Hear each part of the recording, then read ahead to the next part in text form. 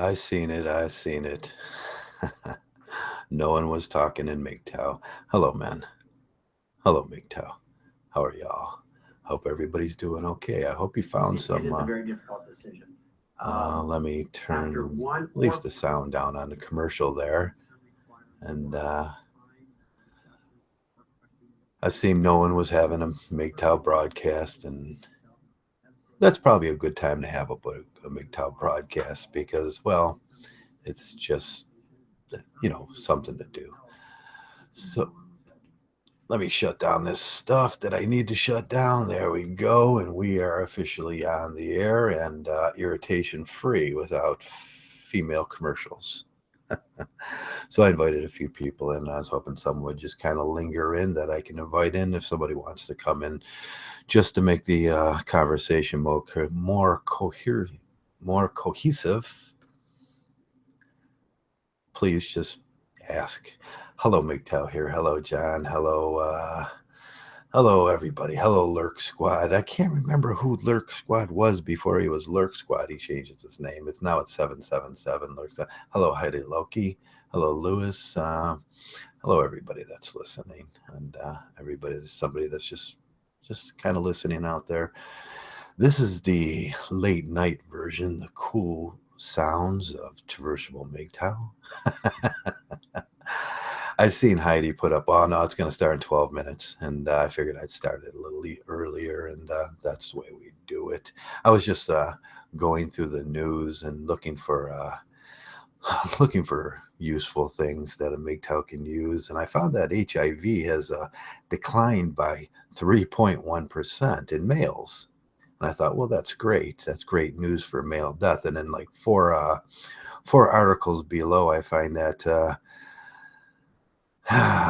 drug death continues to rise for males, especially. It rose from 9% in 1999 for females to somewhere around 12%. But for males, and this is the interesting thing. It rose from 8.2 in 1999 to 25.8 in 1,000. So if you know 100,000, so if you know 100,000 people, or if you know like 50,000 people, or if you know, let's just do 25,000 people, you're going to know, and that's pretty likely that you're going to know 25,000 people in your town. You're going to know about 4.5 people that die of heroin overdose a year. Now we could take that down to 12,000, and that'll be 2 people, and then 1 person is less than 10,000. And I'm thinking pretty much everybody's going to know someone that has overdosed from heroin or opiates or something like that. But that seems to be on the rise too for the male population. The only thing that is on the decline, which Mgtow can take probably 100%, 100% credit for, is HIV is declining by 3.1%. And that's pretty good. Uh, and then I come upon it was, and I'm going to have to share this with you because you're just going to get a kick out of this when you see it. And it was the first thing that caught my eye, and I said, "Shit, I got to do a podcast because no one's really going to do a podcast tonight." I don't think I think SFM realized that he had to get some sleep because he's got to go to work. So let me share this screenshot for you. And there's Infinity Screen, and I know that's a little. So if you see that, yeah, let me see if you see that. I can't see if you see it. Yeah, you see it. And let me click on it. Yeah, let me go back and click on my avatar so it increases the size of it, and then go back to the there we go. There we go. It says, does Motrin cause weight loss? San Francisco lawsuit in Motrin infant. And then you see Catholic Free Press. And then the heading under it, and this is the funny part. I just thought this was just internet humorful. What is a Motrin 800? Similar to the site else Afghanistan, about male penis, where it to be devastating, in which tie-ins and must video. That's exactly what it says. And then when I clicked on it, it was a generic Motrin ad. For an online pharmacy page for ordering generic Motrin, but it says about the male penis where to be devastated, which is toying on did must video. And I just started rolling at that point. I was like, geez, Google, take those things down. I guess it used to probably be a Catholic, and that's what you get with backlinks a lot when these people start taking over backlinks and stuff, and they want to get some free backlinks and everything. They take over the page and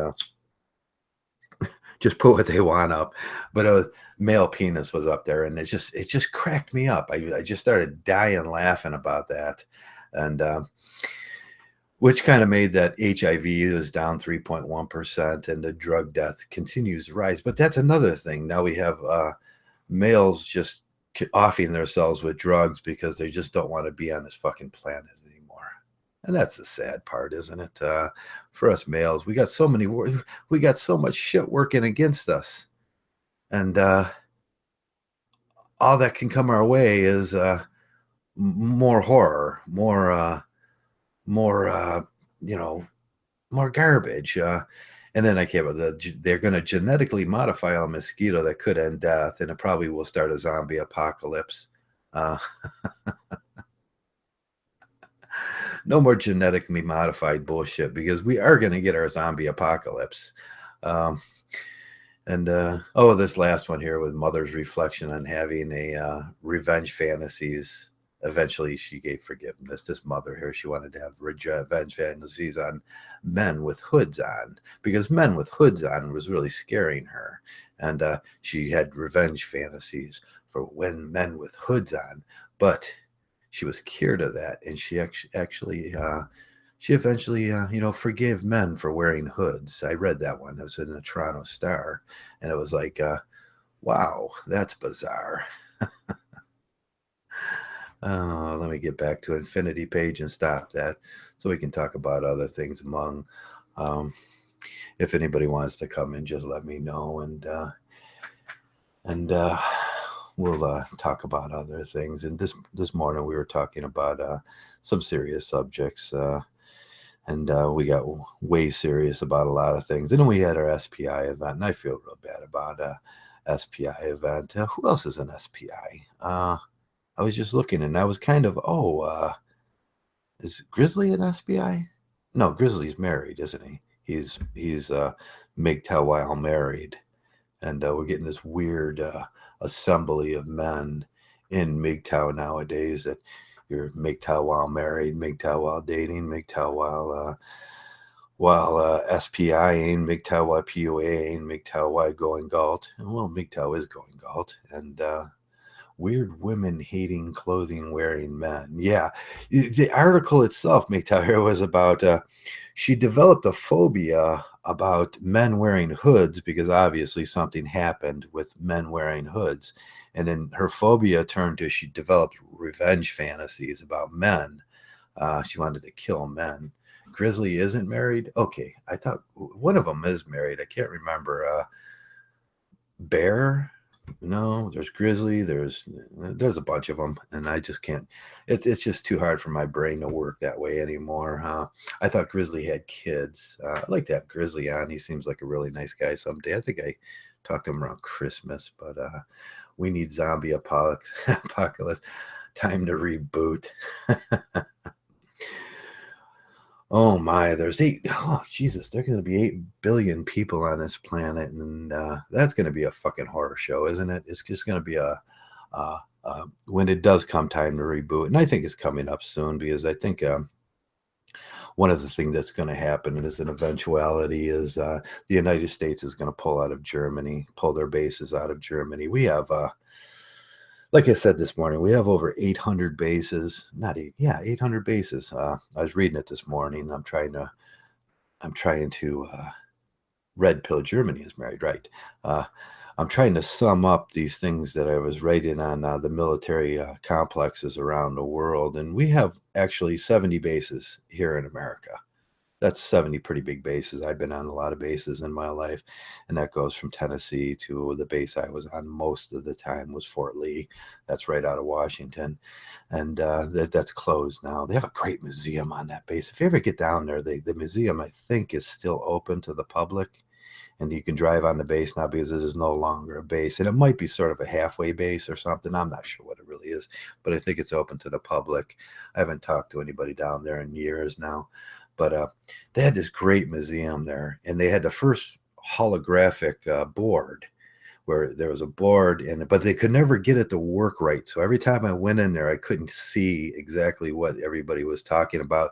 The curator would come out, and he was a really smart guy. He knew everything because Fort Lee kind of goes into Battlefield National Park is one of the greatest. If you guys get to go to see Battlefield National Park and just kind of work your way down through Battlefield National Park and do all the events and stuff that are with that, and that's my little dog barking. There's a cat outside, and my little dog did this weird thing before where he heard the cat outside, and he just went running across the floor, and he couldn't stop. And he got nails. I should cut his nails because his paws don't actually touch the ground.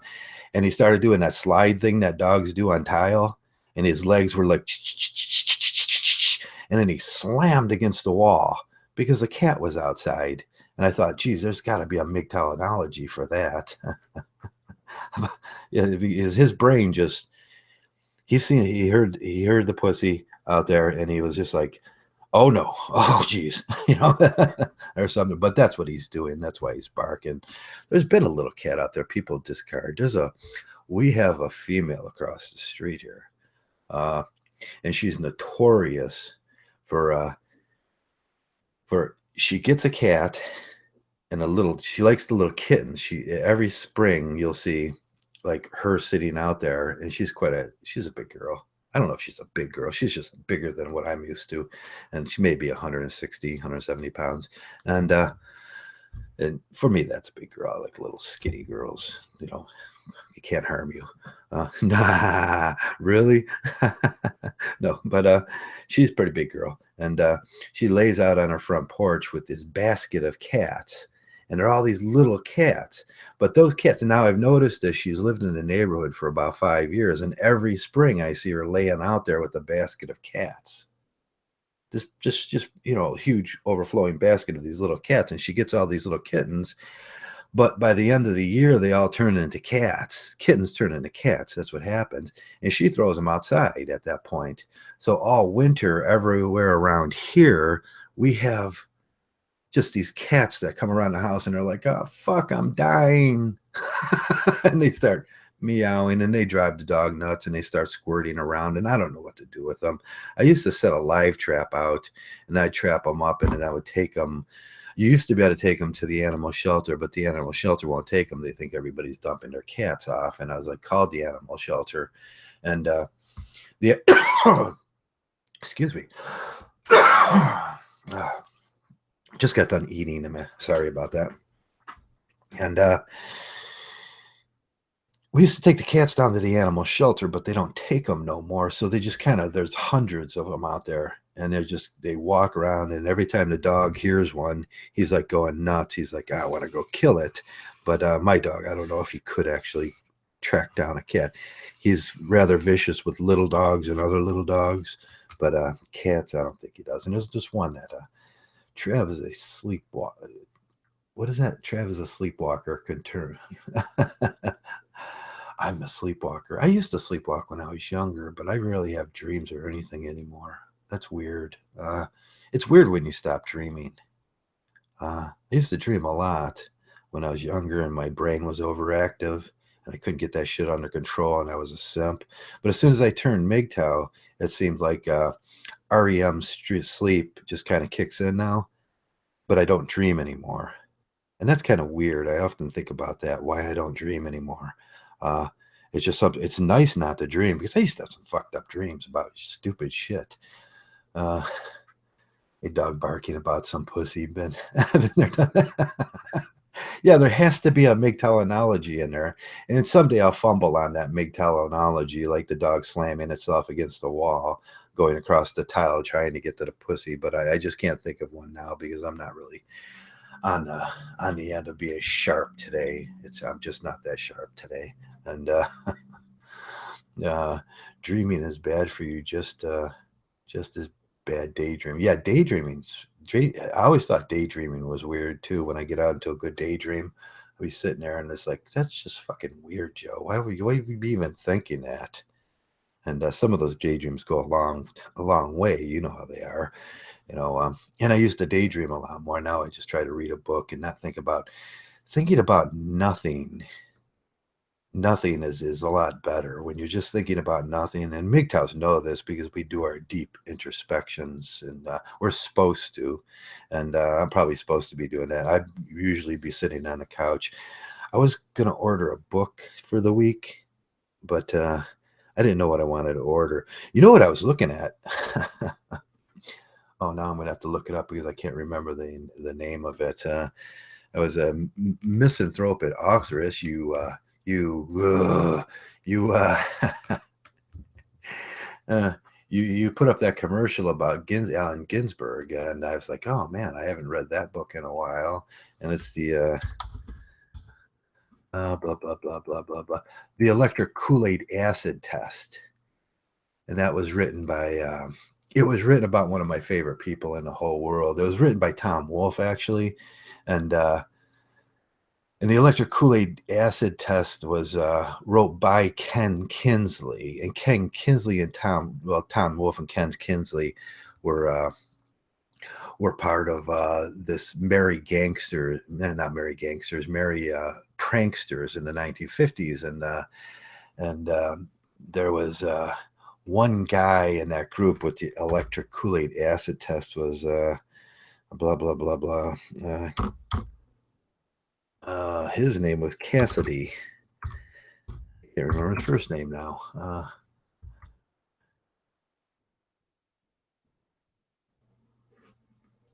It wasn't David Cassidy. If lucid dreams, yeah, I gotta get lucid dreams from that. No, it was about, and the book's not about what you think it's about. A lot of people go to that special place in their brain about. I'll remember his name in a second here. As soon as I get my shit together, I got to close this down. Blah blah blah. Close all those things down so we have a little bandwidth here. And the electric Kool-Aid acid test was generally about one guy, and blah blah blah blah blah blah blah blah blah blah blah. Where's it at? Where's it at? Where is it at? Um, it's about Neil Cassidy. Neil Cassidy was he was quite a figure. He had that perfect voice and he had that perfect body. He was the stud of the 1950s. Neil Cassidy was look him up and look up the electric Kool-Aid. But the electric Kool-Aid acid test was about Neil Cassidy. It was about this alpha male, and there was nothing imperfect about this guy. He was probably the first Mgtow, although he had 4 kids and he ended up dying at 41. Uh, well, Trav, recently I had a dream. I can't remember what happened, but it was weird nevertheless to say.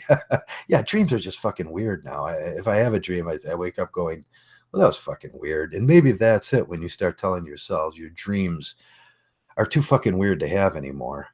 And yeah, it was in the 1950s, but through the 1960s up to 1969. It was the classical hippie bus. And when they drove the hippie bus, and Neil Cassidy and the 3 other guys. But to digress about that, the electric Kool-Aid acid test, I went on Rare Books, and they had a copy. And this has always been my favorite book in my whole life. And I'll talk a little bit about what it doesn't mean and what it does mean a little later. And they had a copy signed by all 3 guys, and they wanted like $2,500 for it. What would you do, guys, if that was one of your favorite books in the whole wide world? If like if you had a chance to get a book signed by 3 of your favorite, it was Ginsberg and and Wolf and Neil Cassidy had all signed this book. And if you have a Neil Cassidy, $2,500 would seem like a steal, wouldn't it? And I could get payments on that through the Amazon or something. And I was thinking, man, it would just be so nice to have one thing in your life. And I don't know if you guys are like this, uh, whether you cherish a piece of art. If it's like Monet was your favorite painter, you're like, man, it would be so nice to have a Monet. If Monet was, or whoever, if you have a favorite painter or a favorite artist, a favorite book, to have one signed, and then that would be like something in your life that was truly like representative of your personality and who you are. And then you look at the price of it, and I know millionaires can do this. Um, Millionaires can buy anything they fucking want. I mean, they want a Jaguar. Their son wants a Jaguar. You get two. They're cheap. Get two Jaguars. And get a big one and get a little one. Get a sedan and get one without a roof. That way you have everything you need. And they go, it's just chump change, pocket change. But for a guy like me, and trying to minimalize everything now in my late date of my life, $2,500. That's a lot. I mean, that's a lot. And I go over these things in my mind, whether I can justify that. I almost pushed a button. I was like, fuck, $2,500 for it. And I can get like the 3 signatures. I will go to sleep with that under my pillow, and I will love and cherish it. And I'll probably leave Mgtow and start just talking about the book. I'm just kidding. I'm just kidding. And, but if you could have anything like that, would you? Would you do it? Just please ring in on that, and let me know. And if there was an album out there, a rock album or a Lex, just something that was a little bit pricey, that was artsy. If you could buy it, would you buy it? Piss away the money? No, no regrets. No regrets. Because that's something I don't think of any. I know a woman could probably appreciate a fine piece of art, or like a photo that some famous photographer. I'm trying to think of one offhand. I really don't know who famous photographers are, but Trev's a rock album. He skimmed my comment. Yes, I did skim your comment. If you could have if there was a rare rock album out there was signed by the artist, and you could buy it, and it was $2,500, would you pay it? Would you do it? I mean, really? I mean, and you would have it. I do have one rare album here, and I don't want to tell you which one. It's an opera album, but it's a rare opera album. It's really rare, and I bought that a few years ago because I really liked there's one song on it that's sort of a Mgtow song that I remember listening to when I was a kid, and my father had the album, but since then and I used to have 3 books. I had an original Rob Roy. My wife got it in divorce, and it was a first edition 1860 Rob Roy, I think it was. And I love that book. I would just sit there and read it at night and fall asleep and just hold it up to my face. And yeah, I got an original one. It was printed in like 18 something. I love it. And then I lost that. And I had, oh God, I can't remember his name now. The general during the time of the Roman general, the philosopher general that wrote quite a few books. I can't remember his name. And I had an original binding. It was closer to the beginning of pre-release unfold. It was 2,500 worth. Yeah, an Elvis pre-signed or pre-released, unpaid. Would you do it, bud? Would you, if there was that Elvis album out there, and you could do it? Would you do it? So I had with that book, and I really loved it, and I lost that in a divorce, and I used to keep that, and I had a bottle of 1964 Moat just saved from 1964, and I lost that in a divorce too. That was probably the most valuable, because if you look up a 1964 Moat now, you can't even find it on eBay.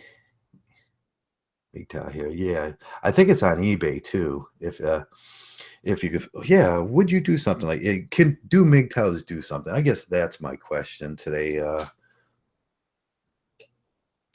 When we don't spend a lot on, we don't spend nothing on women, and you're going to have an excess amount of money if you're not like me and you spend it all and you know still have a family and you're not bound by certain things. You could have money, but the new 2.0ers are going to be coming in and they're not going to have like no idea what to do with all the money they have in their pocket. You know, my first year, 1980, out of the army, I was working 3 jobs. I just couldn't stop after that, and I was still working for the military. And then I had another job and another job that I just kind of put in so I could make some. And I looked back at that year and I made like $200,000 that year. And I was like, fuck. And then what did I do with that money? I asked myself, like, if I didn't have, I know what I did with it. I had like one, two or three girlfriends. I can't remember how many. I was just, rock and roll and buy the girls and spend weekends up at the island, and drink beer and whatever, And I said, what did I do with that money? I can't remember even spending it. It's like it almost maybe Uncle Sam took it. I don't know. It just doesn't seem like it was possible. If I had that money today, most of that would go in the bank, and I would start 1982 red wine Bordeaux. Oh, I had a California Cellars 86 once.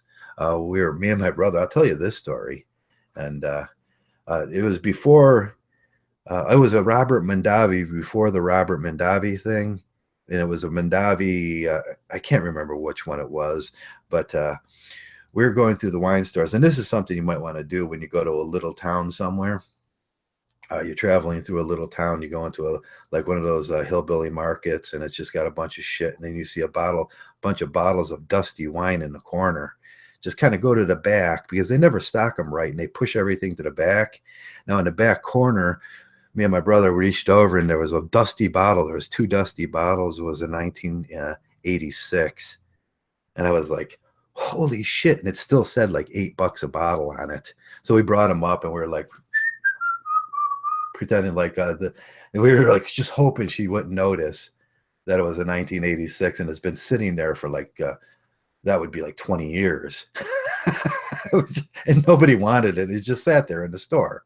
And the stores are like little storage areas. They're air conditioned or heated or whatever. No one wants to, and they're great little storage areas. And then we walked off with it. Me and my brother, we ran back out to the car and we're like, oh. It was the best wine I ever drank in my life too. But if you had, would you spend that money? How much is a bottle of 1980 red Bordeaux from Bordeaux? That's from Bordeaux County or Bordeaux, Italy, or Bordeaux, South America. And I can't remember the province down there. I can't remember how that goes. Bordeaux, Italy was pretty good. I had a couple of Bordeaux's. I had probably drank a 1882 Bordeaux once when I was, but it would be like really expensive. I'm more of a chemist like Nietzschean. What does that mean? Misanthropic altruist. What does that mean? I'm more of a chemist like Nietzschean. France, yeah, okay, France. That's from France. That's right. Bordeaux villages. They got a Beaujolais too. That's out of the world, don't they?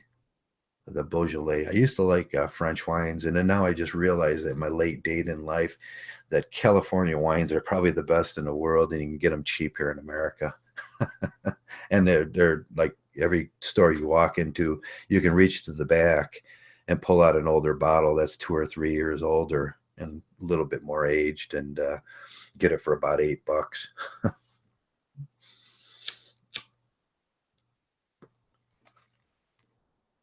Now the Beaujolais, you used to be able to buy the wine tester kits in the Beaujolais, and they would give you the 5 or 6 different kinds and work up to the big. But it was like $117 back in the day. It's probably like $300 today. The Beaujolais tester kits, and then they give you the pamphlet, which you can't read anyways because it's in French, and And you're like, okay, what's the difference between a good wine and a bad wine? We used to have a wine guy that would come around, and I think that's the best way to do it. Is you just buy the cheapest of that brand and then buy the most expensive and then try them, and you go, oh yeah, there is a difference. It's like beer too, there is a difference between a great beer and a fucked up beer. You know it right away. Whiskey does that too. Uh, but Uncle Sam put an end to that. We used to have a store around the corner that sold aged whiskey, and I used to like to buy anything that was 20 years old, CC, or anything that was 20 years old. I just say, "What do you got? 20 years old? What's on? What can you give me a deal on this week?" And he'd pull out a bottle of whatever because the old whiskey dealer, he had like bottles from like 50 years ago, but the state made him stop selling those, and then they collected them, and he got a fine for selling the old ones. I don't know why, but the state put an end to that. No, Italy has pro- Prosecco, Prosecco. Yeah. So is there? No one really answered that. Is there that one thing in your life that you kind of cherish that you would like to have? Uh, I don't know. It seems like a weird question for Mgtow. Uh, so our minds don't go there. But I would like to have that book. 2,500 bucks. Do you think I should buy it? Should I press that button? Who thinks I should buy it, and who thinks I should like say fuck it and just pay my bills? And a '69 Corvette. Yes, yes, yes, yes, yes. Oh yeah, yeah. All men would like to have a '69. I'd actually like the '72 with the long, the '72, the Stingray with the long one, and it had that suspension thing happening. It was the shorter Stingray, not as long. I don't think. I can't remember exactly what it looks like, but it had that different suspension on it. Fuck it, Trav. Fuck it. This video recital of that video recital of Howl. Yeah, that's what. Why are you saying F it, Trav? Wait for the crash.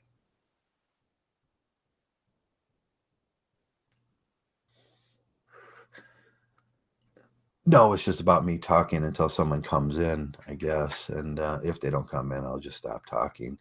Uh, do we have a Mgtow topic? Anybody want to talk about a Mgtow topic? And I can talk about Mgtow topics and talk about my dog if you want to. Uh, maybe I will make another video deconstruction about it. Oh, I see. Join an MA. It's cool. Okay. Yeah, so we were just talking about overspending probably. And if you justify that once in a while in your life, and that's the point what I was trying to get to. Uh, Overspending, what things can you justify, what things can't you justify in your life? And if you do those things, sometimes I have a hard time as a MGTOW. I walk into it and I can't even justify if I know I need a new microphone. And I was looking at the Yeti Pro, and whether to push the button on that, and like because they'll finance it and they'll spread it out over a few months, so it doesn't hurt. It doesn't really do anything. But the Yeti Pro would be nice. And then I started looking at, well, it's so big, it's a huge microphone, and the Yeti Pro would be nice. I'd invest in wine or silver. Laugh out loud. Yeah, if you're a numismatist, silver and silver coin would be nice, wouldn't it? I know a lot of numismatists. Is that the right way to pronounce that? Numismatist, people that like gold, like coins, and they just kind of sit there all day and they sort through coins. Coins are nice. My buddy he got into coin collecting. It's just something to do. Men collect things. Men collect. Your voice sounds fine with what you have. Does it sound fine with what I have? Yeah, I was gonna push that button, like, and I was looking at the new Yeti on Amazon, and it's nice and silver and shiny, and it has a thing that comes down so I can pull it in front of my face, so I don't have to lean forward into the microphone when I want to make a point. Yeah, Menez the physicist is a coin collector. Yeah, see, I did remember that. Then this 50-year-old mind of too much stuff up there. I have to get rid of something. It reminds me of that with Duddits and the story with the aliens that come down, and he goes into his mind and he's got to get rid of something to put something in now. There's no more space. I feel like that sometimes. Invest water filtering, hydrating food, good for insurance. Yeah. I do got water, because I do think about zombie apocalypses and that stuff. So I did make an investment in some charcoal and some water filters and some burlap bags and I do have pumps anyways because for years I had a couple trucks that were just they run out there and they had pumps and storage and water storage and all sorts of stuff I did with that and so yeah, I got the 12, but you got to get a 12-volt pump if you're gonna do unless a lot of people make the mistake of buying the 120 volt, but how are you going to get 120 volts if we're having a zombie apocalypse unless you have a uh, a good a good generator. I got a good generator. It's in the truck too. I got a lot of stuff in the truck. Nice one. I got a Nazi non-mission officer's belt buckle sold for on eBay for 350. You got it for 350. That's a My brother collects that stuff. He also collects those dolls. Those scary, I can't remember what the name of them. They're scary dolls, and they came out like back in the 80s, and they're still making them now. And he collects those things, and they're everywhere around his house, and he likes them, and that's cool. Uh,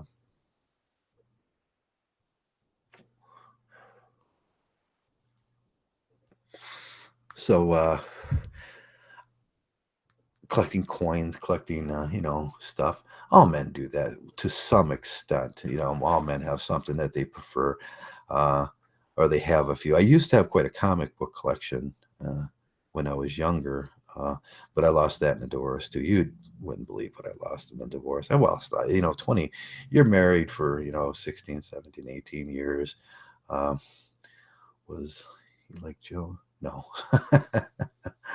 you you collect a lot of stuff and then you lose all that stuff and you think about it after that happens like, oh look, I remember that I used to have that tool, and then you have to go buy it at the store. Me and Messenger off to talk about the things that we have to go buy, and we knew that we had owned it before at one time.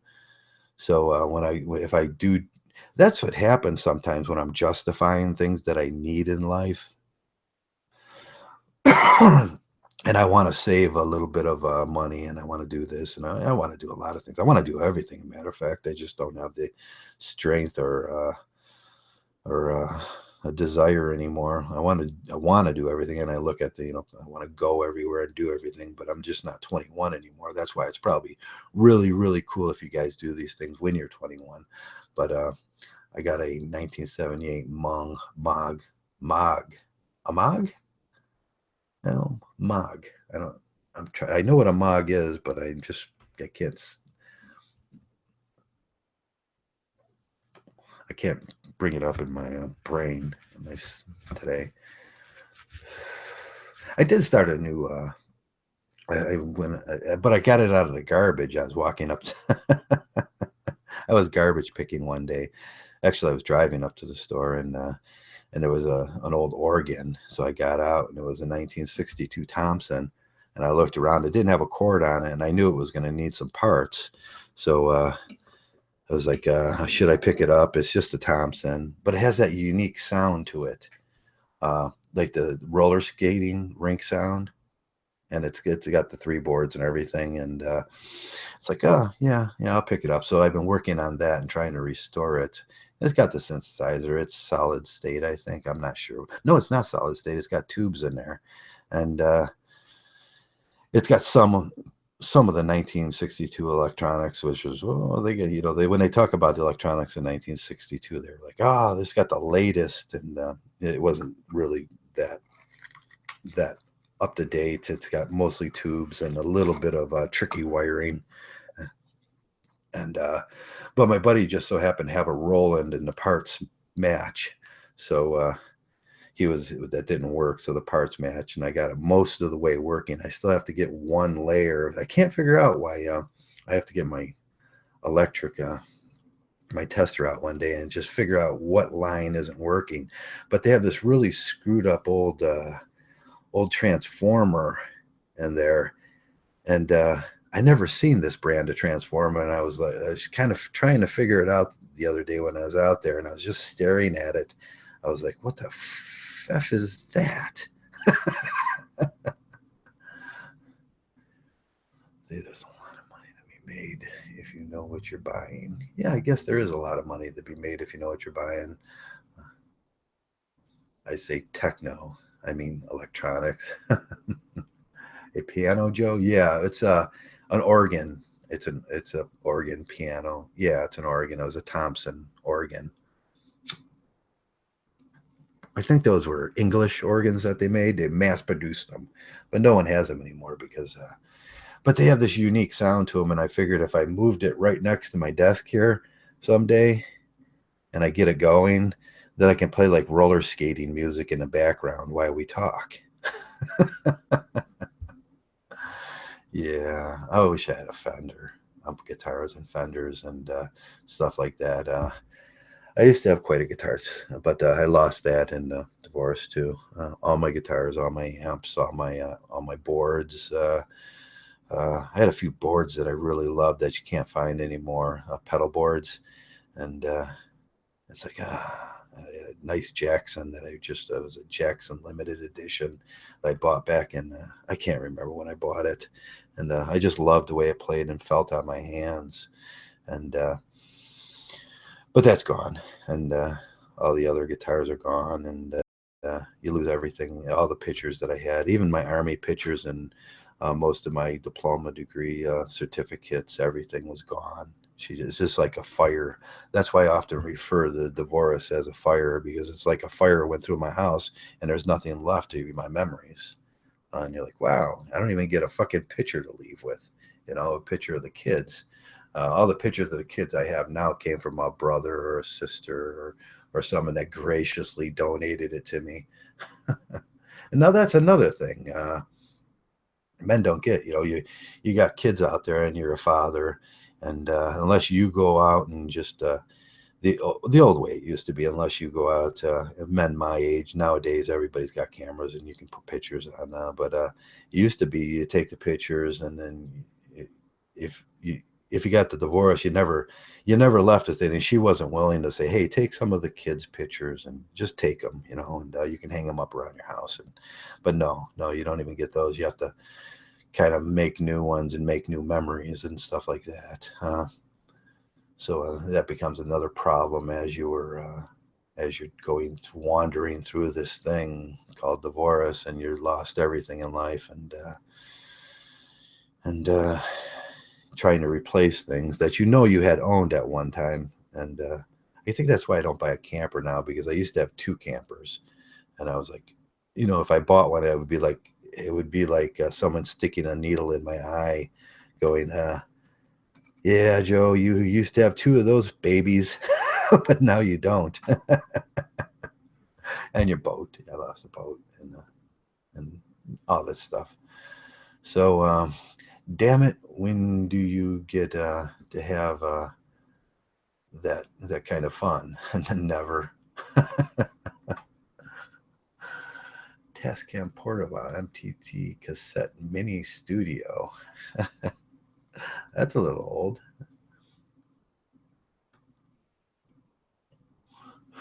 Forrest, is that in your drawer of old stuff that you don't use, or you still use that? The cassette mini studio. Someone said, Shining said he said that they were bringing back the cassette tape for some reason, and he sent me something of that. Somebody had sent them. Maybe it was somebody, and I don't know who it was. For some purpose, they were going to reuse cassette tapes for something else, but I couldn't remember what it is. So Shining's lurking. He can inform me of what that was that they were going to reuse cassette tapes for. Uh,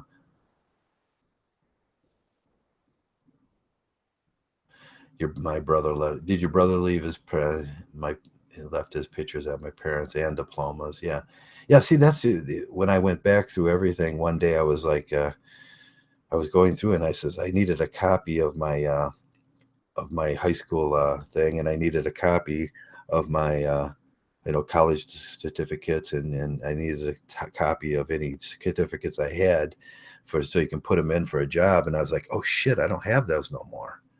They got lost in the fire.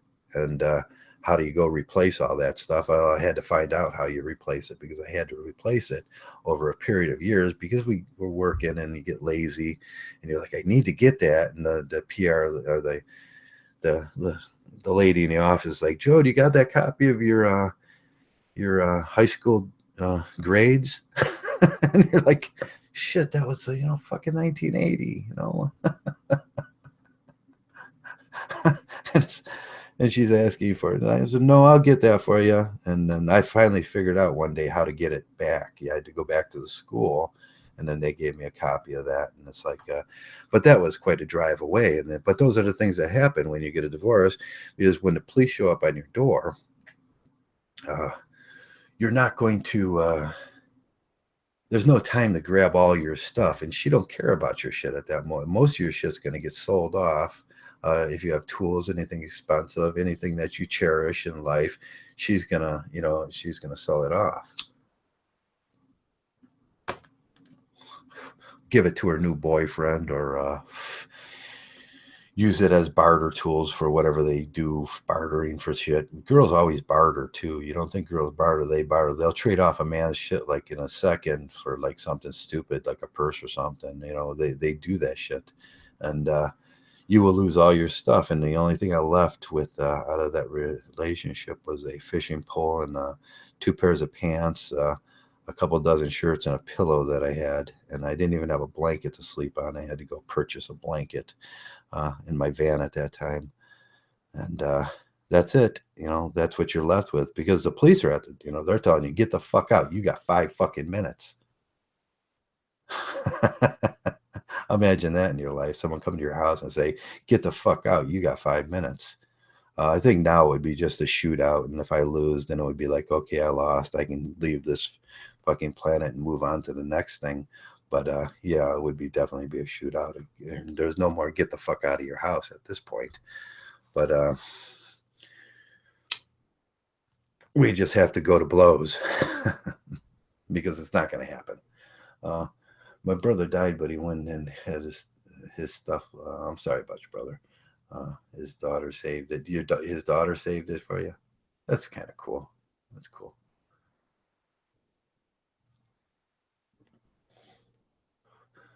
That was a great video, Joe. Might be my favorite story from you.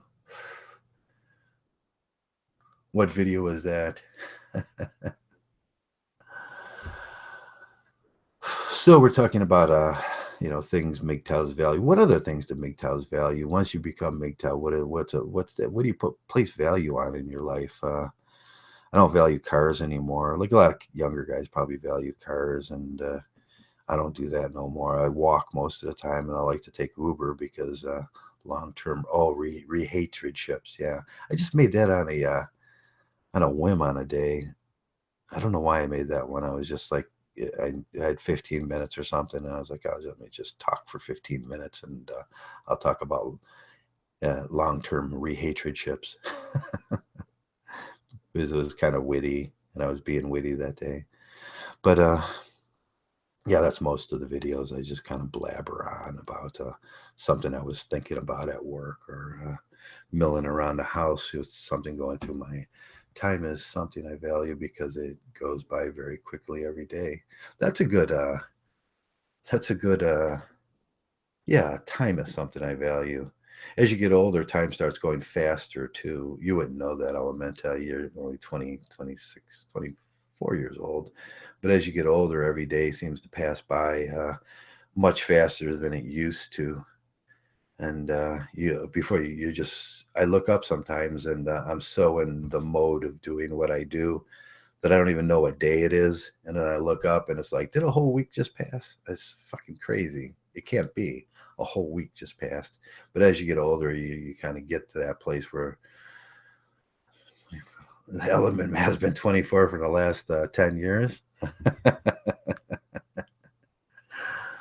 I value silence like never before. Silence is nice. Silence is nice when you're going to sleep.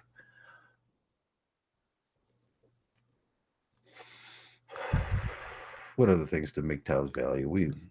Inanimate objects. Holy shit, it does fly. Save your money, Mgtow. You're going to need it. Holy shit, it does fly. Save your money, Mgtow. You're going to need it. Yes, Trev, I'll, I'll be like that for a while. A holy fucking week has passed. Yeah, holy shit, a week has passed. I do that a lot. And I was like, did I make money this week, or or sometimes it's like, do I have a check coming? I hope. Oh, yeah, I could get lost in my chair with a book for a week now. I could, and not bother nobody. Do the Mgtow thing. We're not bothering nobody. Mgtows don't bother anybody, do they? Uh, I mean, why we upset the whole nation out there about our mere existence is really kind of silly, isn't it? Because we don't. It just leave us alone, and I mean, we'll be like that guy, just kind of mumbling around the neighborhood, looking at like grass blades and going, "That's a nice grass blade. You got a nice grass blade." And I'll see you. Thanks. Bye. Have a great day. And we're just those guys mumbling around, doing things and looking at everything in life.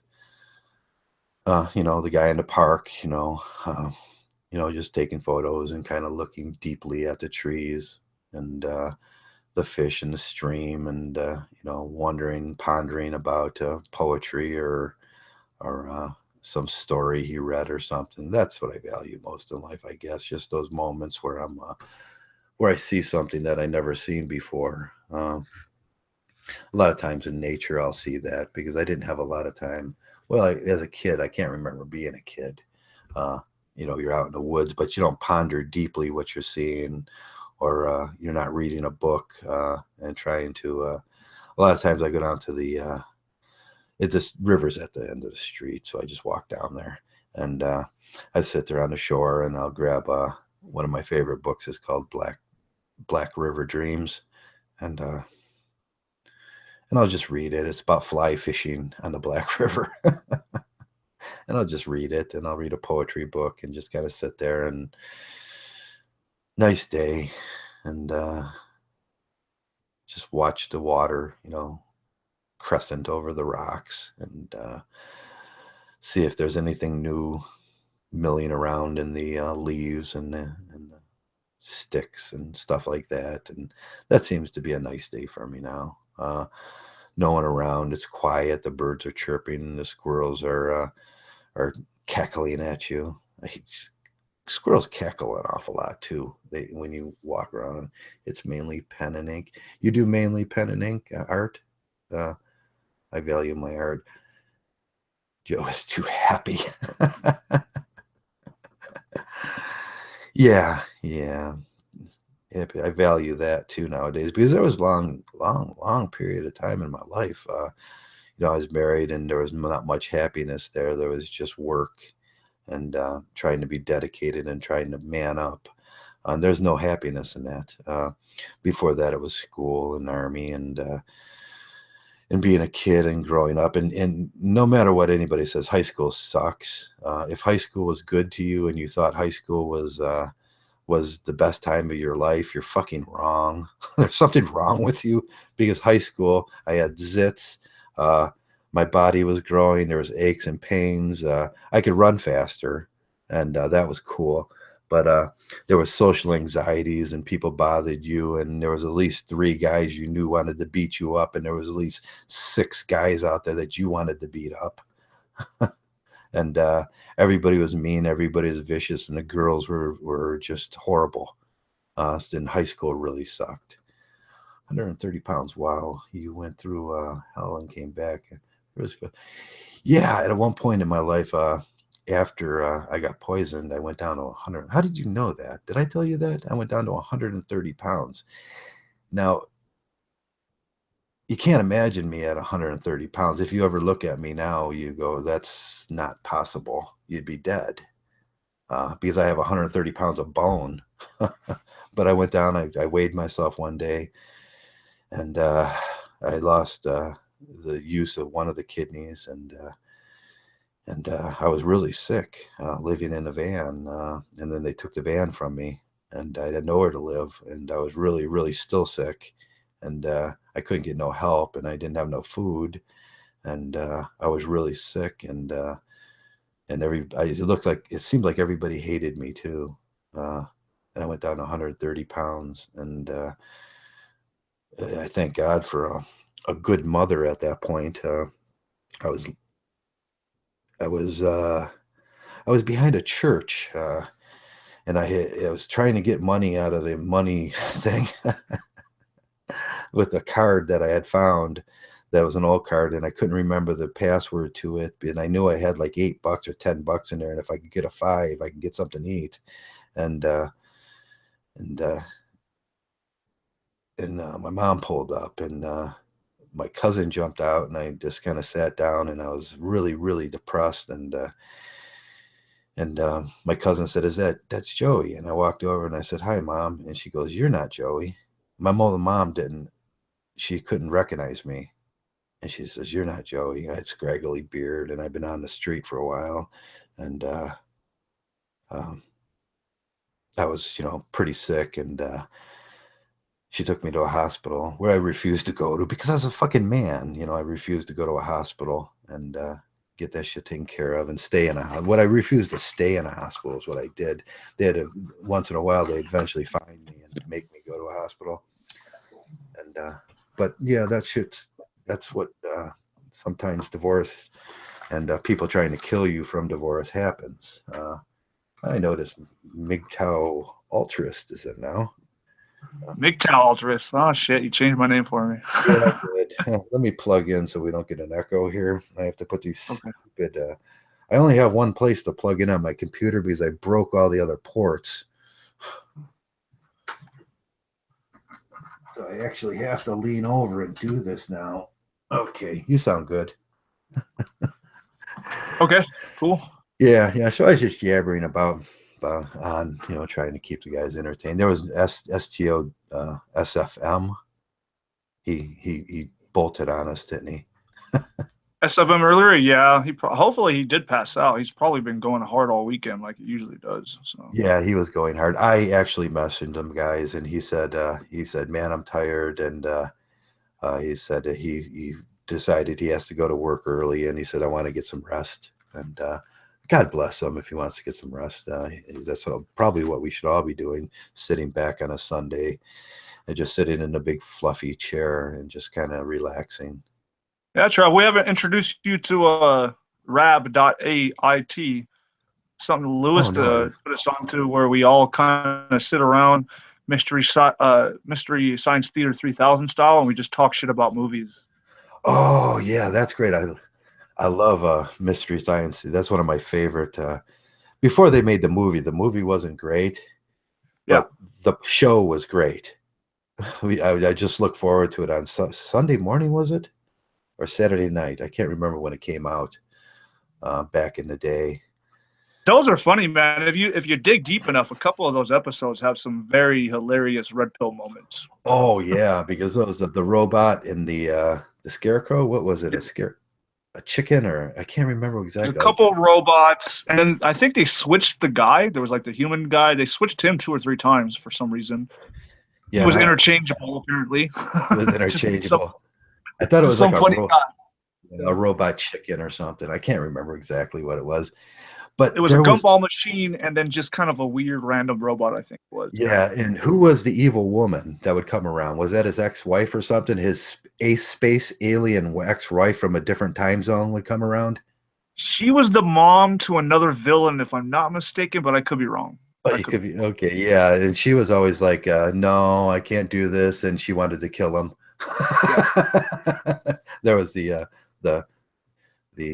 villain was a woman, which is appropriate. Damning them to horrible B movies from the 50s and shit.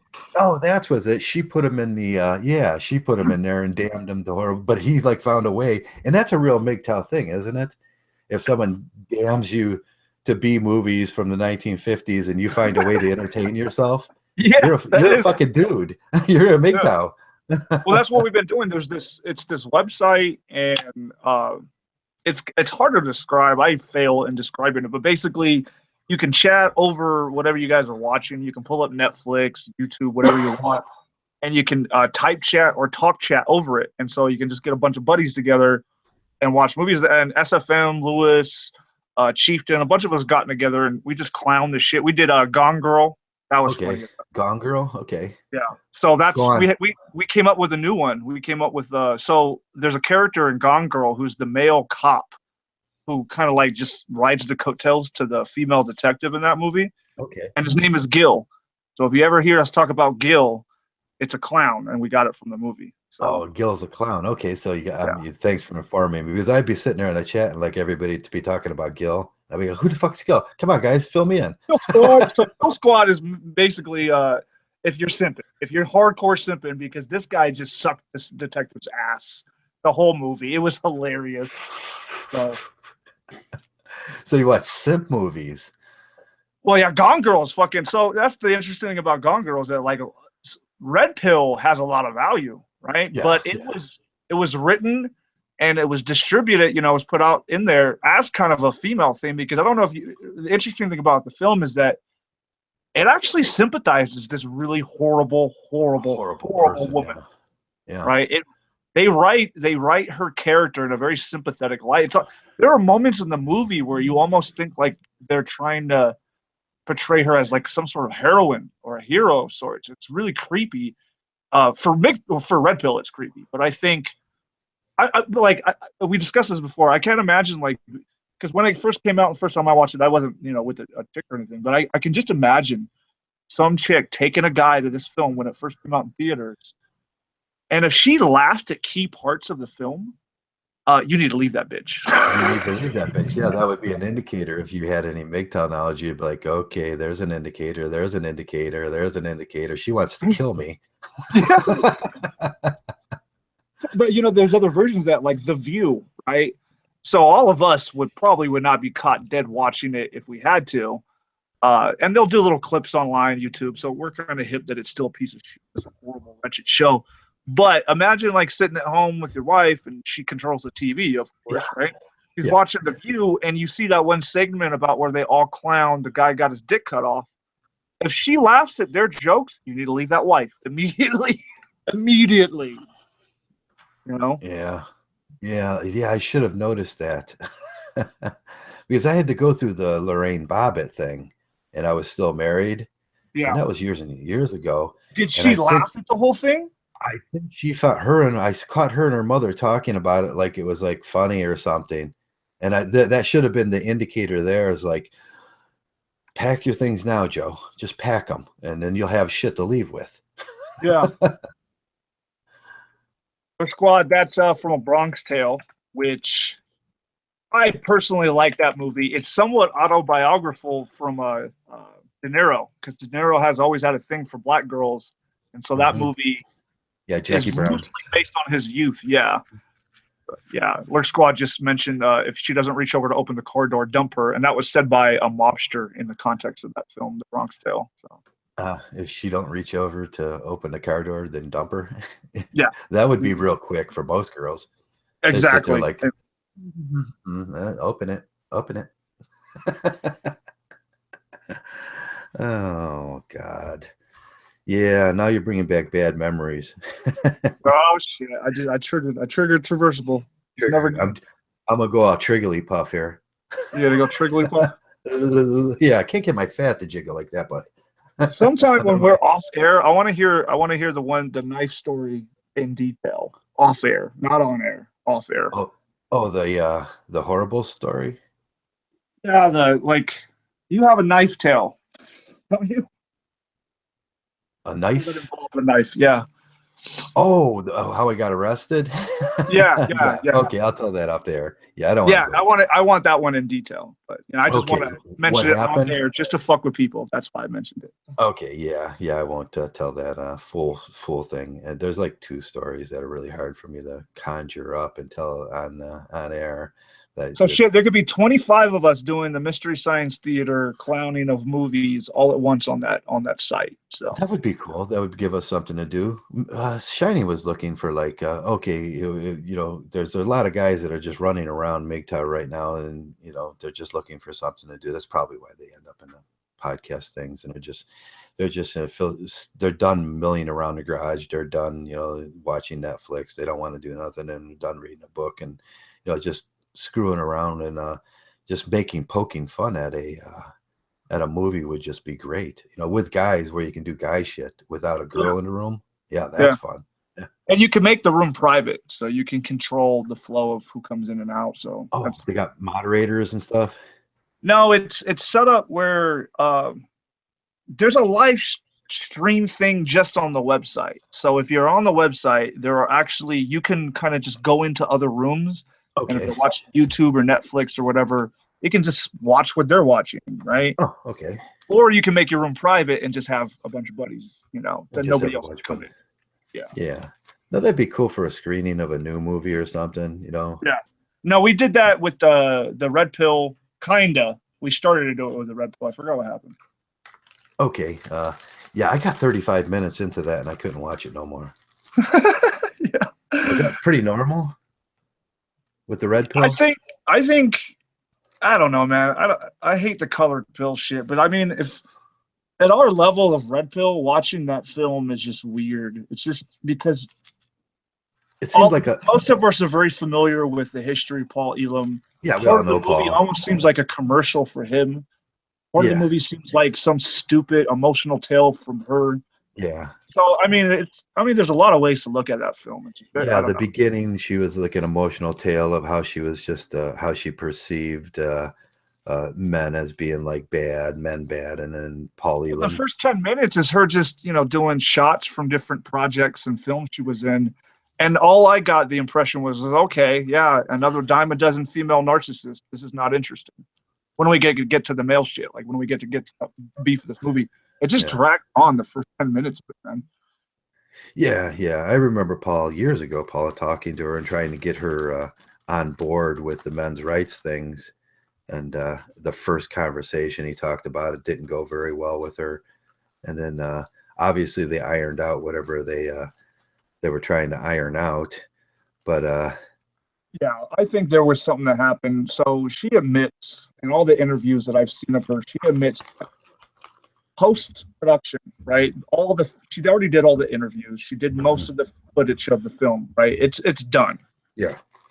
3 years later, she says one of two things. One, she didn't actually start putting it together. So I think she did most of her editing of what we now see painted in this, MRA style film. Yeah. I think originally she sought after to mock the MRA movement, and she didn't have enough footage of people or men saying stupid shit. So she couldn't do anything with it. And then she realized, probably via Paul or someone said, you know what, if you re-edit this film, we could market it in a different way. It'll be real edgy, it'll be real controversial, but we can do it. And probably from Elam's side, he's like, you know what, and you have the back end of the MRA if you choose to do this. And she probably was like, huh, okay. And then apparently she reports around that time when she started to edit it, she suddenly opened up and she questioned her feminism, right? Yeah, this cosmic awakening that she had or something, which is 3 years after these interviews, 3 years after the footage that's in the film. Mm-hmm. So there's a disconnect, and there like things don't add up. So like, all right, so that means you were in a room with these men talking about these issues, some of which were highly emotional, and you didn't feel shit. You didn't feel a goddamn thing. But 3 years later, once you can get a film deal out of it, now you suddenly feel something. Okay. Yeah. Now, I think that's why Mgtow, we drop our stories once in a while, the horror story, and because it's an emotion, it invokes an emotional response, and you have to, if you want people to listen, sometimes, especially blue pill people and women, you have to drop. I just did a video about that, about dropping an emotional response, because it gives you leverage then. Yeah. And I've done some light trolling in MRA circles about this film, and I haven't encountered one person who doesn't just suck really simp over this film, and I find that very interesting. And that's not a knock to all of MRA or everybody in MRA, but I think it is an interesting point to make. That so many of them, when they get behind someone, they're not really willing to criticize in the way that the Mgtow do amongst ourselves and everyone else. Yeah. Now, are they doing the? We got a little feedback there. Are they doing the simping? She's so beautiful simping that she's the perfect Nawalt simping, or is she doing she's so talented simping? I've seen both. To be Oh, honest with you. I've seen yeah. very little criticism of her altogether. So Okay. it's even in some of the own interviews, she kind of showed her cards. Say, hey, I was a hardcore feminist. I made a bunch of these, niche films for feminists, and they did okay. And then I made this one, and then I finally felt something about the other side, which is strange commentary in itself. It takes a lifetime to actually have empathy for men. I don't think that's genuine empathy, to be honest with you. So Yeah, she wants to sit down with me, and I'll explain gynocentrism to her and how having to hear male rights issues from a woman is gynocentrism, and that's what we're talking about. yeah. And Yeah. so But that's apparently we need that because we've been so unsuccessful doing it on our own. So that's the MRA thing. It's like we need to utilize these female allies because we can't do it for ourselves, or the society is not ready to hear it from ourselves and whatever. Yeah, I know their point of view on it, but it still is gynocentrism, and that's the major reason why we don't get heard. Is that reason, and that's what's holding us back. But they go, oh well, let the girls say it, like let Karen say it, and then it'll be a thing, And it's funny because even Karen, like we were lurk squatting on a honey badger thing the other day, and Legend was there, a handful of others, and Legend was going hard. Like it was kind of weird because Legend usually takes a very neutral position on a lot of subjects, but he was going hard on her. But I just found it funny because they love to drop the F word every couple of minutes. It's feminism, which implies that as long as we got rid of feminism, or as a maintain some sort of anti-feminism contingent in society, things will work out somehow, right? And which is weird because Karen included says this. However, she has a lot of her work, which it's clear that she is very well acquainted and versed in what gynocentrism really is. Yeah. But she gets selective amnesia with it a lot for some reason. Yeah. And I find that very interesting. I'm like, why do you keep railing against feminism when you actually know what gynocentrism is? What the fuck are you talking about right now? Yeah, that's the big question. Now, the big question I always had, and I always wanted to ask one of the honey badgers this question, or even any woman that comes around, if by some magical chance the MRA got what they wanted and feminism died yet tomorrow, would anything change? No. I mean, look at it in this way. Some people in the MRA is like, you know what, we got to sneak legislation and rule and laws into that seem to benefit women, but will actually benefit men. And we've already seen that. There's a lot of states that are going to that are doing a little bit more with the parental alienation. How long have men been wanting this because of all these horror stories of mothers turning kids against their fathers? Years and years, decades even, right? Decades. Yeah, but and then now that there's an influx of deadbeat moms, now it's a problem. Now it's a thing that we'll introduce. Now it's a phenomenon. Now it's women get to use it now, so that's what we talk about. But they took the parental alienation thing, which we worked hard on, didn't we? With Mgtow, and we ironed out all the language on that and everything, and then they took that and used that against us. And that's what happens when you only hear things from a female voice. Now they do the rape thing, the male rape, and that's just going to be used against us. And they do the parental alienation, that's used against us. And what else? What is one of their big? Well, it'll largely be used toward completely just regular blue pill men. I do feel if there's anybody to break down this shit and help men, it would probably be MRA / Mgtow or Mgtow, because there are some Mgtow that are also very involved with NMRA and the father's rights movement, and I actually do support it to that level. I do feel it's mostly futile, but I don't think we should stop trying necessarily, and that's up to each man if they want to help or not. I mean, Yeah, I'm not I trying to don't think push an it's agenda with that. So yeah, I don't think it's futile, but I did it for 10, 15 years. I was all aboard with the men's rights thing, and it up to probably 2006, 2007. And then, mhm. like, I seen, like, one day we were talking on Spearhead, I think it was, and it's like, this isn't working. It's just not working. I got like 40 years of knowledge here of every book that's ever been written, but it's nothing. We're getting nowhere, and we're losing ground, and we Yeah, continuously lose ground. but you wouldn't know that if because according to, especially on YouTube, but there's other platforms that do Oh this yeah, whole thing. These anti-feminists think they're winning. They think, they oh, think they're winning. feminism's losing. No, What the fuck are you talking about? You know what? I don't even give a fuck about the state of feminists. I don't care about Lacey Green. I don't care about fucking Sarkeesian and that bullshit. What I care about the laws that are being passed and right. whether they're advantageous for children, families, and men. And if they're not those things, then fuck you and your stupid little perceived victories. Yeah, So their perceived victory about more men getting children nowadays as that's a little bullshit in itself, because more men aren't getting their children. More men are getting their children by default because women are just getting worse.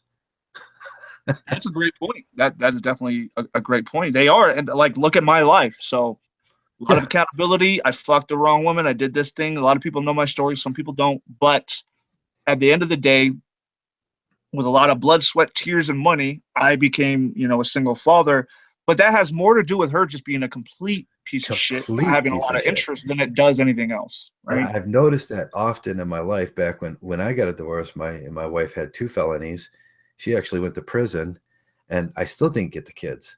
Uh, it took a lot back. Your ex or your wife had to actually leave and not show up for court and be in some Yeah, fucking that's other what my country. situation was. So she went from detox and she was able to come out in that program to make Hmm. court hearings, and she never showed up. And as soon as she got out of detox, she skipped a state. Yeah, So yeah. Now, most of the time, even if they're in detox, and I know this one for sure because my wife was in detox, and uh, in detox, they have social workers that work on letting them keep the kids, that work directly with Health and Human Services, because detox works directly with Health and Human Services. yeah. So they're in better shape to do the fight after they get out. And she so my story isn't done at all, because every time she comes out of the woodwork every once in a while. She has recently, and she has to do so little and gains, and she can gain everything. She can destroy both her lives. So Right. All she got to get is like a bad phone call or a bad moment where she bothers you so badly that you yell or raise your voice. no, she has to find a man or somebody to borrow money, show up in the state, file one little paper in the Yeah. petition of the courts, and everything Done. changes. Everything changes, right? Yeah. Yeah, she's So got, it's almost like it's almost like I'm rooting that she never stops being an addict, because it's better that she's an addict and destroy her life in private yeah, than for to infect my family with it, if that makes right. any sense. Yeah. Oh, I know. And addicts, as many addicts as I've known in my life, because I did work in that business for a long time, although they change from their addiction, their personalities, and that thing that made them an addict, that never goes away. Yeah. They're usually just horrible people to begin with. And I hate to say it like that, but they have personality quirks, and if you ever had to sit through those meetings and everything with them, and what they talk about most of the time is their personality defects, is what they got them into that problem to begin with, is why they were addicts. It wasn't about the drug, it was about those personality defects that and they don't lose those personality defects, Yeah. which is just horrible. But yeah, it's sad to think that you could have that kid for like 11 years now, Yeah. and then tomorrow you could serve the paper, and someone would actually, there would be a judge and some clerk of courts that would actually not question, like, he's had the kid for 11 years and nothing's been, and you want him back? No. Yeah. Well, I No. mean, first it would probably start off with monitored visitation. So there'd be some sort of representative, right, from social Yeah. services present. But guess what? How much you want to bet that that representative is going to be a woman? Right, it'll be a woman, and the only reason she's really there is to say how great of a woman she is now and how she's straightened her life up, and she's Yeah. a strong go-girl woman now. Yep. That So that is like if that representative was a man, or maybe they have both. I don't know. Some sort of actual balance and some sort of vetted kind of people that actually care about families staying together or whatever the case may be. That would be a good thing, but that's not going to be the case. It's going to be some jaded, probably younger, bullshit degree woman yeah, who already has it out for me without even knowing anybody's story. right. So You're a man. I have a penis. You have You a know, penis. what did I do to oppress this woman and take away her children, even though she's lost other children before I Yeah. came along? Oh yeah, What did somewhere I in do? there. That's the other silver bullet that you got to worry about her pulling out is like, the only reason I was like the way I was is I was an addict and I got all the help I needed, but he beat me. And that's No, why, they're going if she wanted to, she could go there. There's no shred of evidence or reality to that, yeah, but there's yeah, no, she but could yeah, say it. she will be believed. And that judge will look up and he'll slap a temporary restraining order on you the day of court. And then you'll be sitting there going, why am I not allowed to talk here? And yeah, that's what happens. Those are the corruption laws that we talk about all the time. And I got one of those the day of court. That morning, the judge above the judge signed a temporary restraining order against me that morning. So there was no way for me to ever, there was no way for me to refile because the filing time at the courthouse was over. Yeah. And I didn't even know. I was like, what the? He said, you have a temporary restraining order. And I said, what? And he goes, yeah, you have a temporary restraining order. And I said, when was that? And then he goes, this morning. You should have filed. And I And was like, I gotta say this, and I don't want to dox myself, but like I'm extremely lucky because there were other things at play, including money, very important, yeah, a really good lawyer, and the right connections. Right. Uh, Most men don't have that no, that cocktail that I happen to have available to me at the time. And I realized this. The way that I got custody was all above board. It was all legit and it was righteous. It was the yeah, best decision possible. However, it still took a hell of a lot of cooperation and back end, as legend would say, back end things happening to make it happen. And it shouldn't have. It should have been a no brainer. I should have been able to show up in court without a lawyer by myself, saying, "Hey, yeah, she didn't show up today, and she's lost two other kids. You can see this; it's on file. So yeah, just go to me." yeah, And it should have been that easy. Nope, yeah. it wasn't Common that easy. sense. Common sense should prevail at that point, Yeah. but it doesn't. And that's what just weirdly freaks me out when going through that whole thing. Why common sense never prevails with the judges. And we got the chat exploding with the the futility of MRA and father's rights, and that's good. That's what should be happening. Mgtow, as Yeah, men, we need to be talking about these things. It doesn't. So just because some of us may have the attitude like, you know what, fuck it, it's all worthless, I'm beyond it, whatever. It doesn't mean that we should not let go of this conversation. There's so many different minds and approaches, and maybe let me give props. Without Mgtow, there is no conversation. If it's just right. MRA and that very gynocentric approach, fuck them. There is no real. We're Yeah, together. If there we're are back. bridges to be made, I mean, that's a good thing. That is a good thing. So Yeah, I'd be like, Karen, can you call the judge and talk to him? really, fucking, hey, here's my expert witness. Judge, do you know what gynocentrism is? And I'll be like, what? What's that? Huh? What's that? Really? Is that when Yeah, I you do it. fucking, make decisions because reason as a pussy? What? Yep. Yeah, yeah. No, some of these cases, like my case, should have been like, and I know a lot of guys. I talked to thousands of guys over the years, and most of them were like, she's an awful person. She's getting out of jail. She's on drugs and everything, and it should have been just the obvious. the man should have got the kid, and Yeah.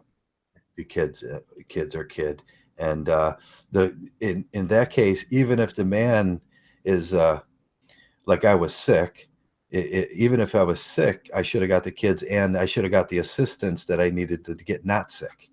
But Hmm. I never got either of them. You know, a lot of the way the family courts are set up is you would think it's set up to purposely destroy men, but I don't think it's that. I think it's more insidious than that. I think it's purposely set up to grab kids and make robots or broken human beings Broken into human beings. robots. That's what I Yeah. think it's really about. Oh yeah. Just think if everybody was out there competing. You got to have cannon fodder, and you got to have soldiers, and you have to have slaves and slave workers. And you need narcissistic girls that turn into horrible women. You know, Yeah. hopefully feminists because they can make shit happen. So How are these judges going to run whorehouses if they don't got whores? yeah, really. Oh shit! There's about 15 different directions we could take this, but we might get. Yeah. How are those police going to sell crack if they don't have crack whores? We all know how it works. We're getting too nitty gritty. You might get censored like earlier, man. Watch it. Yeah, I got censored big time. I was working most of the time when I was talking, I was working and running programs to try to get whatever they were doing to stop. And Yeah. it was just a futile effort because I was just getting it from somewhere that I couldn't figure out where it was coming from. And then the article that I posted, they took it down, and it had to be because I posted it. And they kicked me out of that. That's a one of those sites for you have to have certain you have to have something written or something to be on, and then they kick me off of it. I can't get back in it now. Yeah. They're mad at me because it was an awful little piece of work, wasn't it? I don't know if anybody actually went and read it and kind of filtered through what it was actually saying, but it was. Yeah, I read part of it. Are you talking about the description for your original cast? Yeah, no, I put that in my Google, the Google Blogger, Traversable Mgtow. So I put the whole article actually in Google Blogger. But once you get down, it's a how-to about how to make a slave. Yeah. About how to, if you're a social worker, it's about how to approach shaming men when they get like we get, and how to use stigma and all sorts of things. And then if you read it really, you got to read it really, really intently, and then you go, oh God, that's horrible. Yeah. This is a Nazi how to make the Jews go to the want to go to the ovens. That's what it was. It's one of those little Nazi things about how they do things. I thought it was that horrible. And it's funny because it also, I mean, we could take it to the next level. Like in every chapter of history that has some sort of oppressor oppressed paradigm, there are always those of the oppressed that are chosen to keep the oppressed oppressed, right? Yeah. So yeah, and we see this even in prison. With what do they call with the what do they call those guys? The trial. trustees. Yeah, the Trustees. trustees. There you go. Yeah, the trustees. So there's like the trustees really make shit happen. I mean, if you can convince the captives to help put themselves in captivity, you got it made. But if you can't convince a couple of those oppressed people to become the trustees or the sellout watchers of their own kind, then you're gonna have a rebellion on your hands without a doubt. Oh yeah, because the men will get together. Can you imagine putting me in jail and I'll be sitting there figuring out, well, we got to get rid of the trustees, and we'll identify the trustees, and then we'll start working on the finks and the because that's all I would do all day. Like, okay, we're gonna trustee confirmed. He just said, "Call me a trustee." Okay, interesting thing to say. We'll be watching you. Legends, a trustee of gynocentrism. Like, darn Legend, darn it, I knew it. uh, Oh, you got to still stay around a year before we vet you out. yeah, if you're a double agent trustee, yeah, we can work with that, but we'll find out at some point. Yeah, because if you can't make it a year, you're an agent. Agent Smith. Agent Smith. Yeah, we got a lot of Agent Smiths running around now, but they're easily identifiable. You know, they talk funny and their heads jerking us. Uh, uh, Oh shit! So basically, the rant Agent Smith gave in the Matrix about like he can't. That doesn't make sense. Any kind of reasonable sense because the program, and he went into this whole tirade about how he can't stand the stench of humans. It really works in a metaphoric way, but if we're talking about a digital program, why? yeah, What's the purpose of giving him a sense of smell anyway? But that's besides the point. I digress. But with that yeah. whole rant, it's like, hey, you guys stink. You guys are a virus, right? It's the shaming language of an entire species, wholesale judgment of that species, which is very similar to like, you know what, fuck you guys, monks. You guys just jerking off on unhealthily and you won't get laid. It's similar. I don't know why I made that parallel. Just recent events with the guy who will not. I'm not going to name him in this fucking cast. There's no fucking way I'm not even going to name him. Yeah, don't name them, and Yeah. because you just give them. That's the same thing with feminine, the F word, and we got to stop saying it. We'll just say the F word. And when you mention F word, it just gives them free publicity. The not so happy SPI. Oh yeah, the happy SPI. Yeah.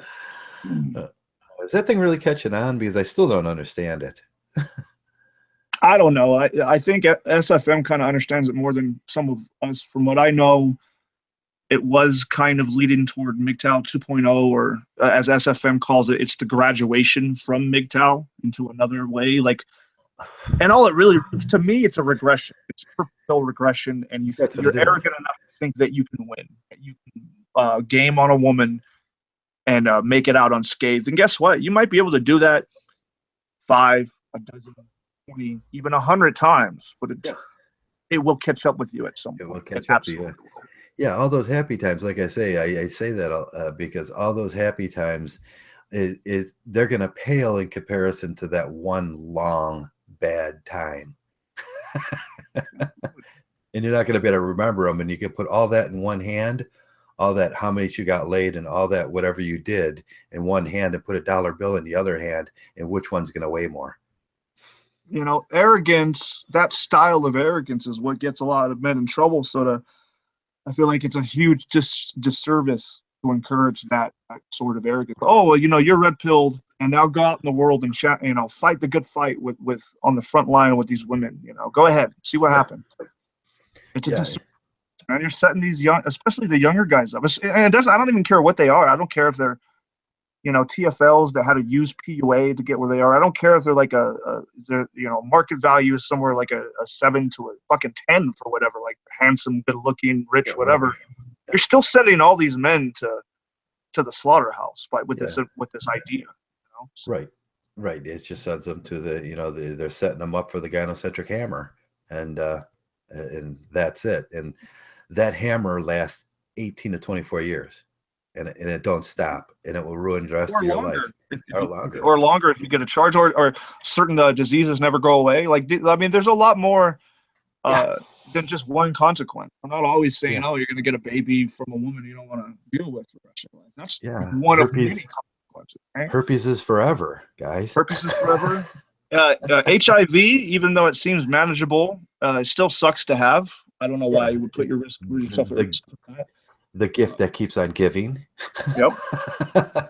and evolution is a real thing, and STDs are evolving constantly. So good luck with how many, and some of them cause cancer, like HPV. Even in men, it's starting to breed cancer in men.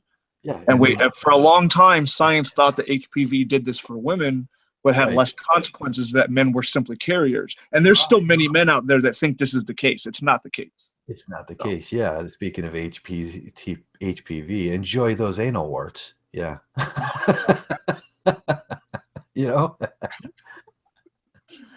Oh, anal warts.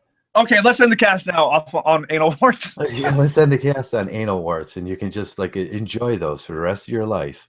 Yeah. In fact, make when you go back and change the picture for the video, make it anal warts. An Let's see. anal wart, yeah, yeah.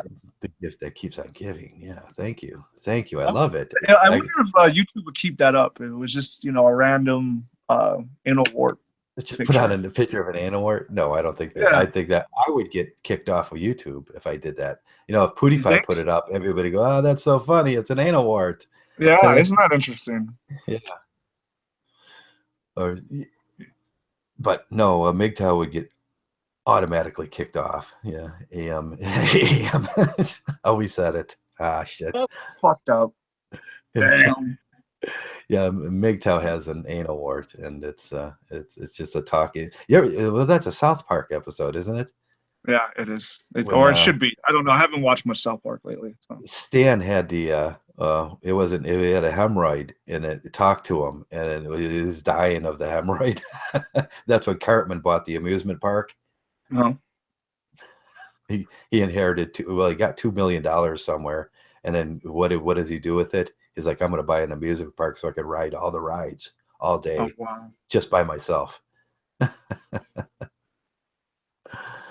And it stands like, oh no, Cartman, he gets everything, and he's the worst person in the world. But that's life, That's usually how it goes. The worst person.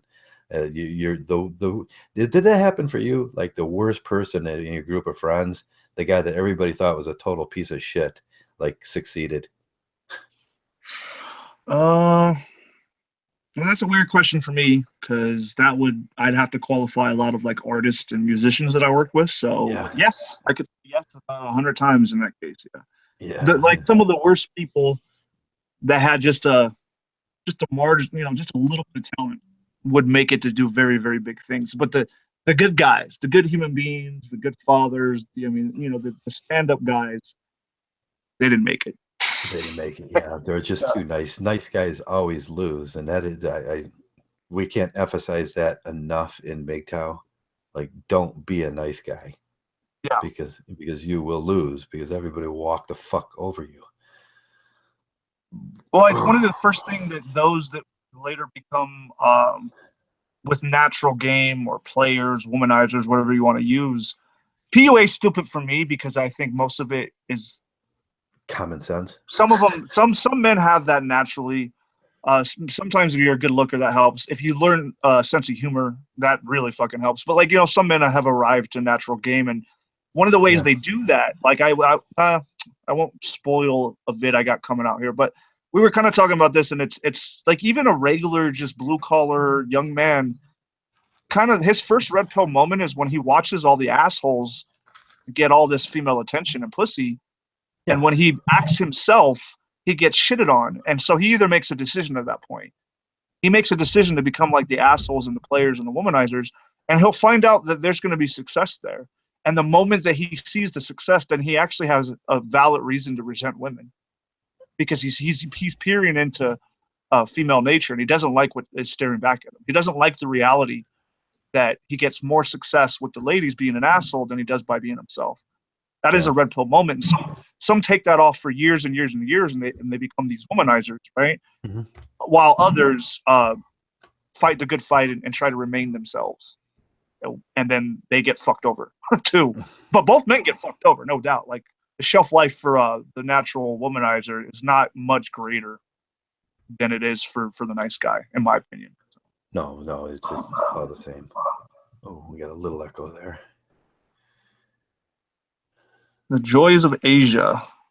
Yeah, what is that about? Oh, the joys of Asia. Yeah, bio. Apparently, he's in Asia, so he's doing that thing, which is cool. Okay. I don't know why we're talking about Yoko Ono suddenly, but whatever. Yeah, someone said AM is the Yoko Ono of Mgtow. Oh, okay. Well, then who? All right. So if he's the Yoko Ono, then who's the John Lennon fucking him? Isn't that an interesting question? Actually, I can answer that, but I won't. No, I don't want to know that one. Just popped my brain, but I won't even. I just don't even want to go there in my head. Thank you for that. I have to. I'll have to take a sleeping pill now then tonight. Yeah. AIDS Hey, needs a Red, lot. you know what? I don't know. Nah, fuck it. Yeah, fuck it. I'm not gonna do that either. Yeah. Did you watch the RPG and him hangout? Yeah, I was halfway gonna suggest, hey, why don't we get him in and maybe he can do a post No, I wrap was up on that whole thing, but I don't know. I was proud of RPG. He did it. He stuck to his guns, and most people that know RPG know he's been around for I don't know how long. You just have to know his series of names, and Yeah, I don't agree with you at all on this particular medal. I think you got destroyed. Um, yeah, yeah. no, it's the same way we could look at it, with boxers. Even if if it's a close fight or depending on how much you have invested in how much you support that boxer. I don't Yeah, know. I don't know. yeah, We could argue all day along by like certain boxing bouts in history and yeah. I wasn't it's keeping score. you know But he did his thing, and I'm proud of him. And he stuck to his guns, and he's a man about that. That's the big thing. And he's our boy, and we love him. That's about it. That's all I can say is, and I'm glad it's over. I'm glad he got it out of him because well, he felt he needed to do that, and sometimes I feel I need to say something too. And you feel that way. Sometimes you just feel you need to say something, and no matter what anybody says, you still need to say that. yeah. I got to get it out. I got to say it, and and that was it. And it's over now, and that's good. That's what the throwdown's about. That's what the brodown's about. That's what Yeah. that's what life with men is about. Sometimes you just need to say something, and hopefully things will, rosy. It'll be cheery, and we can get that chapter of the Mgtow book closed soon. You know what he did may have kind of put to bed some things, and now we can see what the next thing's going to be. There's always going to be a next thing, right? There's always going to be a next thing. And Mgtow, yeah, you guys figured that out already, how they go. These things are recipular, and there's always going to be the next thing, and it's going to look a lot like last year. Yeah. Whatever. And that last year looked a lot like the year before. They seem to come in a recipular pattern. That's an R the K pattern, and it's just never freaking ends. And once you get like over with one thing, the next moron comes, and then the next moron's got that is doing the same thing as the guy 2 years ago did. Yeah. Well, I mean, since we're on the subject and in the chat, it brought up an interesting point. So at a certain point, Red Pill Ghost's position was basically like, dude, you're basically an anti-feminist at this point. Why don't you just be honest about it? And then Angry was like, dude, you come from an anti-feminist background. Oh my god, I can't believe you revealed your old channel. You're an imposter. It like, what the fuck, dude? Or what kind of deflection is that? Anyway, it was the very next video that Angry did Yeah. was just a regular run-of-the-mill bearing style knock on a SJW.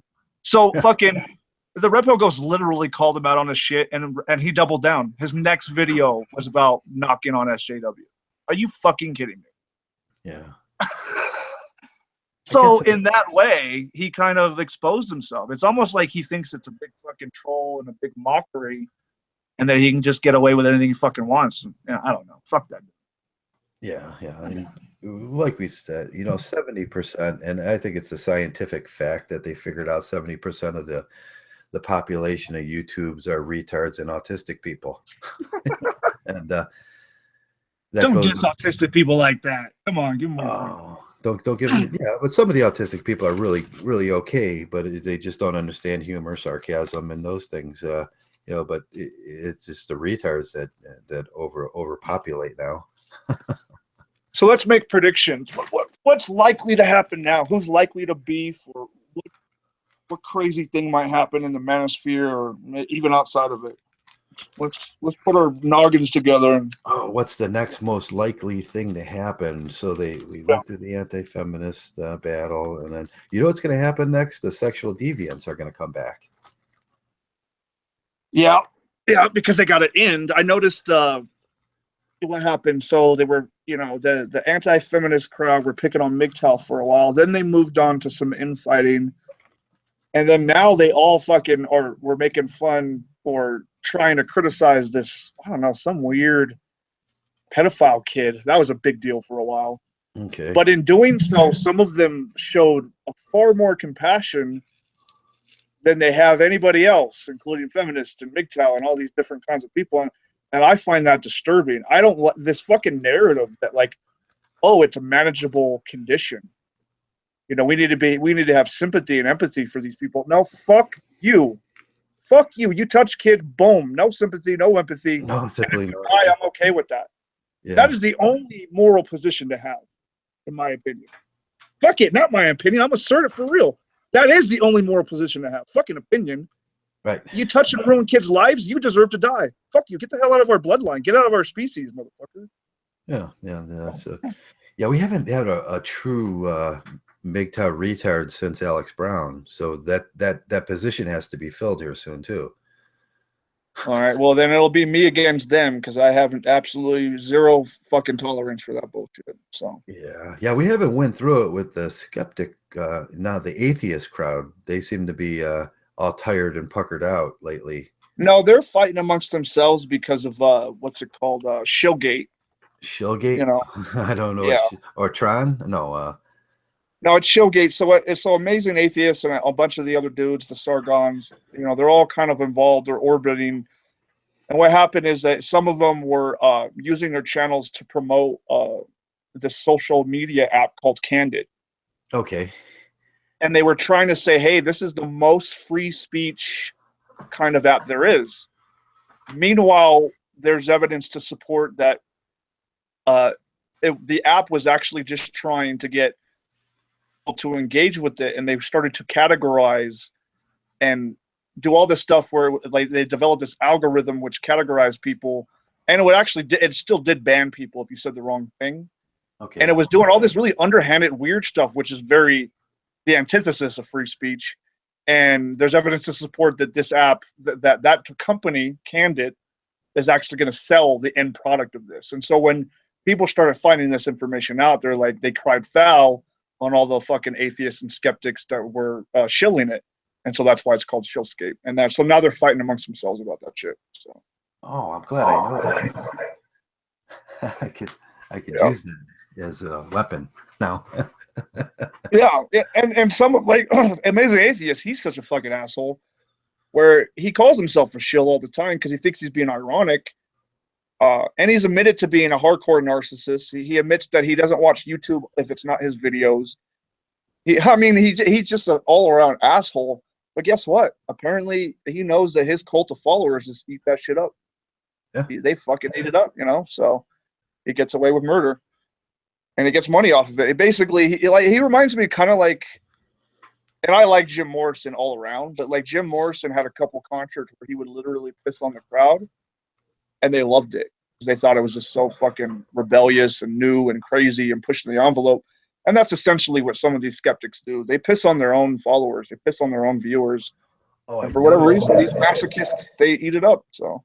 Yeah, if you call your followers a bunch of idiots, and which I never do. I love my followers, and I think they're just great guys. And if you just call them and you just poon the hell out of them, that in the atheist crowd and in the skeptic crowd and in the feminist hating crowd, they love that. They eat that up. It's like call them names, and they'll just oh yeah.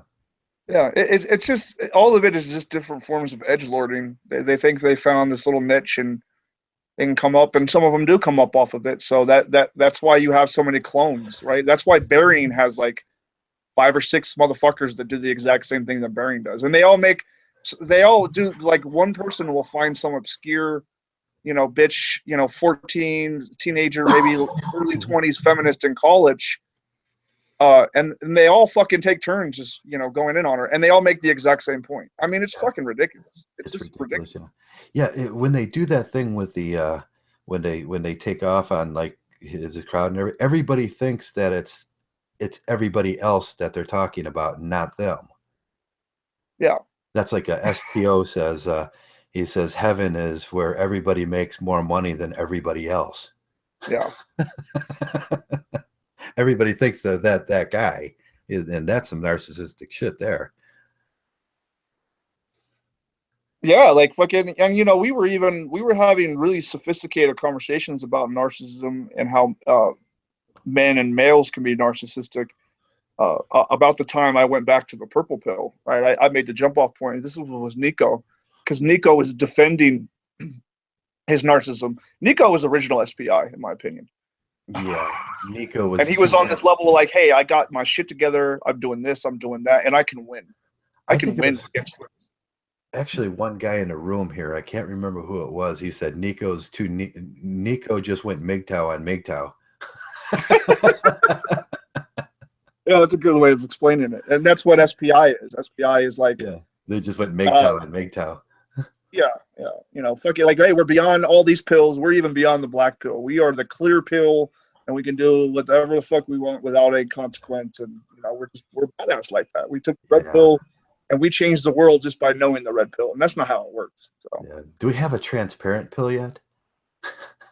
I'm I'm an gonna create. Well, actually, I'm I'm gonna the have a couple projects. I'm the OPEC pill. So I have an auxiliary role for the green pill. I'm going to make that happen. My pet project is the hot pink pill. I'm going to make that happen. And yeah, now that you mention it, I'm going to go ahead and immediately act to make the clear pill a thing. The clear pill, the OPEC pill, Yeah. and then and then you can have like OPEC to slightly pink, and then OPEC to slightly red, or Yeah. pink, and then OPEC to slightly purple. There's a Well, lot of you know what we really need to develop. We need to develop. I might get shit for this. We need to develop a period blood red pill. period That's blood. Yeah, there are those guys that they're like really red pill in a sense of a nihilistic sense, and those are the most irritating guys. They're red pill in a logic sense, a nihilistic sense, but they are period blood red. yeah. And I guess there's a lot of them. There's a lot of men in our ranks that you kind of get a feel for them. And that whole thing where, like, some people just want to watch the world burn. There's quite a number of Mgtow that want to watch the world burn, and I think it comes from this naivete that if shit hits the fan, one, they won't be caught up in the original shit and they won't die, that they'll somehow Yeah, survive the original, and then two, they'll become like the new tribal gods with the red pill knowledge, and they're somehow going to dominate, and they're going to be like little kings and lords of their lands.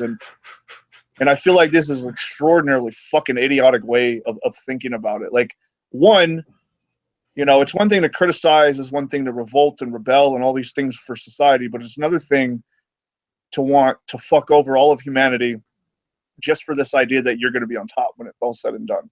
yeah, I take objection to that. Like, I don't think we should. And here's the thing: in my red pill rage, I was all about that, and I had these ideas. I'm like, you know what? I'm going to learn survivalist skills. I'm going to have a bug out battle. I'm going to do this. I'm going to do that. And when it's all done, then I'm going to be more important to women, and I'm going to be a fucking god. yeah. Like, I had these thoughts that occurred to me, I'm but gonna I be fucking Conan, huh? And all the yeah, girls are gonna be laying out in front of me, and I'll be on my chair with my two big swords in back of me, like Conan. yeah. I mean, Somehow but the once muscles the are pill bigger. rage goes away, and you can use reason once again and logic, you're like, the likelihood of any of that happening is so fucking remote. Why would you even invest in kind of real thought into any such, like, what you're saying is probably more evil. Oh shit, Ma just used the word evil. He doesn't do that a lot. That is evil. Like, hey, I don't care if most of the world kills itself, but I just want to be around and have all the resources and bitch. Right? That's evil, in my opinion. That is evil. I would feel. I would probably just die of depression if the world went that way, because I would be so sad for everybody. It'd be like just. I turned into that Marvin the robot. That's like, oh, the world's burning. Doesn't matter.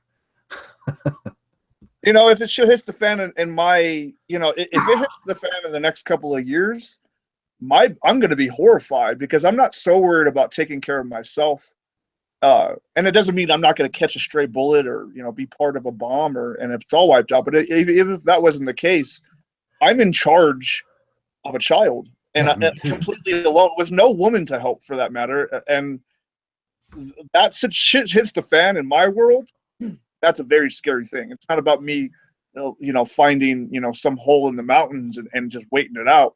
It's about me, constantly on edge and protecting my daughter and never knowing what comfort is for the rest of my life, ever. So I'm not looking forward to that. And I don't know why anybody would. So No, that would be a horrible thought for me. And all of us parents, we look at our children, and I want to see them smile someday, and I want to see them be happy and know that everything's okay. I yeah, wanted to get to that point where I don't no longer have to worry about them because I know everything's okay.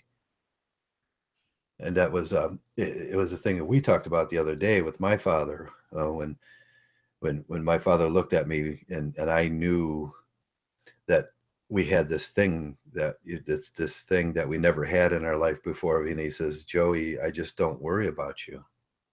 yeah, And that was like, fucking great. You don't that I don't have to you don't have to worry about me. There's no more stress there. yeah. And that's crazy, and it's I think it's really like maybe the most value rather than our evo psych and our opinions and our cynicism and our all these things that we bring to the table. All of them have value, but for me personally, the most value I get from other men in Mgtow are these stories. Like one thing that I haven't revealed yet is that I was literally just a few months ago. I thought I was at that that deathbed moment with my stepfather. Like this dude, he was just a skeleton compared to the vitality he was before this hospital visit. Yeah, I And think I mentioned you the mentioned. doctors were like, "Hey, we don't know. We don't know. Nobody knew what was going on." So it was kind of like really facing mortality down, and he was so fragile. And this dude is an asshole. Like this dude just walked around life very rambunctious and funny, and oftentimes just kind of a jerk, but he was still very much a man, right? So, Yeah, uh, and then to see that in a skeleton, almost dying form, that's completely helpless. That's a mind trip. The mind trip that I don't know if it's a rite of passage for men to have to see, but it changes the way you look at the world. It yeah, it definitely does. does. Yeah, it does.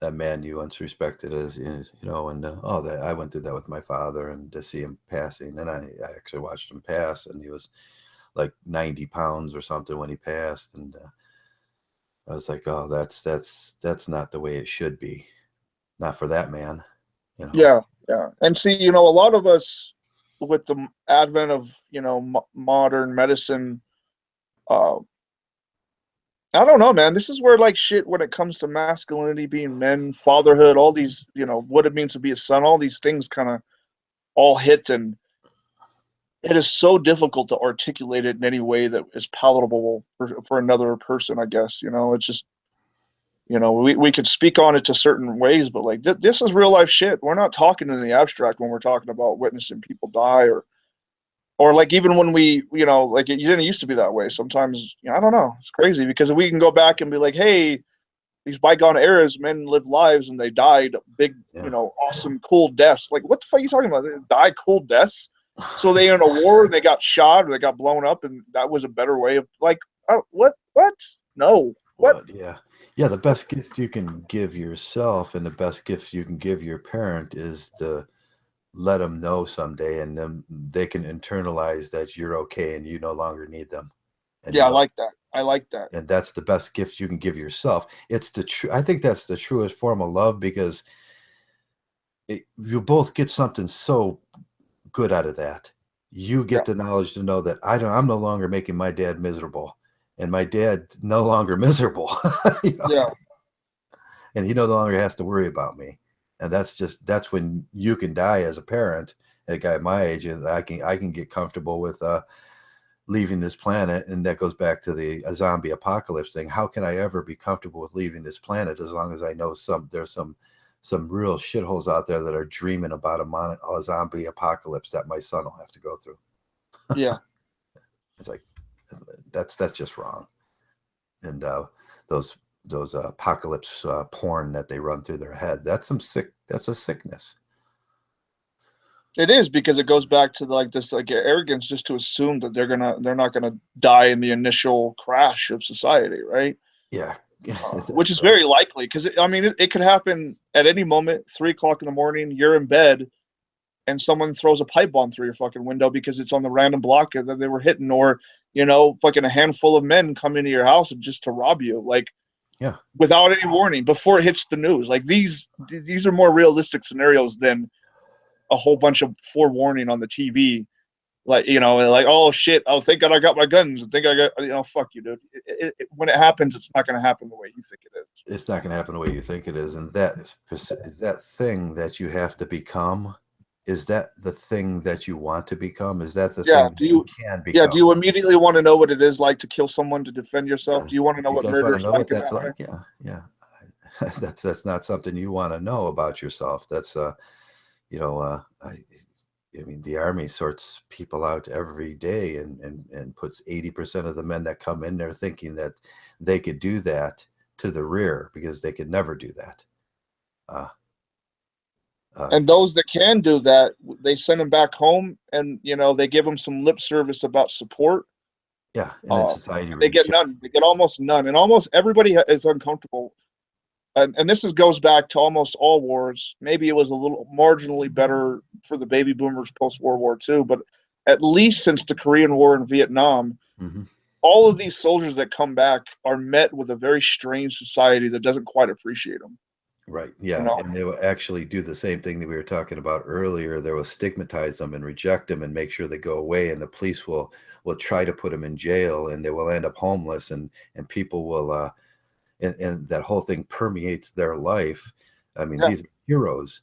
Or And they find out that their skill set is only compatible with being, you know, a prison guard or a policeman themselves, and then they get yeah, into that, and then that organization vets them in a new way, and then that becomes its own thing, you know. So yeah, yeah. There's a reason why 30% of the homeless out there, 34% of the homeless are veterans, because they're met with yeah, these are the men that are met with that look, that stigma now, and they can never every time someone looks at them and their family or their friends, and their friends reject them because they know that he has that thing that they so revered in comic books and movies and everything. They wanted to see that thing, but as soon yeah. as they're confronted with this man that is that thing, it's a horrifying thing. See, it's interesting that we bring this up because and the paradigm shift in the last 100 years, all everything goes back to World War II, right? Yeah, The world was completely different before this particular war. World War One shook shit up a lot, but World War II really changed things because the men that would become like the great thinkers of the time, the philosophers, the literary, the great painters, all of these men, most of them were in that war. They were directly involved with that war, yeah, and they came back, or they watched brothers, or you know, die literally, like their actual brothers or friends die, and they came back, and a lot of them wrote about it. Like some of the greatest songs that we think are from like classic rock, or actually predate that. They were written while the war was happening, right? uh, and that changed everything. So, and it's interestingly enough, soldiers that were stationed in France in World War II got hmm a hold of this whole bohemian way of thinking, and that's where we got the beats. And then the hippies picked up off some of what the beats were doing, yeah. you know, and the rest is, I don't know. We could go hours for this. This is one of my favorite subjects in history, but you know, you kind of started it earlier because you know you appreciated that poem that I shared. I do appreciate that. Talking about Cassidy. And you know who Cassidy was immortalized as a fictional character as Dean in the book On the Road, On the road written too, by yeah. Burns. Yeah, Yeah, he's got two. which He is, was, I highly recommend that book to every Mgtow. yeah, It is a red pill book, dude. Like everything is awesome until women fuck it up. Women yeah. destroy all the men around them in this book. Now, did you watch the video I put up about the his lover there talking about him? Uh-uh. Oh, Oh, yeah, you what? got Ginsburg's lover? no, Cassidy's lover, and No. the way No, she had nailed down like everything we say about women in MGTOW. She had nailed it down in that 2 minutes that she was talking. no, I didn't catch it. I'll definitely have to check it out. That's up my alley. So Oh yeah, I put it in that one of those streams. It's I think I can't remember if it was Anna Murphy that was talking, or it was his wife that was talking, because he had a baby with another woman, and he had a baby. It's the blonde haired girl that you see him, the classic one when you see Okay. Neil Cassidy leaning against the car, and Yeah. he's doing a Neil Cassidy, and because he's such a fucking stud, and he's doing that, and she runs up and she's like just rubbing her titties on him, and like he's like, you know, that's the girl, and she was Okay. like the classic hippie chick at that time, and Ginsburg and what's his name? I can't remember other names right now, but they became the merry pranksters, and that's where a lot of our culture. If you want to know where the hippie movement came from, you have to know this. Uh, Yeah. it It was came from the Beats, and the Beats it's got from it the beats, basically yeah, from Europe, Bohemian stuff, right? And also drugs. Like drugs helped a and lot. drugs. But Yeah. everybody doesn't get what everybody doesn't get what that book's about. Is about Neil Cassidy wasn't on drugs. He just acted like he was on drugs. Yeah, because he was so yeah, and that's what on the most of the on the road is about. I don't think that Dean used much of anything, did he? Maybe he drank a little bit, No. but and that's what the writer, the who was Burroughs, like that book is actually somewhat biographical. Like that was the early life of Burroughs, right? Yeah. And he was, and everybody in that book actually has a real life equivalent. Many of them became great writers, poets, or you know, shaped the culture in some way, which is really interesting because you keep seeing this in history, like these little pockets of people in any given time and space uh, will just explode with creative and cultural force, right? And but this pattern keeps repeating itself over and over again. In fact, and I don't have to dox myself, but I was part of that circa late 90s in the golden era of hip hop. Like I kind of lived through a very similar time when a lot of great thinking and music and all kind of stuff was going down. And I'm more than blessed to have kind of experienced that firsthand. The synergy of people and music and thoughts and ideas and all that. It's Yeah. amazing. Absolutely amazing. I was just trying to look for that. If it's still up, I can't remember where I put it for you. It's in one of those hangouts. Yeah, I'll find it. I'll re-emphasize it and send it to you. No, we're all communists, Veritech. We're all communists. Are we all... It's confirmed. I really don't, man. I don't know. I just I don't think that way anymore. I don't think liberal communist or do any of that stuff. I just it's once you Mgtow out, it doesn't matter anymore. Yeah. Well, I mean, even to this day, post Red Pill, I still have. I'm really interested in the whole beat thing and a lot of the poet, and also partly because I am a poet in my own right. So Yeah, to be a poet, some poets kind of study the history, and so my era was kind of like slam, very hip hop related poetry. But I learned from the best. I dug the history and I got stuck mostly on the beats because that resonated most with me. Not to say that like fucking 17th and 18th century poetry wasn't cool, but like I just kind of yeah, was more interested in the Americana of the beats. yeah. The sim poetry. I'm not into the sim poetry, and it's Yeah, yeah, no, and spoken word for a while was really strong, boisterous, and kind of simp free for a while until the feminists got involved, and then the feminists right. literally hijacked the movement, and now it's just women literally navel and period gazing. All they talk about is their pussy in these poems now. So go out and look at slam poetry. It'll probably be a woman, and she's bitching about some perceived depression. Oh yeah. Well, they took over that with that. What do they call that now? It's in person something arts where they just do something like naked Visual now. arts, yeah, Yeah, it comes from that whole that I don't even know what you call it now, the gender studies and everything, because them are arts, and you have to take the arts programs too. And since you have no talent or nothing, uh, oh, if you could sit naked on a chair and recite a poem, everybody loves it. yeah. Oh, That it was funny. So just right after I last went out and tried my luck in dating, toward the tail end of it, I had actually had gotten this idea. I'm like, you know what? I've done. live recitings of my poems before. Why don't I do it again? And I'm like, okay, well, where am I going to do it? In my particular community, it's not a big metropolis, so I'm not going to find like a coffee house that does it. But I did find a place largely comprised of a university population. Yeah. And so I did some investigation. I went to this poet night, and all it was like fucking 19, 20-year-old girls bitching. And I realized that, you know what, I can't get on stage here.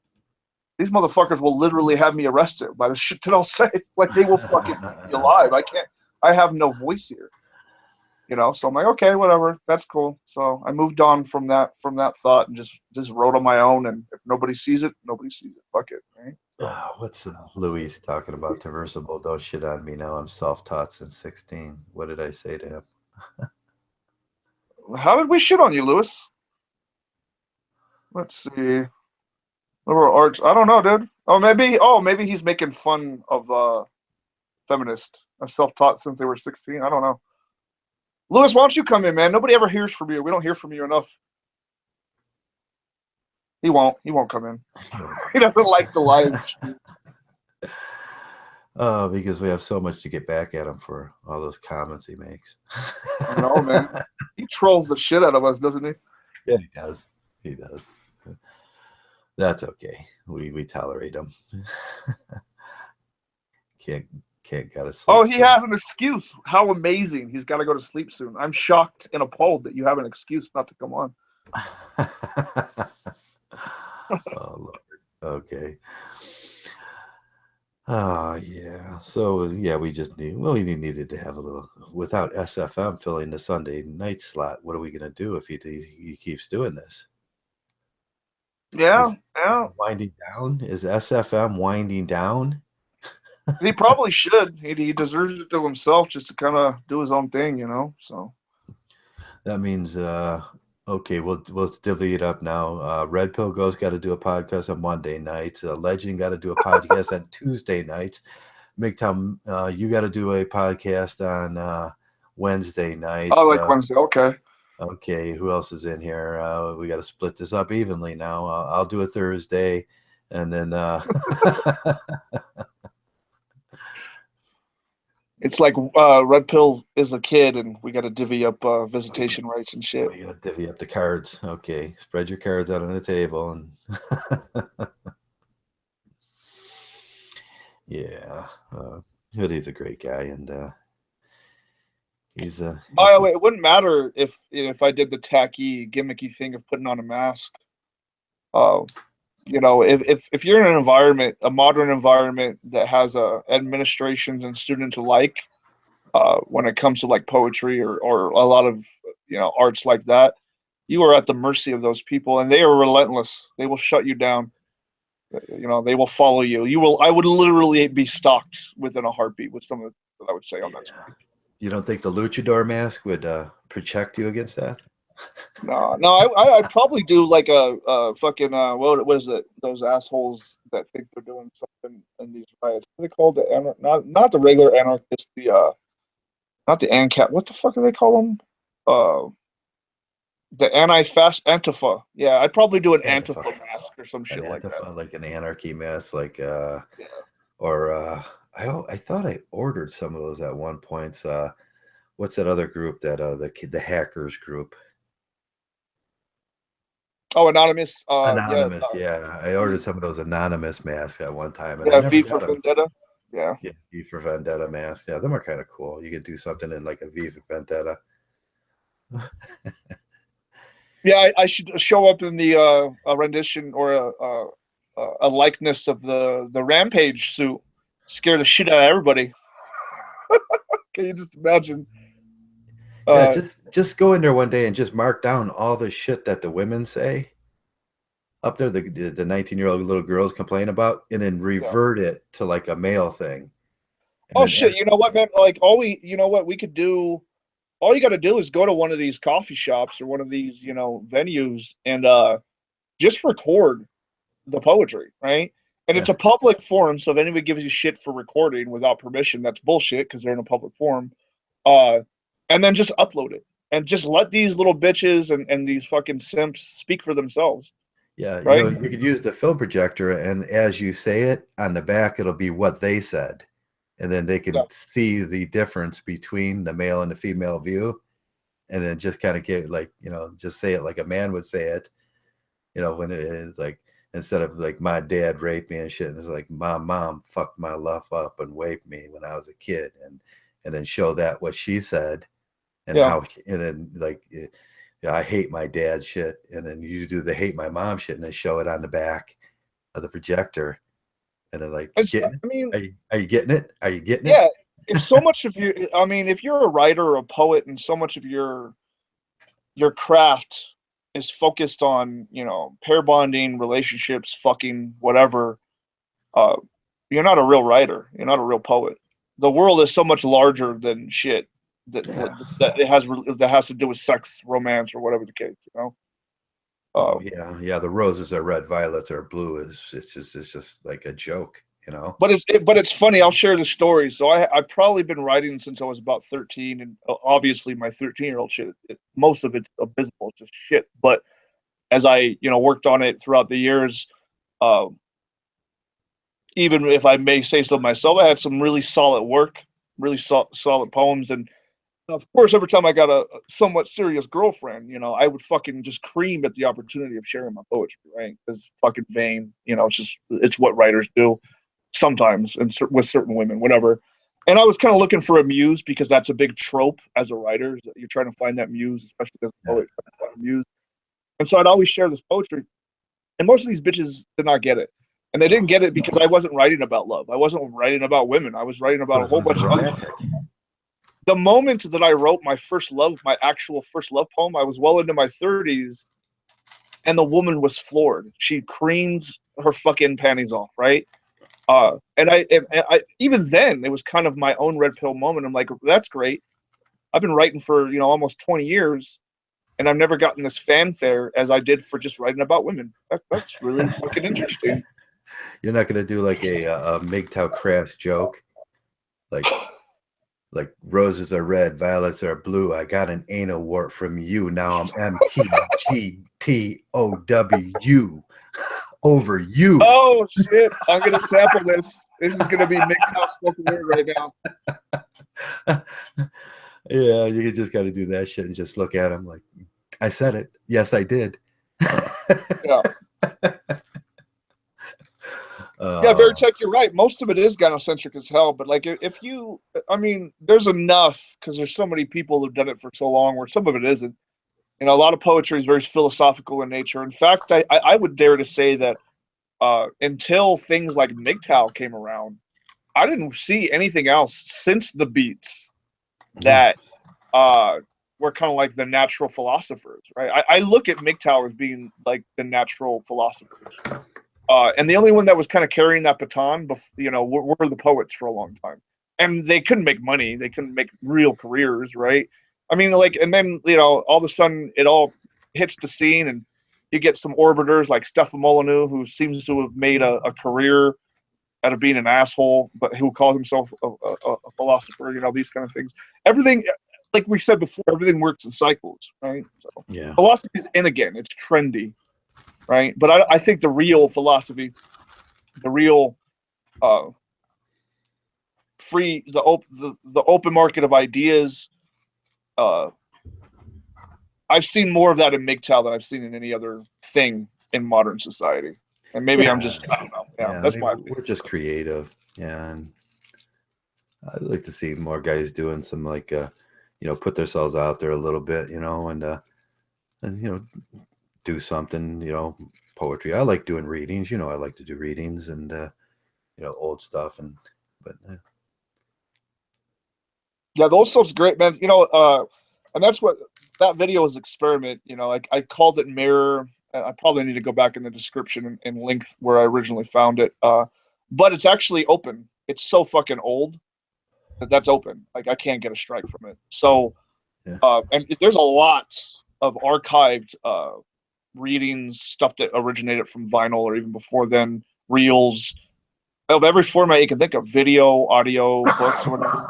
And it's all open source. Yeah. So, I mean, you can do what you want with it. And then what's interesting is that there is a lot of awesome stories and content out there that I feel like if Mgtow wanted to, they could redistribute it in the red pill lens, and young men and other men alike could find some value in that. That's one of the reasons I released the How, because some of the Mgtow reported like I have no fucking idea what they're talking about. And then others that click for them that like it's a cyclical poem, and a lot of the things talked about in that particular poem are happening once again right before our eyes. So yeah. Oh yeah, Morlock, sir. more. Yeah. Morlock was in the room earlier. It comes in the form of SPI. SP motherfucking I. SP motherfucking I. Morlock's in the room. They do a poem about that. You should, man. That'd be dope. That would be dope. I want to get more important for me to like, because there's a part like, so I have some stuff published and I can never make a video on that because it would immediately dox to my name it was published under, so that would be a folly of an idea. There's other stuff I hasn't published or whatever, and I contemplate that. But you know what's more exciting for me? I like the idea of doing mixes. So I would have to get some turntables, and some guys won't like it because it's like my type of music. Like I could do any genre. I'm not limited to what I like necessarily. I like most forms of music. And I think that'd be cool to have like a red pill mix, of music. So. Yeah, red pill mix would be cool. Yeah, a lot of guys are doing rap. We haven't seen like the best of the talent of rap yet. I think that Mgtow could do. I was gonna try rap one day. I was doing it one day, but I just can't see myself. My image doesn't allow for that. No, don't. Please don't. Just don't, man. Don't do it. Yeah, you don't think I can pull it off, man? I'll do a really like stale rap, what's the guy that used to do the eye drop commercials? He was like really like serious, and but he was funny if he did something like that. I don't know. I don't know who you're talking about. Eye drop commercials. How old is this? What the hell? Oh, I think he's old. He was nasally. He was the whitest guy ever for a long time. Sometimes I forget there's a 3-minute delay. Up to a 3-minute delay with our cast in the chat. Yeah. Is there any way to really find out how long it is? Like, it seems to vary, and why does it vary? I don't understand that. Oh, you want to time it? Where's my phone at? Okay, 5, 4, 3, 2, 1. Lurk Squad, write something. Why do I feel like Forrest Whitaker is going to shoot me? He already wrote that, so let's see how long it takes. Yeah, dead silence too. Let's just do it dead air. Fuck it. It's dead air. Yeah, we're waiting on the feedback report. Okay, no, that wasn't that bad. What was that? Maybe a minute. 5, 4, 3, 2, 1. Yeah, that was maybe a minute. Yeah, so there's a little bit. 10 seconds. I'm not sure how. He says 10 seconds, a minute and a half later. That's funny. The old teacher from Ferris Bueller. Yeah, the old teacher from Ferris Bueller's Day Off was the eye drop guy. Okay, yeah, I know you're talking about. Well, what's his name? He's a big guy. He was in the Wonder Years too. So. Was he in the Wonder Years? Yeah. Yeah. He had a recurring role as a science teacher in there, or some sort of teacher, something like that. I got to figure out. Like mortified. Like try it again. Don't include Lurk Squad. Lurk Squad's out of his mind apparently. See, I'm surprised Ace Veritech hasn't given me his name already. He's not in the room, is he? Oh yeah, he is. Yeah. Ben yeah, Stein. We need to start a GoFundMe account for Veritech to get a mic. He's been around for a while, but we haven't heard from him yet. And he always says some really interesting shit in the chats. So. Yeah, it's probably Stardust. Veritech is Stardust. He's probably somebody lurking under an assumed name, huh? Yeah, because he just loves to listen to us. It's like I can just imagine Stardust is like, I love these guys as much as they love me, and they know it, and I know it, but we can't ever project it. And yeah, Ben Stein, he was right on it. Yep, that was right. Ben Stein. Ben Stein, yeah, he did have that. He had a great personality, but he couldn't pull off. He could pull off a joke only because he couldn't pull off a joke. Yeah.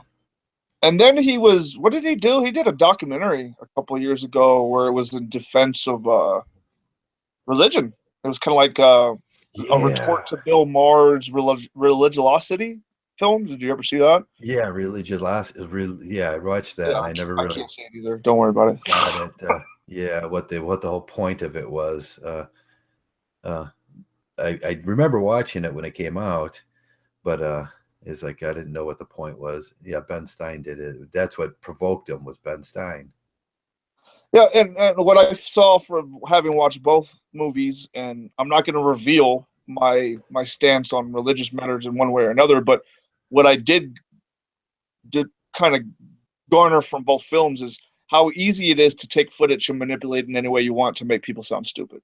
Yeah, yeah, yeah. That's what I mostly got. Like as far as the actual meat of the debates, I'm not gonna share that because this is a Trav cast and we don't speak of these things. So Okay. Yeah, really, religion just yeah, it has no place in whatever you believe. I don't care what you believe. I have my beliefs, and under the Constitution, that's none of your business, and your beliefs are none of my business, and that's the way we should leave it. And all this other stuff needs to be when these people that are they're complaining about that, what they're doing is complaining about the Constitution, and now I got a beef with them. You know. yeah, well, Verteg, yeah, you're mostly right. Expelled. No, he made another one. I thought, is that the one I'm thinking of that we're talking about? Expelled, no intelligence allowed. Yeah, So it's I about think I the watched. education system and whether or not we should teach religion in schools, wasn't it? Right. So Yeah, both themes were at play in that movie. yeah, I think I rather enjoyed Ben Stein's one more, if I can remember it right, because he's just got that personality. You just Oh gotta love the fuck it, guy. we're gonna have to go do a rabbit at some point and watch both films back to back. Fuck it. Yeah, yeah, watch him back to back. Yeah, and, I mean, if Ben Stein was my father, I would just be like happy. I was like, oh, I love this guy. Right on. He's my dad. Yeah, that's a request, Ben Stein. I want you to be my dad, Yeah, I please. feel the same way. Probably maybe Christopher Walken would Was be Chris that. Walken? Yeah, you want Christopher Uh, Walken to be? or even the guy in the picture. Like you might say about him what you will as an actor, and he's had a lot of strange roles, but Forrest Whitaker seems pretty badass. I don't know. I haven't really seen Oh, any Ghost Dog? fucking Ghost Dog's. But well, actually, not Forrest Whitaker. I want Ghost Dog, the fictional character, to be my dad. That's who I want. Yeah, Okay, you want Ghost Dog to not be your Whitaker. dad? Oh, Yeah, now we can pick superhuman people or metahuman people to be yeah. We dads? get fictional characters totally count, man. So Oh, fuck. Now I got to change my. No, I don't know if I want a metahuman as my dad. That would be like strange. shit. If we're going that, who would I like super over the top? What about dead? Like Yeah, it'd be like like dead. Like Spawn. oh, Spawn's my dad. Yeah. Nicola, dude. Fucking Tesla has to be my dad, man. Oh, yeah, yeah. They're sort of metahuman in a way, Tesla. But here's the thing: like realistically, for Nikola Tesla have been your father, he would have had to leave to do all the shit that he did, and he'd have to be a horrible dad to be Nikola Tesla. Yeah, To he be would have been a horrible dad. I think that's why yeah, he chose not to be a dad because he would have been yeah, a horrible dad. He knew that because he knew yeah, himself better than any human on the planet. He was the smartest man ever, you know? yeah. Yeah, I wish you could have thought the Rockefellers that, huh? I don't fuck the Rockefellers, fuck the Rothschilds, and all those families are just kind of creepy, man. They're just all Yeah. creepy as fuck. Oh, now you got me thinking Like if Element was on the cast now, we could stop talking because he would go on for about 2 hours, or Steph could go on for about two about hours. yeah, Steph. Or yeah, we just kind of go get our cup of coffee now and like Just pee and leave for a while, like make come back. yourself some rice and like come back. And then I do that sometimes when Shining and Messenger is talking and I know Element's in the room, I just click out and I like go make myself a cup of coffee and like That's fucked it's up. cool. I don't have to worry about them. Yeah, like you go back to that's a callback, ladies and gentlemen. It's a callback. You don't have to worry about him. Just like the not that you're saying you have a fatherly role in it, and you know that you're your peers and all that. But yeah, you don't have to worry Right. about where the conversation is going to head with certain men, right? So Right. And I have left the conversation when I left. I can't remember which podcast it is. And I left like a couple of the new guys in there and a couple of the young guys and came back. And it was like, oh Phil, shit. It was a shit show. And then I have to figure out real quick how can I bring this back to normality? well, it's funny, as you've probably been observing because you like to troll the shit out of us. SFM have been, and I and a handful of others have been learning that the hard way. Yeah, I We noticed it. we put a lot of humor and just not stay on topic. We don't do this. Sometimes we let race come into it. Sometimes we let religion comes into us. And whenever we kind of feel these things out, uh, the lesson there's always something there to put us back. We don't even really need like you, Messenger Shining, to say, "Hey, you guys are fucking up." We find out that we fuck up. we learn quickly how we You'll fuck learn up. quickly, yeah. Yeah. Yeah, the greatest teacher in the whole world. I had my dad Shining. And I still don't get it right sometimes. He complains about sometimes I'm a very bad judge of character. I'll give people like a week to prove something to me that they could do it, and then I'll bring them on, and it's like the tranny guy, was like, "Oh, you should have told me that."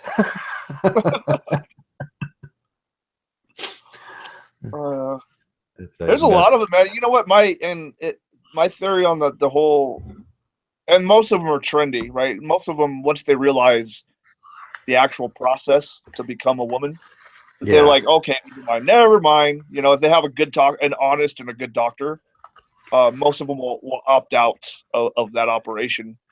So then you got a lot of trenders, and even before it was popular, like there was a couple trenders, but now that there are trenders, you know what it really is? That's a product of gynocentrism. They're like, you know what? It's too hard to be a fucking man. In today's paradigm, I'm just fuck it. I'm just gonna switch to the other team. Why not? Yeah, they can have more privileges and rights. Let's just betray my whole fucking biology. Who cares? Yeah, men are sensitive about that area, and when you start talking about, and I just read an article about this, and this might be an interesting topic about, men. When the guys around here talk about birth control for men, we have the perfect birth control for men, and it's been out there for 50 years or so, and it's called a vasectomy. Yeah. But you start talking about a little hole in your testes there, and every man is going, oh, and when women isn't see that a strange thing? Isn't that weird? We've had male birth control, perfectly 100% secure male birth control for 50 years now. Guys, don't ever say birth control for men again. And that's essentially that's how that new one. What is it? That it sounds like a vag thing, Vagisil or whatever. Oh, they need to rename it. It's such a fucking horrible name. It's essentially the same thing. It's just a different technique. They use gel instead of like a clipping. So. Right. So rather than end or terminate the connection, they just blockade it. It's a blockade, a gel blockade, safe and reversible. And reversible. And a test, a vasectomy is totally reversible too. It's sometimes like that's the thing. Everybody's it's like permanent, and that's the thing doctors say. It is permanent because it should be permanent once you make that decision, and we want you to make this decision responsibly, like an adult. It's called Vasagel, but it's too close to Vagisil, which is basic a douche or something like that. It's a feminine hygiene Vagisil, product. Yeah, it's too close. It's a horrible name, especially if you want to market something to men, you got to have a big, strong, dumb name that gets right to the point. Yeah, Vagisil. No babies. Just call it no babies, and every man will buy it. Vagisil. That's the stuff that Joe Hayden rubs over his body before he plays football. Vagisil. Him and Percy, they bathe in him and Percy Harvin just bathe in Vagisil. That's a Cleveland joke. If you're not familiar with Joe Hayden. Mott likes the names. Like, look, we're not going to change the name. Deal with the name. No, we should. You know what? The name's kind of irrelevant, but I'm gonna take the task on trying to mention this to every other cast that I'm in. Because TFM made a really good video on it, but I haven't seen many people talk about it. I'm still following it, and I'm getting more frustrated because it's not going anywhere. Nobody's getting behind this thing. Nobody's funding it. Yeah, I just don't understand. Like, guys, we have perfectly good birth control right now, and that's my point. That's always going to be the way I think, and that's just because that's the way I think. Go get, you know what the most popular time of the year to get a vasectomy is? When Right now, March Madness, when basketball is, because men could sit down for 3 days on a weekend, take a long weekend, you get that done, you take a long weekend and you watch fucking basketball. okay, yeah, And you can look at online on Google and type in March Madness vasectomy, and there's about 10 articles out there that shows a peak at that time where March Madness and vasectomies going hand in hand. we see a problem with a procedure. Fucking. I mean, this has been a long-standing thing, and I don't know if it's because we think we're tough or it has something to do with a gender role. I'm not really quite sure, but fucking men just generally don't like doctors. So Yeah. the idea of going in, maybe going under, anesthesia, and then having someone clip your dick, this is not an appealing idea for most men. It should No, it's be. not an It appealing should idea. be. It should be an appealing idea. Do you know how long it actually takes, guys? It takes 1/2 hour. See, you And could do that on a fucking lunch break, man. you could do it on lunch break. And it takes a good surgeon 1/2 hour to do that. You do most of the work. You shave. So, insurance does most insurance will not cover this, right? No, that's an interesting question. That's one of the things that we don't talk about in Mgtow and the MRA. Does insurance cover it? Did anybody ever check on this? Is this a free thing that men can go get? Yeah, what When the we fuck? I'll look up my specific state. I'm gonna because some states have extra insurance and stuff, so I'm gonna look that up right now. Are you vaping, fucking Trap, right now? Are you vaping? no, I got my pipe going. Oh, okay. Sounded like Elements vape, and I'm like, what the hell? Oh no, I got a little one of those mini corncob pipes, and then I Okay. layered it with Irish clay. So Mm, right on. and I was gonna make a real pipe out of Irish clay, so I have a whole box of Irish clay sitting in my thing, but I haven't sat down and done it yet. Maybe I'll do that on one podcast. I'm just gonna make an Irish stem pipe. Yeah, just position the camera to focus it on your hands. Just fuck around with that. That'd be fucking awesome, man. Yeah, yeah, you got to dry it too. You got to dry it. Then I got to. The thing is, I never realized you had to do is you have to make a. I have to get out into the garage and then mill a piece of wood so I can make a form for it. Uh, I was thinking about doing that. I should do it one day. I'll just make the form up and then bring it in and we'll do it. And then in the next podcast, I'll say now it's dry and we can pull out the. Yeah, Search string in my state for Denver, we had something just going back a couple months back in January. yeah, And it actually talks about other states too. Some states pushing for free vasectomies. yeah. It should be free. It should be covered under your insurance, and you got to wonder why. It's not covered under Obama's health care. It's not all covered under Obamacare. Oh shit. It's not covered. Yeah, That is see, fucking that's see, priceless, dude. That is that is priceless. priceless. Vasectomies are not covered under Obama's health care. Why? Because they want slaves.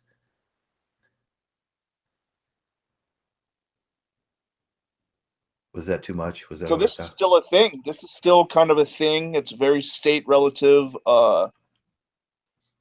Yeah, man, this is interesting. But so fucking Obamacare is just like the hell with it all. That's the federal level. Hmm. Some insurance companies do, some of them don't. Some uh, uh, state insurance programs, if you can't afford healthcare, do. Some don't. So this is probably more of a worthy fight than anything in the MRA, in my opinion. So Yeah.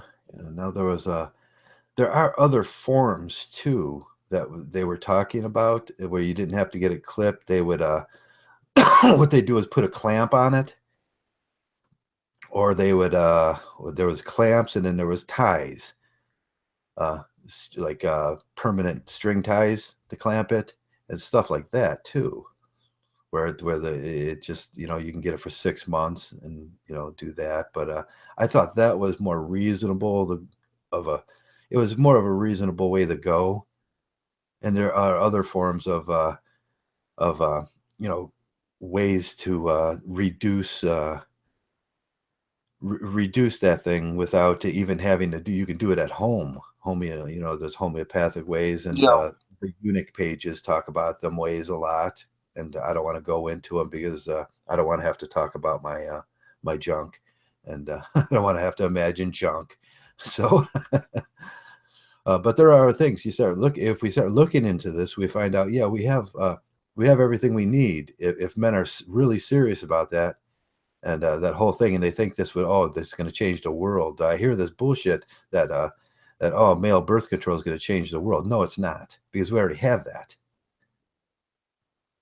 Well, I mean, we know that one thing is that women have so many different options for birth control. Most of them are covered. You know, if it's not directly covered under insurance, they might be paying for, or their family's paying for, then it's covered under a variety of free programs they have access to, just by virtue of being women. All they have to do is have a vagina, and they can get a lot of hookups. Whereas, so here's the thing. So I don't know. Maybe I retract my statement before, because no, I don't believe it is taxpayers' responsibility to give me a free operation in this case. Yeah, I would. You know what? So we should encourage men. If you have the ability to do so, go for it. You might as well use those benefits, because men don't often need sorts of benefits that we pay back for. Buy private insurance for 3 months and get a vasectomy. Yeah, however way you can get it done, get it done. But I don't think men are going to listen, because like the idea of, I don't know, that's weird. Is that almost like a primal thing? Because every man will get this vision that like he's getting snipped, and I think that's what it is. I think men are so leery about anything touching that, is or so any kind of pain or in general to that, or or any kind of I think from our birth, when we get our circumcisions, we're sensitive to any more what do they call that, mutilation of our privates. Yeah, it fucking ain't. It's even like when there's certain discussions being had, or there's like some sort of visual, even if it might be in the context of something funny, like a guy getting kicked in the balls, like on a show or like a movie or something like that. You know what happens to me? I have a physical, visceral response. Like I'll clinch up. I clinch up in that way. It's like this empathetic thing. Like what the, like it's completely automatic. Like, yeah. You want to go all like Triggly Puff when you see like if someone gets kicked in the balls, you see the girls laughing. I want to go all Triggly Puff and be like, "What What are you laughing about? You have no idea." Yeah, yeah, man. Like, and it's real. And there's different. Well, shit, I can't talk about that version. But like, let's see if I can skate through this. There's another thing that happens. Usually, if you have an inexperienced or big or rough girl on top, you can actually kind of pop it a little bit, which is horrifying. I don't know if this has ever happened to you. I won't get too deep into it, but that's fucking horrifying. When you actually can hear a noise come from that, and it's popped, and you feel this really weird flushing sensation. That's fucking scary as hell. So I've experienced that before, and not the big fat girl laying on top of me. That's just a disgusting thought. That's rape. But no, yeah. So I wish guys would consider vasectomies more, and I wish guys would just lose that. I don't know if you can lose that, if they promise to give you like a month's supply of Vicodin, like would that make you happy? Yeah, isn't that weird? You see, that would actually be marketable if they could combine a birth control plus a Vicodin, or I mean, not a Vicodin. Well, shit, that'd even be better. Vicodin and fucking Viagra. Yeah, fucking the triple combo. Like it gets you high, it prevents babies, and it makes you rock hard. Yeah, that would be the perfect fucking. Right, a Vicodin with the Viagra, mix it together, and you got Viagra, and it's like, shit, I am on fire. Dudes would be snorting that on bar counters. Like, honestly. They would. You go to the bar and they'd have it chopped up. Want some, Joe? Nah, man, I had some. Like, I just went way too far. Wow, yeah, but it's true, man. How many simps would be losing their mind over that shit? We'd have to start new clinics. It would be like a new male-specific crack epidemic. Like people would start robbing other dudes to get a hold of this drug and shit. Viagra, the new scourge of America. Wow. Yeah. Somebody needs to make a cartoon or a parody of that shit. That's Yeah. Oh God. Oh yeah. Yeah, I got to step away. So talk about your dog or something. I'll be right back. Okay. My dog. My dog's been acting weird today. He really has. You guys know if you don't know my dog's he's the biggest simp in the house. I mean, I got him a fuck bunny a little while ago, and he tore through the fuck bunny, and he's got like 3 bunnies now. He's got his humping bunny, he's got his pee-pee bunny, and he's got this little giraffe that he's taken too. And I don't know what that giraffe symbolizes. That's I'm gonna dominate the shit out of this bunny. As he'll sit there with it in his mouth, and he just sits there and he just kind of clings it in his mouth, and he'll fall asleep with it in his mouth. And it's the funniest thing. It's like I look at him like, you are so weird. And he's a Samoan like looking dog, and that's his thing is. And he's overprotective of his collar, and he's got. Is he the big white style? He's like he was a Samoy. Is that what you said? He was like a small white one. Okay, yeah. Yeah, and he's got that white fur, and he looks a lot like a fox. Like if like that's what a lot of people think he is a white fox, and he's just fucking weird. He's a simp and a half. I mean, but he's vicious with the females. He ran out twice, and twice there's a female dog 1 house up and 2 houses up. There's a female little dog, and both times he ran up to it, stomped it, and beat the shit out of it and bit it, then tried to fuck it.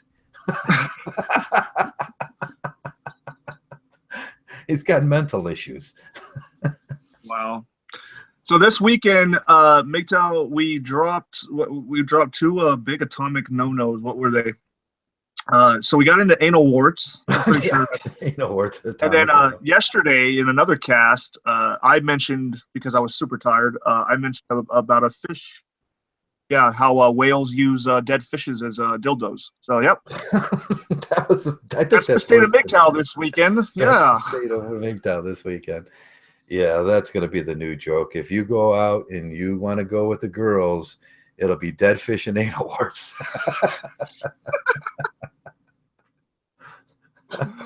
Oh, no. Just picture yourself. Oh, shit. We just lost 1 drop. One fucking watch. Just dropped. Just from that shit. Oh, no, they're back. They're back. Yeah, he's like, he clicked it off for a second. I hate these guys. You love us. That was Stardust. Yeah, he left real quick. He's back, though. He's Are you guys back on task? You guys back on task. You guys back on subject. Sometimes you just got to flip it on. Or this men shit. You just use humor, I love the seriousness with a lot of shit, but yeah, man, fucking humor is where it's at. If you really want to get certain information out, humor is the best weapon to possibly have, Yeah. Because you will literally drive some into suicide because they're already thinking or living or experiencing some really dark things. And if you can't get them to laugh or, teach them about the sense of humor they already have or let them open up or, interact with that, yeah, they're not going to find anything worth living for, man. But fucking like, in my opinion, I haven't always felt this way. Laughing is worth living for. Yeah, yeah. I like laughing. It's fun. It's great to just kick it around with the guys, and we do that. Get a couple beers, and you do it. Every guy does that with his buddies. You go out, you get some beers, you go out, start a fire in the backyard, and the first thing you start doing is the lewdest shit you can actually think of. Yeah. So you're standing around there because it's the weekend, and you got like 3 serious guys. This guy's an engineer. I'm an engineer. This guy's like a medical tech, and then you lose that whatever it was that was there, and you go, so, Bill, have you, checked your nuts lately? And then it starts. See, even before we developed language, we had humor. We had this sense of humor. And I'm more than certain men were more apt to it than women, for obvious reasons. I think we've talked about this 1,000 times in many different ways. But men, we were probably making each other laugh before in just grunts and fucking, body gestures and shit, So. Yeah, grunts, body gestures, and that was a total language there. Can I get you to talk for like 1 minute while I go get a cigarette? Yeah. Okay, I'm gonna Go get a cancer stick. You know what? That brings a good point up. Too many of us in Mgtow smoke. I've noticed this. We all need to quit. I tried to quit recently. What was it? Last weekend, and I failed. I know it's harder to do than it's done. Some of us have been successful with it, which is awesome. Yeah, I tried the patch. It didn't work. I got close, but it just didn't work. Yeah, but I definitely need to quit. So it's almost like do as I say, not as I do, kind of thing. When sometimes we talk about health issues, and some of us still smoke. So, but I need to quit. I'm smoking right now. Trav's getting one. So Yeah, I actually getting some pipe tobacco. I have cigarettes, but I was just wanted to smoke my pipe. Do you get the gnarly high end smoking tobacco? No, I just get the stuff that's sort of like cigarette stuff, and Okay, yeah. it's like a little richer than cigarette. Not that I don't like. I tried the going to there's what's that pipe store at the mall? I can't remember. It's like a chain pipe store, and where they got the really fine stuff. And then I tried that, and I just don't like it. Wait a second. Mgtow here is trying to bring something to your attention. Let me see if it's right on. So apparently the link to your last, I guess it would be this morning's cast is gone.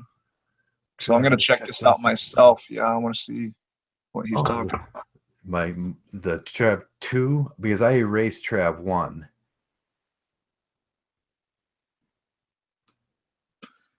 All right, so we got.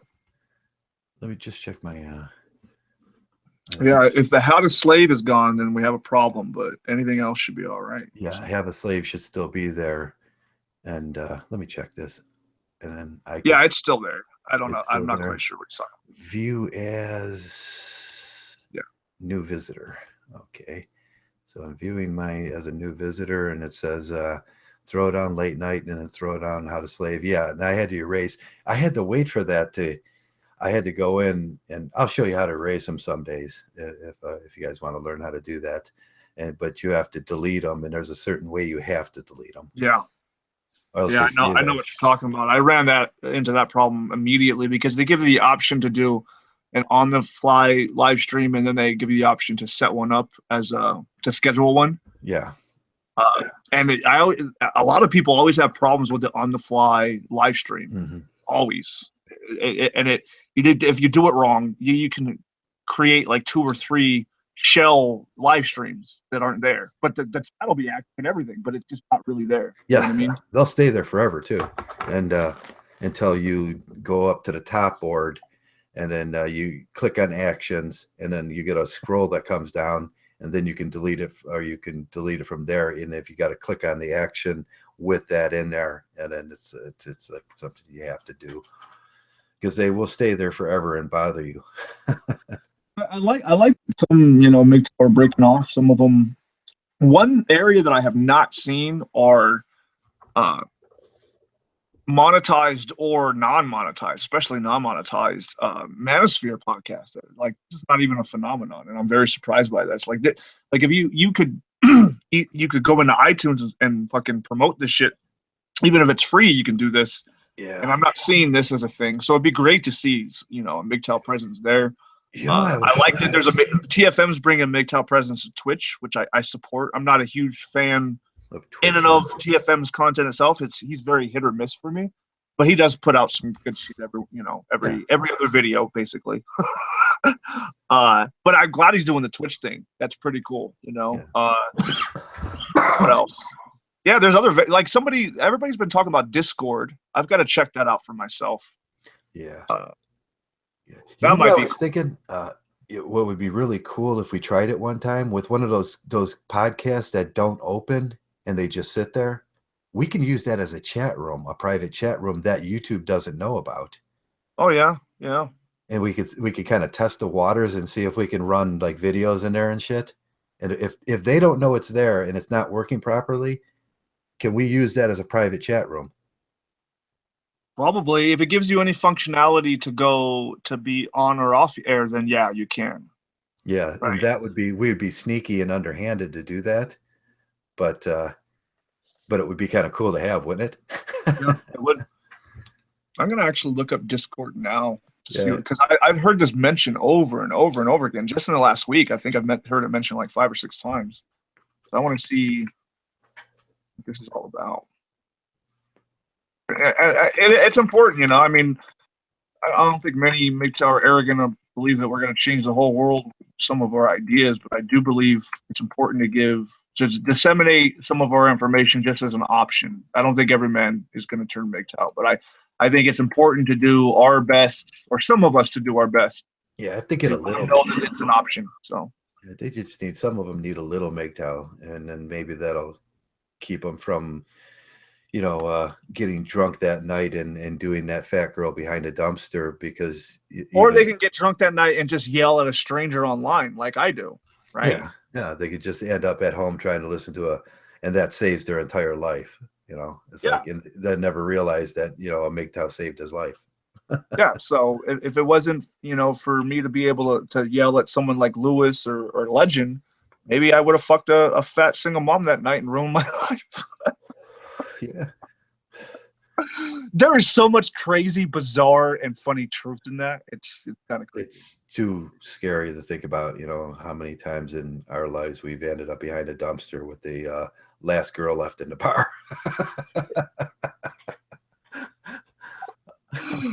Oh wow. That's a bad thought.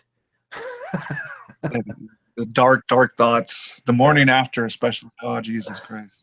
You wake up and it's like, Sometimes aspirin does not cure certain headaches. yeah, you wake up and, man, I was with this girl last night, and your buddies are going, that wasn't a girl, that was a donkey.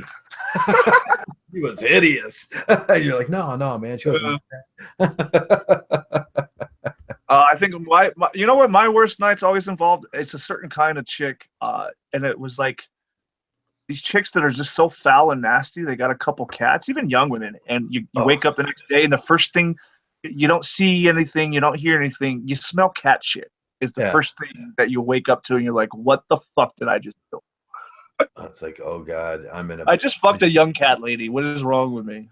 Oh yeah, these sheets are gray. Oh no, they're not. They're white. They're just gray.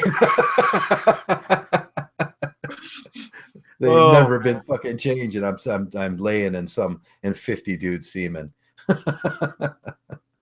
Oh wow. Yeah. Oh yeah, she just, girls get off on that. It's like, I'm laying in 50 dude semen, and you're like, oh, I'm horrified. You gotta. This is why women have very strange accusations, because I think a lot of it's protection. I don't know how many times I've been asked, like, taking a girl home, like, who's the last girl you fucked on this bed? What a bizarre question, right? That's just a bizarre fucking question. Like, why would you ask that unless you're guilty of not changing the sheets between fucks in your own life, right? Yeah, I change my sheets weekly. What do you do? Yeah.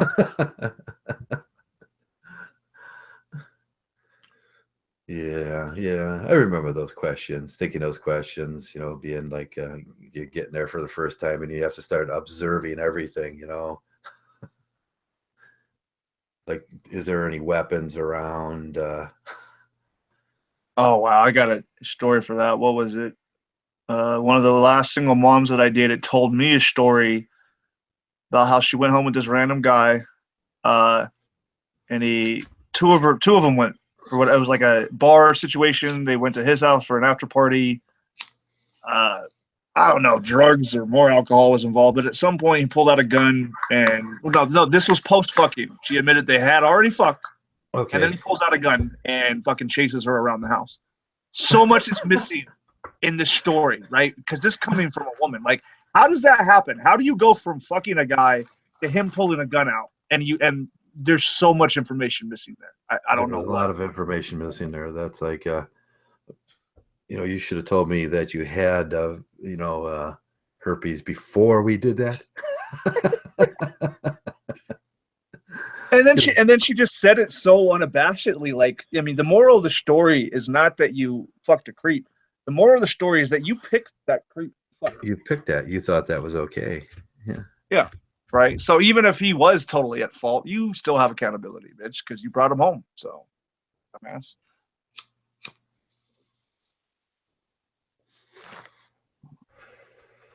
See, I'm not focused. All right. So what would be called?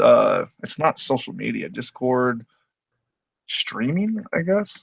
Social media Discord streaming. What you looking up? Like Streamer mode 101 Discord. Yeah, I'm just looking up the program, see if it has a website. okay, There's yeah, information yeah. about I it. was looking at the Amazon programs for streaming and how I can solve my problem once in a while with being censored. But I don't know. I don't know. What is Discord Twitch? What is Twitch? Discord part of Twitch? What the hell? What is it, Twitch? Oh, okay, no. That's how to combine the two. Yeah. Now I have Twitch on my Twitch podcast on my phone. They give me for free from Metro PCS, and it's like they got a lot of streaming options on there, but I have to do it from a phone, and I got a pretty good phone, but it's just like I can't. There's a lot of problems on phones. What is this, Twitch specifically? Is that what you said? Yeah, Twitch. So Twitch, the rule is you can have a special license to do certain stuff with music, but other than that, you have to be playing a game, basically. You have to be playing a game, yeah. So what the hell would you be playing on your phone to broadcast over a phone? Like a fucking a cheap game on a smartphone? Is that what we're talking about? Yeah, the only game I got on my smartphone is piano. I play the piano on a smartphone. Wow. And we should Oh. do like a fucking Guitar Hero with like Mgtow music. Oh yeah, how would you? He probably hate it. He like because he's a real guitarist. He'd be like, nope, not gonna do it. Fuck it. Not gonna do it. Yeah, yeah, yeah. We were gonna start playing the other day, but I got frustrated because I was a half step down on my tuning, and I was like, "Fuck it, I'm not going to find my tuners. I'm so out of tune." Oh,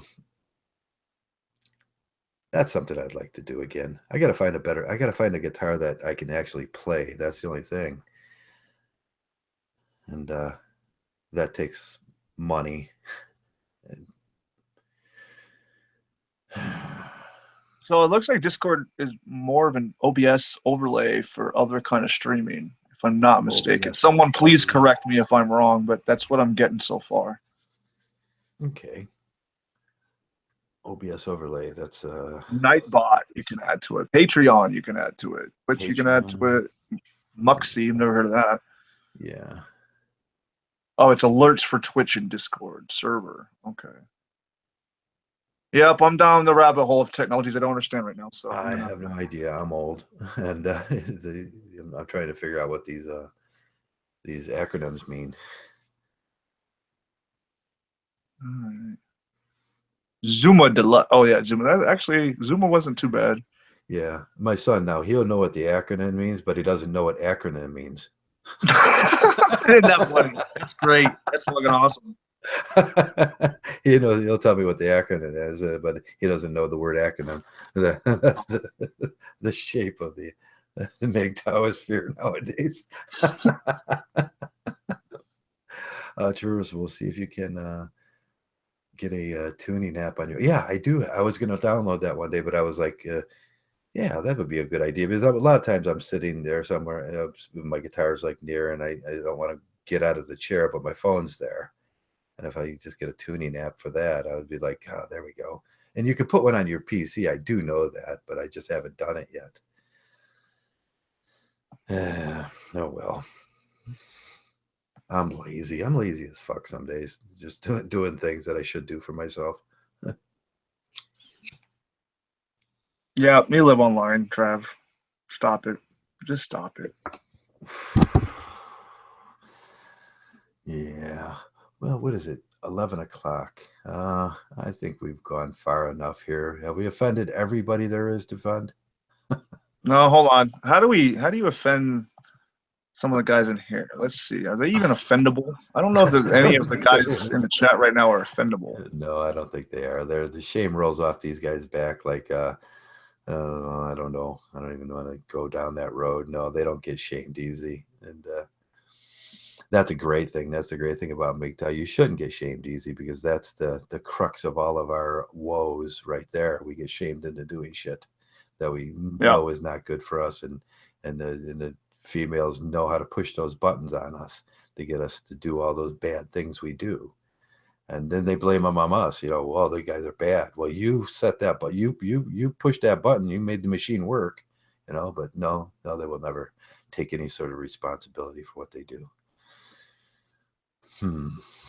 So Veritech, we can shame him into finally getting a good mic. That's how we can shame him.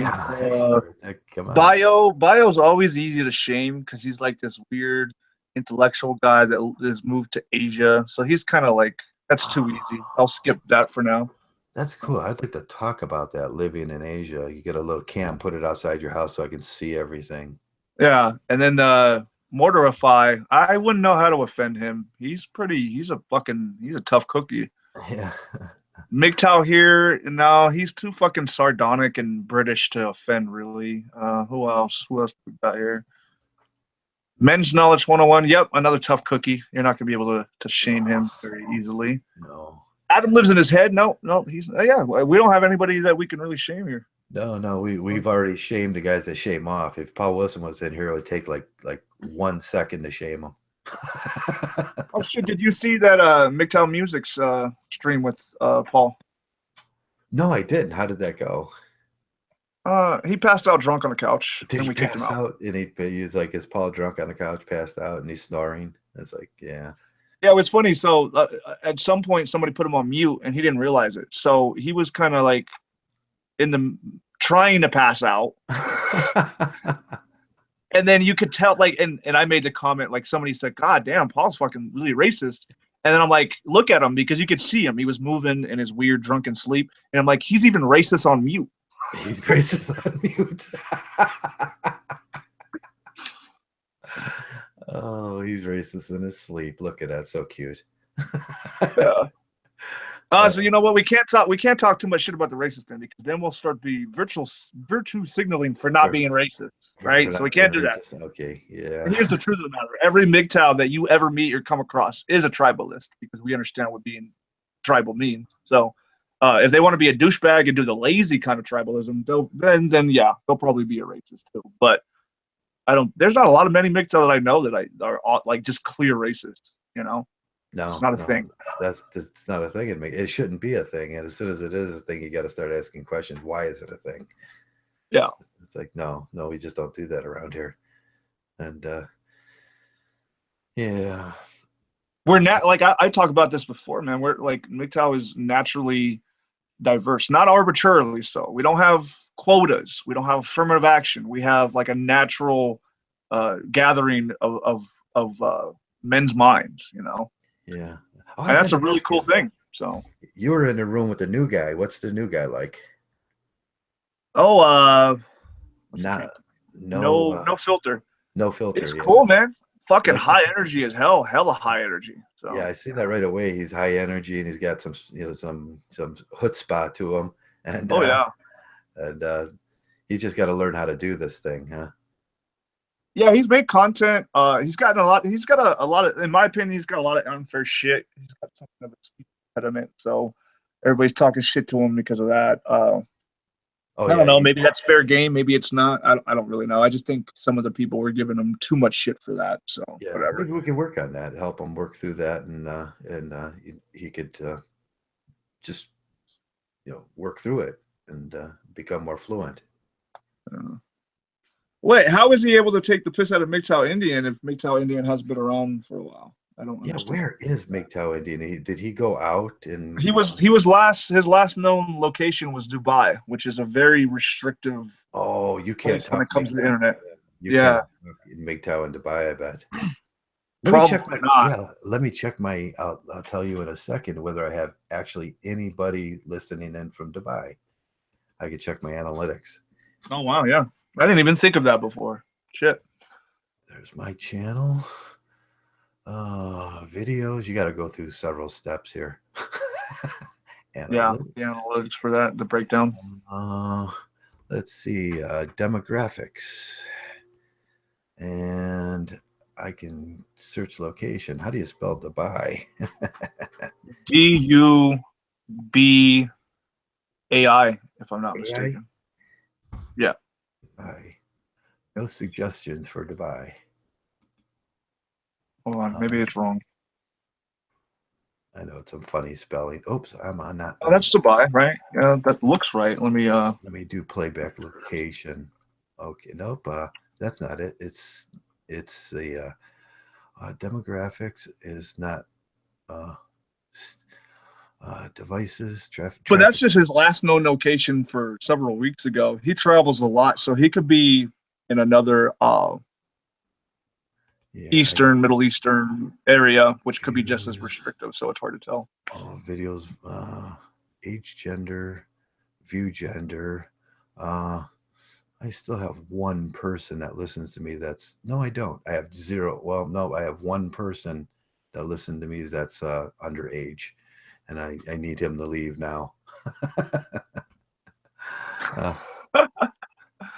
Oh shit. Or origin, language, and translation. Is that it? Origin? Nope. All devices partner. I know it's here because I go to it once in a while to look.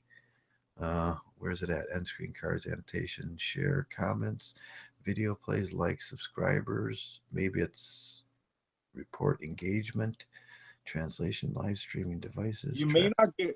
Can you actually get anything live analytics on a live show? From what I know, it takes 3 days for them to even. They stopped that. They stopped that last week, and it's one of the things that's been really bothering because I used to be able to click off and on and get the live analytics as it was going and the real time. Yeah. But real time has cut back on doing like the live analytics like right now, and it bothers me. It's like, what? I wonder why they did that. I wonder if they pulled back on that because it takes too much processing power, and there's just YouTube is getting too popular, or what. I wonder why they made that decision. Okay, I got it. Geography. They're so correct in YouTube, aren't they? Geography. Oh, yeah. BIA. Jesus, Verita, your fucking internet is shitty since Friday. Oh, I mean, 30 gigabytes is big, but it's not that big to take. What is today? Sunday night, and you started on Friday. Yeah, where is? Okay, that's India. I'm over here. Okay, I'm up and nope, I'm over here. Okay, Philippines. Men's knowledge, like I've read up on Dubai a little bit, and it's cutting edge as hell, but they are quite restrictive in every way and every facet of life, from what I know. So, if you're caught, like it's similar to other Asians and Middle Eastern countries, if you're caught doing something as simple as like vandalism, you might disappear. Yeah. So that's not a sign of an open, free and society. Just they're very strict there. So. Nope, there's absolutely no viewers and no way to view from Dubai. Yeah. It's not even in the suggestion, and it's DUBIA. Well, Bio, good luck for that. It's supposed to be a cool ass city in some regards, but good luck on ever talking to the Manosphere again. I don't think you're going to be able to do that successfully online.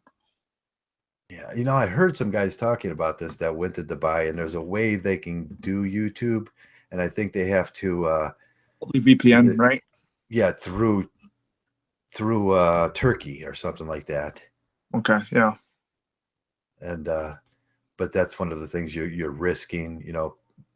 5 well-dressed military men coming to the door and beating your brains in with a hammer.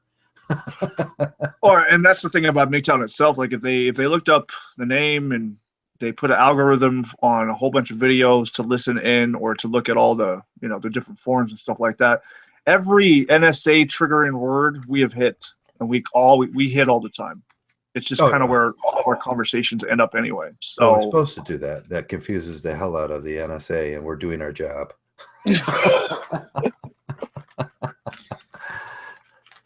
Like, we remember when the NSA used to first came out after 911, and they started doing all that creepy shit, and everybody was like on their phones going, "Mom, that's the bomb." Yeah. Like, I'm gonna go nuclear on that.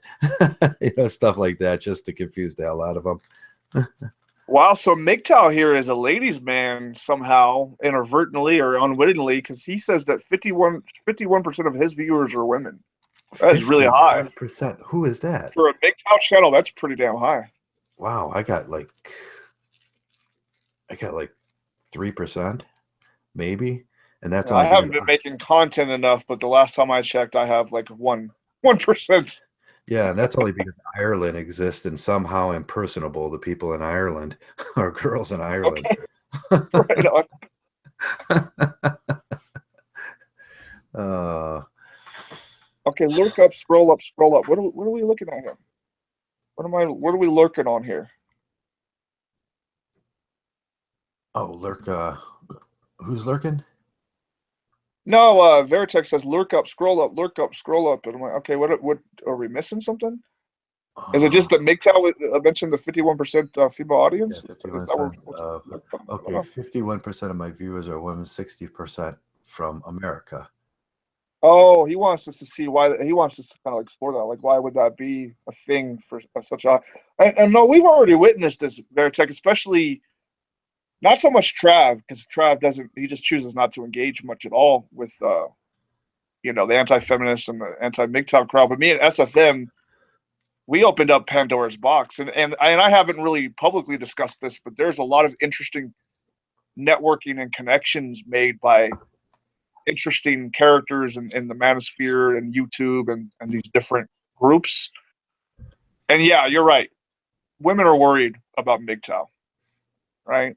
And what I find interesting is that why do so many self-proclaimed married women give a fuck one way or another? I find that interesting, and I haven't gotten a clear answer from one individual woman, and I don't think you can really hope for honest information when it comes to that. Because if they're already married, and especially if they're happily married, then MGTOW should not even be on their radar. It should be just completely irrelevant to them, right? So, Right. Yeah. If they're the Nawalt, then that should be like, and they're happily married, then that's fine. They should MGTOW shouldn't even be a question with them. But so that's when we get a lot of these girls coming around like, I am married and I am the Nawalt.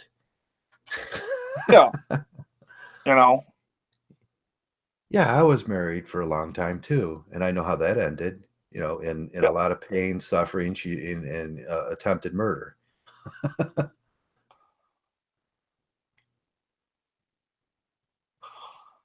Well, I mean, the reason why we're seeing it on our end is because the introduction for them was anti-feminism, and anti-feminism is just a tactic for gynocentrism, because it was inevitable that you would get this backlash, but they only go so far because, like, the reason why these anti-feminist channels get so successful is because they're only focusing in, even if they have an understanding of gynocentrism, they only focus in on the feminists.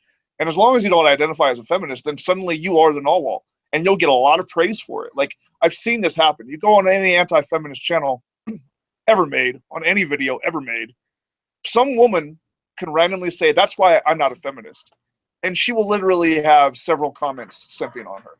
Oh, I wish I could meet you. Oh, Yeah. oh, we need more women like you. Like, and guess what? Women already anticipated that being the case. Otherwise, they wouldn't have left the fucking comment.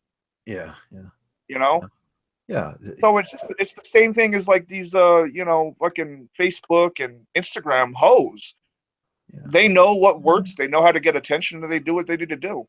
Yeah. I know there's two girls that come So, around my channel, and yeah. I have to actually physically type in something. Guys, please don't screw with this one and this one because they don't really do anything bad.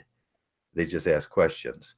And one's a psychiatrist from Washington, and the one's just one of the Irish girls that she likes to talk about her husband. And I have to say, don't, no, she's not worth your time. She's not going to do anything. Uh, and that's the only pretty much two girls I let around. And then one, I was on doing my cooking, like crock pot cooking, and she was like, "Joe, is that you?" Yeah. Yeah, yeah. And I said, did you get your degree? And she got her degree, and she was interested in Mgtow, and that was about it. Eric, Do you have another toothache, dude? Because Eric got a you're toothache. going off on a tangent right now. I'm not sure where you're leading. So, Ebola, AIDS, and genocide African culture. and Oh, he spelled it with a K, which probably means he's talking about he's white South Africans, right? So Eric is in. Where's he I at? don't know what the hell he's going on about right now. So He's Norway, right? Norway or I think Eric is probably Varge. Varge? He just loves us. Varge loves us too. He knows he Varge loves us. fucking loves us, yeah. No, but who? No, somebody said something interesting. Yeah, Men's Knowledge 101 thinks that females are worried about Mgtow influencing their husbands. That That might kind of be. makes sense. I would think Yeah, if a man was Mgtow and he was married and everything, you look at the straight shooter. yeah, It would make that relationship better because there would be clear cut boundaries and there would be paths of communication then. Yeah, he's even. he asked questions to his wife, and he made a video of that. Didn't he? Yeah, because they got to talk about it, and that opens up the paths for communication. And she knows that he knows that she's capable, what she's capable of, and Yeah, he basically awoke one day and say, "Hey, my wife, that's all good, but I know that you're a tiger, and so don't yeah, try to eat me because I'm prepared. So don't yeah, fuck with me too much. I know, I'm not you going know, to feed you with my hands. yeah." Oh, yeah, the straight shooter's okay. I think he gets Mgtow more than a lot of the Mgtows that self-proclaimed Mgtows get Mgtow. Well, he's in the trenches, so I mean, he's mitigated just by being married. You do mitigate certain risk, but on the other hand, you're always under threat of being left and Yeah. totally fucked over. Now that So was my question earlier. I was talking about Grizzly, and someone Mhm. said Grizzly's not married, and then I thought, why does he do the end of his video with his closing statement reporting to you from the other side? I'm not sure. I just think it's a thing. It's like kind of like this is one of those things. It's like hello men, hello MGTOW. It's like SFM's what men fail to realize. I just think it's kind of like kind of a signature thing. I don't know if it's because he's married or anything. So Yeah, because that's usually a statement that a guy that's married would say, like, I'm on the other side. I'm going to report to MGTOW from the other side. You know, yeah, uh, no, I don't that think was it's good. just that's where I got the perception that I just remembered that's where I got the perception that he's probably married and has a wife. I think somebody said that you might be confusing him with MGTOW Germany, right? No, yeah, they said I was confusing it with MGTOW Germany, but I just got done listening to his video, and I actually listened all the way to the end, guys. And he said, reporting to you from the other side. All right. Next time he's around, we'll ask him. So simple enough to Yeah, we'll let address. him explain that and see what the theory on that is. And, it doesn't. I just got the impression that he's married while he's awake while married. Yeah. So like, or what we're saying is that it's more likely that a married guy could kind of get it than maybe even a younger unmarried guy that's trying to play the field, quote unquote. Like, Yeah, I think that when I was married, that's when I did most of my men's rights stuff, and I was married, and I would listen to Angry Harry, and she would yell, "Why are you listening to that guy?" And I was like, "I love Angry Harry." And Trav, are you stalking bearings again? am I talking about No, are Travis? you stalking bearings again? No, I don't stalk Bearings. He's subbed to me. Do you know that? You guys want to see that? He is subbed to me so he can stalk me. I'm not subbed Well, to I him. didn't realize I looked you up earlier today and I didn't actually hit your channel, and so it was kind of left like everything that pulls up. That motherfucker has made lots of videos with you tagged or mentioned or even in the title, and I didn't realize that Yeah, because he I makes. wasn't around for any of that shit. I Yeah, was doing my own thing. I'm like, Jesus fucking Christ! It's like an all-out war between you guys at one point. yeah. I just made one video where I was drunk that day, and I didn't appreciate the bear thing, and I pretty much called him a pedo bear, and which is just my way of saying child's bear, and he just went all off on that, and he started stalking me, and now he just can't get it off of mine. So he went Trigglypuff is what he did. He's like all like, and that's what he is. He's now Triggly Bear. Triggly Bear. Triggly Bear and Angly Mgtow. Yeah, can't let that go, huh? We can't let that go. It's like, come on, I let that go a long time ago. When all that shit happened, did you hemorrhage subscribers or did you gain? I gained subscribers still. I didn't lose one subscriber. I lost a couple the first day, like Ape and guys like that, and Waybrook. What's his name? It's the guys that are on the fringe of Mgtow. They don't quite get it. Yeah. And yeah, those guys. But the next week, I was up 40 viewers. Okay. And it's generally it always the same growth for me, and no matter what, which is kind of weird. And that's why I think I'm like, I don't get the SEO package that they offer. And I did a test on that the other day to see whether they would SEO me or not, and they won't. Well, I mean, speaking of Angry Mgtow, I think he kind of saw what happened with you and Bearing, and he was like, you know what? Idea. And the idea was like, I'm gonna get this guy's attention, show up with him, and then I'm gonna gain more subscribers. And now it actually looks like he's going more anti-feminist because he knows that you can get more views and shit that way. But I put the charts of who lost more on that deal, and every time that he made a video about me, and every time we had a bad discussion, that day he went sub. He usually gains a couple thousand viewers a day, but on that day, he lost viewers. So the whole thing for him probably cost him 50,000 viewers. Yeah, someone once said that Stefan Molyneux at one point attacked Mgtow or criticized Mgtow in a certain way. I've never seen this, and I've never seen a link to whatever video this was supposedly in. Every time he's ever mentioned, because he has mentioned Mgtow a few times, it was always either in a neutral or almost sympathetic and warm way. But by and large, he stays away from it. He stays away from it, yeah.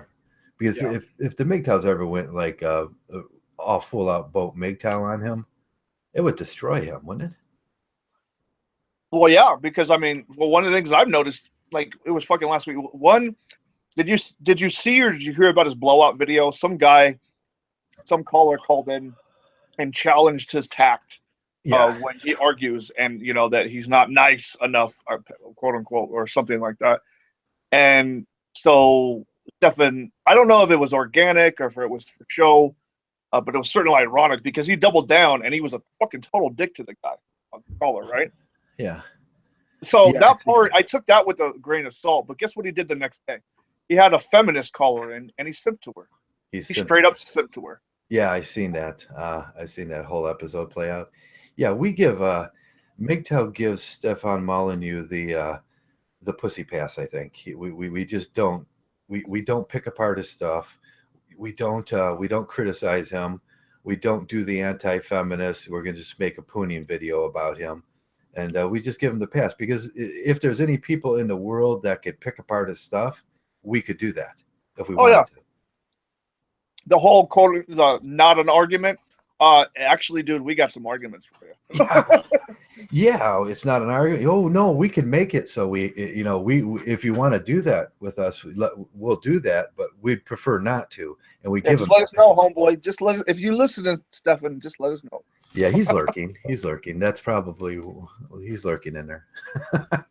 Maybe. No.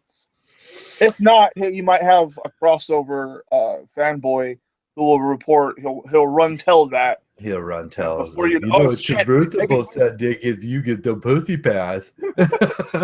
Yeah. It's one of those retarded listeners that he's got, like the autistic ones. He's like trying to type in autism.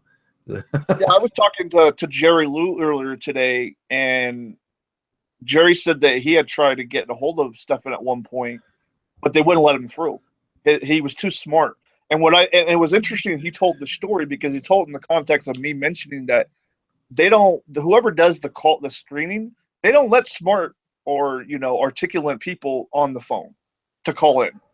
They're vetting them the opposite way. They want them to be kind of jackasses, so that Steven could always dominate and always win the conversation, right? Right. Yeah. Yeah. So they're not going to let a Trav in. They're not going to let a Veritech in. They're not going to let an SFM, an MA. None of these guys will ever be allowed to get on that call line. I guarantee you.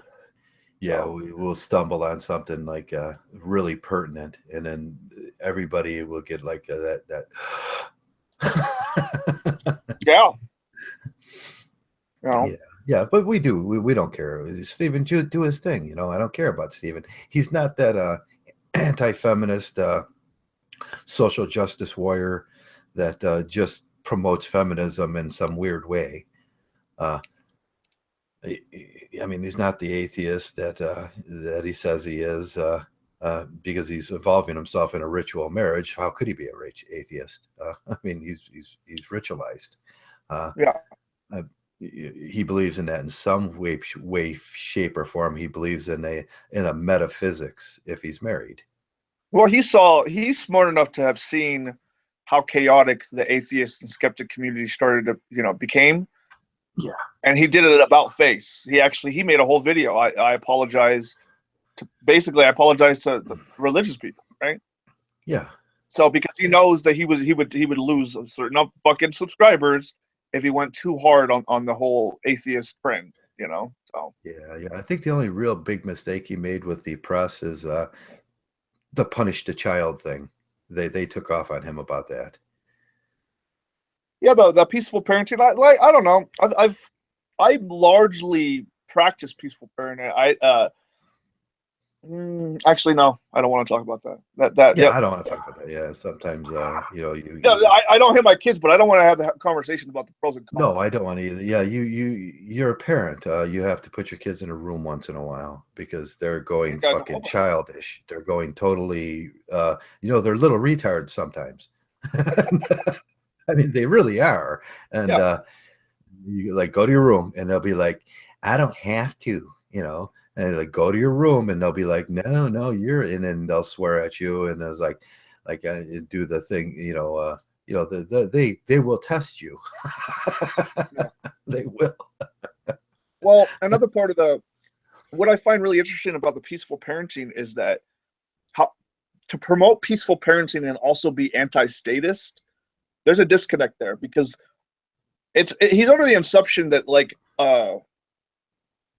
peaceful parenting has been the socially accepted way of parenting for quite some time now, and it's been state sanctioned. And the only people that get to punish your children in any really direct way now is the state, right? Is the state, right? So you don't get to. So because a lot of kids, I think, really early on got a hold of this information that oh shit, I can change. Right, they get that from mine the teachers. And my parents' life forever just with an accusation. And it's so hit or miss. So sometimes you could be a single mom of like 3 kids by 3 different dads and do the most horrible, neglectful, abusive shit to your kids, may not be taken away. Meanwhile, men, if you strike your kid in anger one time, you may never see that child again for the rest of your life. Yeah, because that's right? what they want. It's so gynocentric. Yeah, what my daughter did to me one. I know you could probably relate to this, and she was at the table and they were throwing crayons, and they were coloring, and then she started arguing with the 2 boys, and then she like totally went off, and I was like, "Is that time for you or something? What's wrong?" And she totally went off, and I said, "Go to your room." She got to her room on her door. She turned around to me in that girl way, how they do it, and she goes, "Yeah, Dad, I'll go to my room with my computer and my video games and my phone. That'll hurt." And slammed the door. Yeah. You showed me. You showed me. And then just knowing that, just dropping that seed with that passive aggressive, and then the door slam, she gave you the biggest fuck you ever, right? Yeah, I was just standing there like, there's nothing I could do. Well, I mean, you can turn off the power and take the phone, but is that a form of abuse these days? Can you go to jail for that? Be a form of abuse, Yeah, you're that is, because if you that's in the law. If you disconnect the ways of communication, it's child abuse. Oh wow, I didn't even know that. Yes. I'm not surprised, but yeah.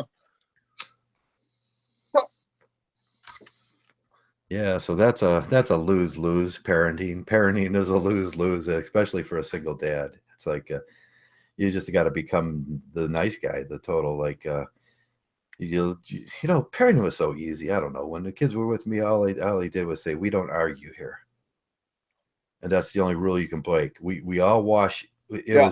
It was we all wash our own dishes, and we don't argue. And One don't thing that I do agree with, not necessarily stuff on, because it doesn't get really deep with it. He mentions books he's written on the subject because he wants to show and sell the books. But one thing I do agree with behavior, actionizing certain behavior, like for instance, if you're wrong, if you lack a virtue, or if you do something that's just obviously incorrect or wrong or immoral, you should point that out, point out to your kids and apologize if they're involved, or if you do need to apologize, you apologize and you do model that behavior. I do agree with that, right? Because if you're an asshole all the time, yeah. and you have a bunch of double standards, you're going to raise someone who's going to notice that. No matter how daft or dumb they might be, they're going to notice that shit, and they're going to go the wrong directions. Because like, you know what? Fuck you. Why should I listen to you? You're a hypocrite and an asshole. So, Yeah. you know. Who's the Yeah. hammer? Anyone? Okay, so we're getting some belated lurks in here. We got lurking? God. God showed up, Oh, God. which is always Okay. interesting. Yeah. Oh, Well, cool. I got some so questions, they're asking God. for about hammers. Oh yeah, you don't have any hammers in right now, I bro. don't have any. I'll take care of it. Just do your job, guys, and whatever God says. It's just It's the religion show. yeah. If God gets out of hand, I don't know. Spank them. Yeah, I don't If know. God gets out of hand, spank them. No, there's just no hammer, bro. Yeah, I do. I go back every week and I take everybody off that, and then I put like one person back on, and that's John. Yeah, I noticed that. I was on there for a while, and then one day I came back and I was off, and I'm like, oh shit, did I pitch travel off? What the Well, hell? I learned my lesson on that. Oh, did Because you make the wrong person no, because hammer? I wasn't taking the people off, and then one day I looked up and everybody had to hammer, and there was like 5 people. Okay, yeah. It's like there was 14 people listening, and I was like, they had kicked everybody else out of the room.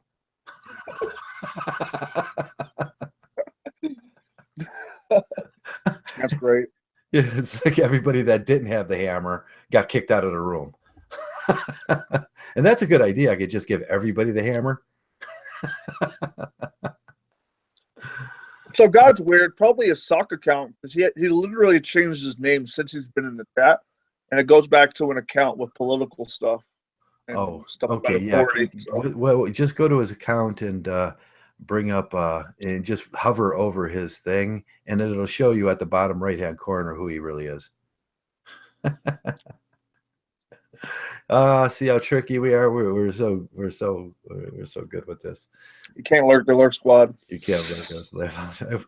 It was Denton who did that. Was it Denton? Yeah, Denton. You don't give Denton the hammer, and he'll complain all day about not getting the hammer. And he'll get the hammer, and he'll do exactly what you think he's going to do. He's going to throw everybody out. Yeah, I got my first bona fide troll for someone that I kicked out the other day on a cast. So where is lovable James at? I love James. I think that he's one of the greatest guys I ever met. And where is he at? We're both vaping at the same time. Isn't that funny? So Forrest says that when Molyneux gets cornered, he simply asks him to call read all of his books and listen to all of FDR, Freedom, whatever radio. If not, he'll just claim the person is not committed to his argument. That is a really great insight. So it's like, even in his argumentation style, he's shilling. He's shilling. Like, if you don't know all my work or how I argue, you're not committed to this argument. That's fucking stupid. That's so. It's brilliant if you're a shill posing as a philosopher. It's fucking He's got brilliant. more videos than I got, doesn't he? He's got like 2,000. Oh yeah, man. That dude. That's I don't know. like When did you hit the YouTube scene? What year was it? Do you know?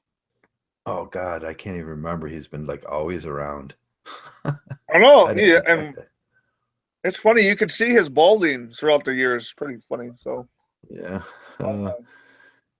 You can almost Hey, tell what God. year it is just by his hairline. Because at one point he said "fuck it" and just started shaving, right? So Yeah. So, what is there a nugget of truth that God can lay on us now? I mean, I no, mean, he's just saying, "Hey, don't block me." Basically, is a sentiment. okay, yeah, Like, okay, well, you haven't done anything to be blocked, but you are suspect so far. So yeah, we yeah. want you to know that you're suspect. That's all we're saying. So Yeah, no, we just we get we get trolled a lot, and it's just we don't appreciate it. But hey, stay in the room, and we love you, God, and just you know, talk to the guys. I think you'll learn to like them. oh shit, Joe, this is the first time we've done a whole cast where it's basically either just been you or the two of us. So Yeah, we yeah, I talked think it about is. wanting to do that for a while. It finally happened. Yeah, Uh, you bailed me there because I was floundering. Was I? Was I floundering? no, well, from so when I first started watching, I was running chores and I was getting pissed off because I'm like I was already in the middle of my chores. I'm like, this dude needs to start the cast to make my chores go faster. And so then you finally came on, you started talking.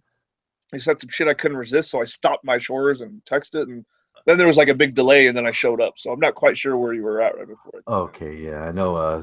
Two of the guys said like Joe's just talking. He's been rambling on about like his dog, but I always have a point. I always bring it that back to a point, don't I? And no Yeah. matter how far I ramble, I'm just good at bringing it back to a Mgtow point. So God, let me go back to make sure that you're not actually lying. But I know I'm not tripping because I actually hold on. Maybe I am. Oh, maybe I am tripping. So it's funny. So there was this person in called Usurped Authority, and then I literally watched that name change into God, and then suddenly Ah, and then you go back to God's channel, and in the description it talks about usurped authority. awesome. So now you're saying that you're not the same person, so you kind of just revealed that you're a troll right now. Yeah, he's So just that's what a lot of guys do. I do that once in a while when I go over to someone's. I'll take a like an atheist video or something, and I want to see what he's talking about. I'll take a troll account because I don't want to get into it with those people, and yeah. it's just I just want to hear what they're talking about and see if they're dogging on me and see if they're dogging on Mgtow, and that's it. And if it's cool, it's cool. You know, uh, is that Stephen Mullenix there, Stefan? Oh no, now we might have another troll. I stumbled upon this after watching the Molyneux video. I'm a fan of his work. Just recently found him and Mgtow as well. Okay, good luck for you. Good luck. All right, awesome. Good, yeah. We weren't Not we weren't JC, by the way, not an argument. yeah, we weren't dogging on him. We were just kind of discussing his work and what we've noticed over the year. And Mgtow gives him a, Mgtow doesn't screw with him. We don't have no argument with him. Uh, we know what it is. He's irrelevant too, Mgtow, isn't he? Well, I mean, sometimes they'll touch on some stuff, like Yeah, some light MGTOW, like homeless, like why are so many men homeless? He'll touch on an MRA subject before he'll touch on a MGTOW subject, which yeah. is it's like homelessness. Well, the MRA really doesn't do homelessness either. You know, I can't even remember. It's been so long since I've had to argue with an MRA, and it's just like I don't even know their issues. What are their main issues now? Do they have issues that change like ours? Like one week it'll be one issue, and then we'll move on to the next one. There's a mass movement in here, some kind of collective that happens. Well, I'll start. I mean, do you really want to be filled in the last several months? What's been happening? Yeah, I mean, what's been happening? I know the all movie. right. So the honey badgers, Karen and them, and the couple male orbiter honey badgers, whatever you want to call them, they actually opened up a men's shelter in Canada, Oh, but cool. it's in this remote town that very few men have access to. So I'm not sure what they've worked out with transportation to get men to the center. Uh, so I'm not quite sure what's, but they look at that as a victory. They actually had the woman that opened the first women's shelters on board, and they helped, and they've recruited See, her into the movement, and yeah. that's an interesting development because in her story, she claims, and I think Stefano actually interviewed this woman too. I forget her name though. She claims that from the onslaught, she wanted to do both shelters, and she didn't even think that domestic violence was a gendered issue. Right. But she was blocked from opening men's shelters. Yeah, until she couldn't open. That's what's her name? The old woman. I can't remember her name. And isn't that more of the okay? The women could have a business for being men's rights, but men can't have a business for being men's rights thing. Yeah. So even going back to how long ago did she open the first shelters? This is a long time ago. This is an old woman, right? Yeah. So because I do that sort of work, and I've struggled for money for the last year now to do that, and there are no donations and there are no the grants I can get right now. 2 years ago, I read one article about a man who tried to do it. He got the funds together. He opened a men's shelter, local groups, special interest groups, or whatever. Was able to get it shut down, and then he killed himself because he thought that his life's work was so futile that he didn't want to be alive anymore. He wasn't allowed to help men that and he related to these men because he came from this background. He was once homeless and he was once an addict and that kind of thing, Yeah, that was the peak of Paul Elam's AVFM when they could have helped him. The money had disappeared from that was the what was Woolly Bumblebee thing. At that same time, Woolly Bumblebee was arguing about giving the money to the college group up there when they could have designated the money to the shelter. And then he hung himself, and they wonder why he hung himself. And that was my big, and then you guys went off a month later and went off and had a $30,000 party in Detroit. And that's when I totally backed off the MRA when they couldn't put those two links together in their head. So right before the Red Pill movie came out, the small victory was this men's shelter in Canada that most men don't have access to, right? Yeah. It's a remote. It's funny because all of the honey badgers were able to visit it, even though they weren't from where this town was. Now you got to wonder about that. Is that so? Here's the thing: we're talking about people from the UK going to Canada. That takes money. Yeah. So I'm not sure if they paid about it on their own dime or if they are using some sort of LLC or nonprofit to help pay for that kind of stuff. They're using it as a men's shelter, and they're going to sign up all the honey badger men as residents, and then they're going to use that as a summer fucking home because that's what I can see happening here. Where they're all I don't know. I'm not going to make accusations like that. All right, no, I will just tell you if there's women involved, they will start doing podcasts from there, drinking fucking margaritas on the fucking veranda and saying, "Look what we did." Yeah. And so the whole Red Pill thing has kind of taken center stage ever since that part. As far as any laws being passed, let's review. Has MRA or Father's Rights actually got any laws passed in the last couple of years? No, actually they haven't. So there you go. That part hasn't changed. Nothing has changed with the actually men's rights. It's a fucking party to them. It's just getting notoriety, and they feel if they get enough notoriety, it will change the attitudes about men's rights. But changing the attitude about men's rights does not actually get men's rights. It doesn't. No, it just changes. Which is weird because this is where the message probably. And so here's the thing: there's a lot of us on the Mgtow end that mock, criticize, question, and just roast MRA, right? Mm-hmm. They do the same thing to us, though, and I think this is why we've seen an upswing of the anti-Mgtow videos and the response videos and this, that, and the third, because, there is kind of this line drawn in the sand, and I'm actually more closer to Legend's outlook that, let's build more bridges rather than bitch at each other. Yeah. But I understand why we are bitching at each other. And we have valid reasons to be bitching at each other. One, Mgtow is fucking shitting on MRA. But MRA has been shitting on Mgtow since day one. Yeah. And most of these guys don't remember what it was like when Mgtow first formed. And Paul Elam and Dean were back there and we're on these pages. And we weren't on YouTube yet. And and some of the shit they said, I should have copy and pasted, and I do have some of that shit on my old computer, which I can't bring up because it's fucking busted. And some of the shit they were saying then really resembles what they tone it down. It's always tone it down, Mgtow. And they benefit every time a Mgtow goes off. They benefit because it's like by proxy. They're doing that by proxy thing where they're benefiting from it, like women benefit from by proxy violence from men, and that we are the men. That's why I always say Mgtow is the men of men's rights. Oh shit! Yeah. I mean, they're just the manginas, and all the girls are over there. They're manginas. There's pussy beggars. There's simps, and but Mgtow are the men of men's rights. Every time we get loud, the world hears it, and then they said they somehow by proxy benefit from that. I think the dark horse in MRA is Dr. Random McCam, because he's both MRA and Mgtow, and I personally think he's dark horse, and he is a honey badger, but he also talks to fucking Sargon. Like, he's very well respected by everyone. Nobody can talk shit. Nobody has talked shit because he can argue his ass off. Like, nobody touches him at all. And so I believe he's the dark horse of MRA, partially because he is Mgtow.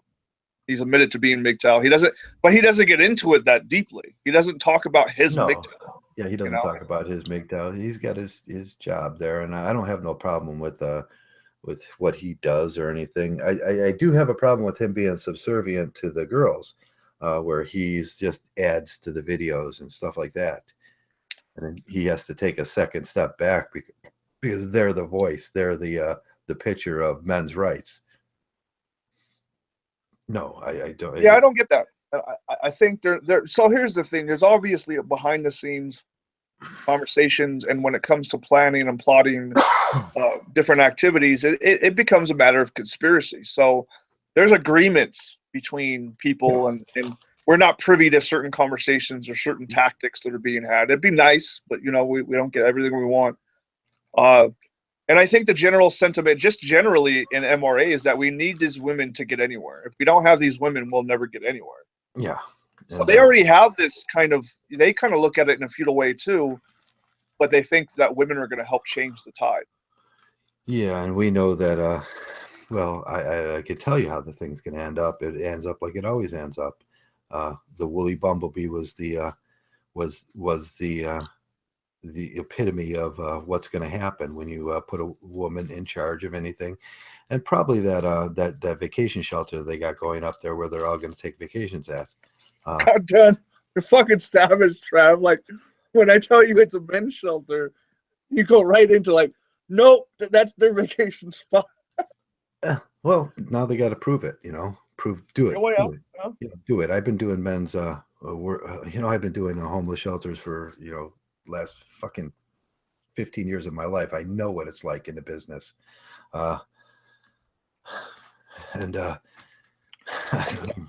This brings up a great topic, kind of getting more personable, or personal, not personable. Compare notes. How when your children were younger and spending time with you, like in the car driving and stuff like that, did you ever come across, or even out of the car, it didn't matter, just in public, did you ever come across a homeless man, and did you get questioned by your children, and what did you say? How did you describe homeless men? Do you remember? Yeah, I do remember. I do remember exactly. I do exactly what I always do. If I see a homeless guy, I'll examine him first for health problems. I do a quick examination, and then a visual examination. I don't touch him or anything. I look at what he's wearing, and there's kind of telltale signs of what he's wearing, and I'll look at what possessions he's carrying with me. I'll look at him for mental health issues, and then if I determine that he's like a real homeless guy, I usually give him $5. Yeah. And then I let the kids see me give him $5, and then I'll usually try to lay a hand on his shoulder, or dude, it's I'm trying to help you here, and I know how hard it is, and let them know that someone cares. All my life, it's been a case-by-case scenario, and I've had my own stint of homelessness. So, the empathy is always there, but Yeah. but so there's empathy. But since I was homeless too and knew what I was capable of doing when I was there, it's empathy and also a little suspicion, Yeah. because That's part of what got me out of homelessness was doing immoral things, right? right. I'll just admit that. You know, I lied and I manipulated to get myself out of that situation, and so I kind of have that bias, like, and not really with older, off clearly, uh, not with certain homeless men. It's usually the younger guys, and it's usually the younger guys with dogs. For some reason, that bothers the shit out of me. Yeah. Now let me explain something to you guys, and a lot of guys don't know this about homeless people. And I hear this argument all the time. You'll go into a convenience or something, and there'll be a guy, can I get some money for some something to eat? And then they'll automatically go in a store, buy a couple Twinkies and a sandwich, and hand it to him. He will not eat that. Yeah. Because you have to look at what he's already paranoid about society. He's been beaten down. He's not going to eat something you've touched. He's going to throw it away. And a lot of people say, or oh, he might give it to one of his friends. Maybe. He'll give it to his friend, shove it in his bag or something. But what he really wants to do is have the dignity to walk in the store, buy what he wants on his terms, and then nobody else touches it. He feels that it's because a lot of them think that the world's trying to poison him. Yeah. So never go into the store and buy something to make sure that, you know, he's not drink. And even if he was getting a bottle of beer or something, you would like a bottle of beer, wouldn't you? Yeah. And so this is something that I used to, oh wow, we're going to go down the rabbit hole here. So I had my stint, fast forward a decade or so past that stint, and I was living with a woman, and it wasn't a bad relationship by any means, but I had a lot of free time on my hand. And I don't know why, but I went through this period where, like, I would and I lived in a big city. So homeless people were literally right outside the door all the time. So it was just a part of daily life. And instead of ignoring them, I would actually go get two tall boys and sit with them and talk. Yeah, that's all they want, is like, because you enjoy that. Why wouldn't they enjoy that? Yeah. I mean, you know, so, but not a lot of people are willing to sit in a dirty back alley and with the tall boy with the homeless dude and just talk. I mean, and most of the time you're going to find out that they have some mental health problems. They stutter, they can't talk, they're disabled veteran, or they're an addict. That's what you're going to find out. And all those problems are curable, and all those problems you can help with. There's nothing you can't help with in this situation. Just treat them like a freaking human. Yeah. One of the biggest pitfalls is if you come in with a lot of homeless people will already will know more than you possibly could interpret how to work the system and what is available to them. And I'm talking specifically for homeless men, because a lot of people, blue pill people, even people that do outreach, assume that there's so many programs available to homeless people. The homeless men know that most of those programs are actually almost exclusively aimed at women, and they know that. Yeah, it's right? a bed. It's a temporary bed in warmth when they need it once in a while. If they do everything that the counselor in charge wants them to do, and that's when they resist it.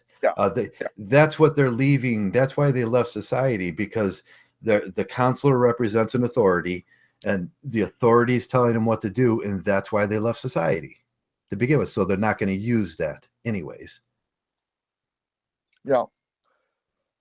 I mean, exactly. I mean, like, just because you are on the fringe of society, homeless, bum, whatever you want to use to describe it, doesn't mean that you don't want autonomy, right? You don't want dignity, is what the word keeps going back to, dignity. Yeah, that's the thing that most homeless people, that's the common between most homeless guys that I've ever met in my life, is all they want is some fucking dignity. They can't get it from society. They can't get it. They're overexcitable about police. They're overexcitable about authority figures, and they're over paranoid about owning anything, because they know they're going to get it taken away from them, and they just want to have some fucking dignity in that, and that's it. It's the same thing every man wants. Some of them go a little far, and about their educations and everything. You know, I did GIPRAs a lot, and in induction and tracking forums and stuff like that.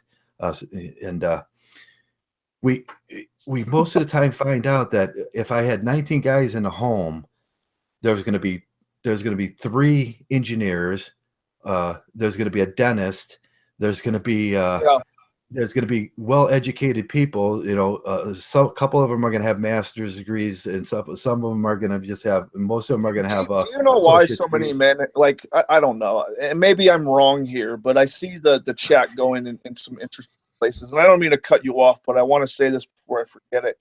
I think there's a lot of suspicion and even resentment toward the bum, because you want them to go through the rite of passage you have done. You want them to do everything that you have done or that you see successful people do.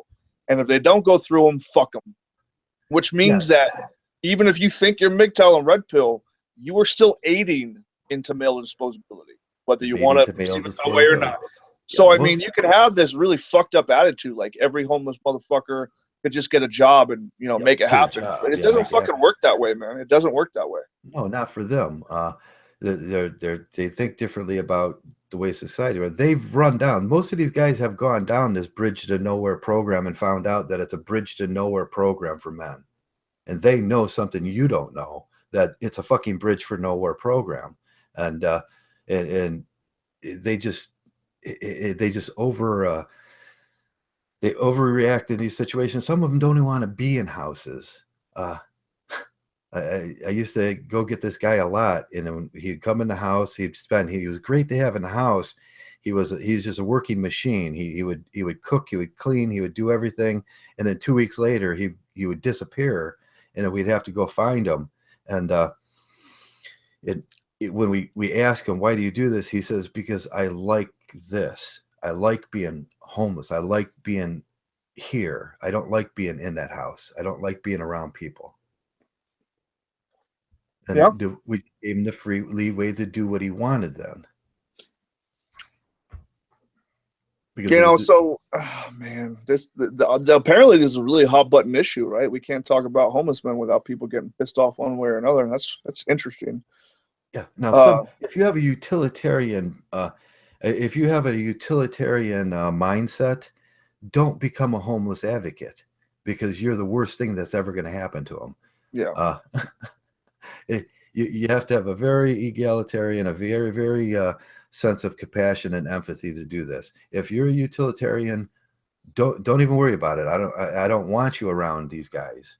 But that's funny, because I actually have more empathy for homeless men since I'm not an egalitarian anymore. I wonder how that fits in. So when I was more of egalitarian, when I believed in this really silly concept of egalitarianism, I was probably more judgmental of homeless people that I was seeing. Certainly not women, of course, that's the caveat, but definitely men, right? But now that I'm anti-egalitarian, if you want to use that term, I actually have more compassion. So that's interesting. So well, egalitarianism flip-flopped, because it is the same thing as when I talk about egalitarian, I simply talk about it in a compassion for people. The meaning has flip-flopped a lot, like liberal. It used to be liberal was a person that understood and was willing to read and take in knowledge and listen to other people's point of view. Now liberal is this strange, you're a libby. Like, it's like, what? I'm willing to be compassionate and listen to your point of view. That makes me something wrong. Yeah. And because I'm a little older, so I come from this old mindset, this old school mindset where I think egalitarianism is the truest form of being an American. And when I see utilitarianism, I see people chasing their alms. It's like giving someone $5 and then watching what he does with it and then complaining about it. No, you give him $5 and you say, God can give me my blessings, and here's $5 and I forget about it, and I don't care what he does with it. Or if you have the time, and you don't have family around, it's just yourself, I'm a fucking tall boy, sit down with them in a back alley and listen to somebody's story, listen to somebody else's voice other than your own all the time. That was my take on it, but mine's kind of radical. Not a lot of people are going to do that. So Yeah. The last guy I talked to, he was in the store, and he was in the storefront. And he came in the storefront, and he was it was cold, and he was drifting around in there. And I walked over, and I was talking to him for a little bit, and he, the other guy was like, "Watch him. He's going to stick something in his pocket." And I was like, "No, he just wants to talk." And then I find out that he has a mental disability, and Yeah. that's why he's homeless. He stutters, and then the next guy came, and the other guy couldn't even talk. We had to do hand signs with him, and then I had to translate through the other guy, and that's why he's homeless. And it's like, Oh, you know what? You know what we've lacked in this conversation, and maybe this is where some of the cynicism and judgment comes from. So, all right, what I just said has a pre-qualifier. That pre-qualifier is that you have to have street smarts and you have to understand a hustle when what it is. Yeah, Right. Yeah. So that I should have qualified that. So I would not recommend if you grew up in in the suburbs and you have not had much access to an urban environment or homeless yeah. people, do not You do what can't- I just said. Do not buy them a beer and go in that back alley. No, you should be able to identify a hustle and a crackhead.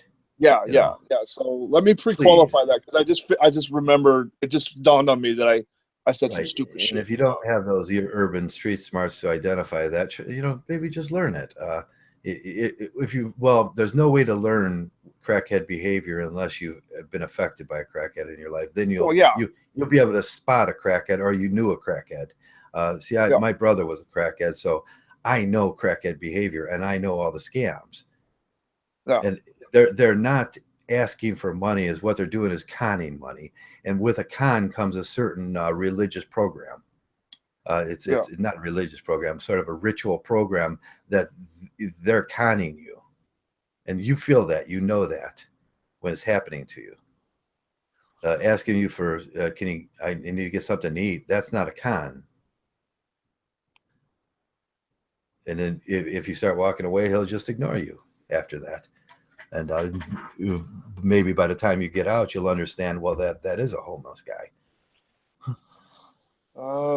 If I had the hammer, I would put bio of all the people in a timeout right now, and I'll explain why. So, to me, compassion is limitation. So I'll spell it this way, right? Yeah, we've had this CUM, conversation. passion is limitation. Compassion, the way it's supposed to be spelled, is human potential. Now, if you want to come in and you want to come in bio and we can actually debate this, feel free. Yeah, I don't want to hear that new what the Wilkinson guy is, that Prager University description of a Republican. It's just bullshit. It's just more bullshit. We don't want to, that's all bullshit. Nobody really fucking cares, especially fucking politicians. And I see this with and I don't want to go down that sense of Trumpism now here either, because that just pisses me off. And you're not going to fix the world by getting everybody a fucking job, because there aren't enough jobs for everybody anymore. So there's going to be people that are going to need those services, and then there's going to be people that are mentally disabled, physically disabled. There's going to be invisible disabilities too. And if you're a doctor, then go ahead, please dissect that one. But if you don't know, then please don't do that thing, because it's like saying I'm an atheist, and then I say, have you ever been dead? And then they go, no. And then it says, how can you be an atheist?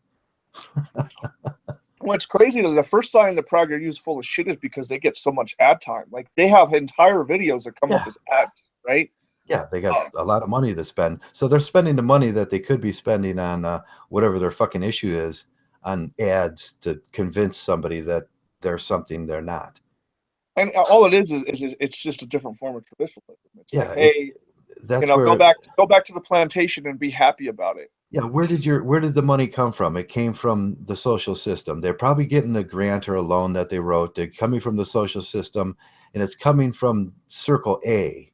which is egalitarianism, people donating like me and you that go to the government, and that money goes to the government and it's supposed to go to these people on circle B and C that need the money. But B, the government, has become the subject of they've warped the system so much. This what we call a social fact. They've warped the position so much that they have become the subject of their own of the charity. So they're going to give you, there's 3 identifiers to this thing. I can't remember all 3 of them right now. It's always why they need to continue the charity.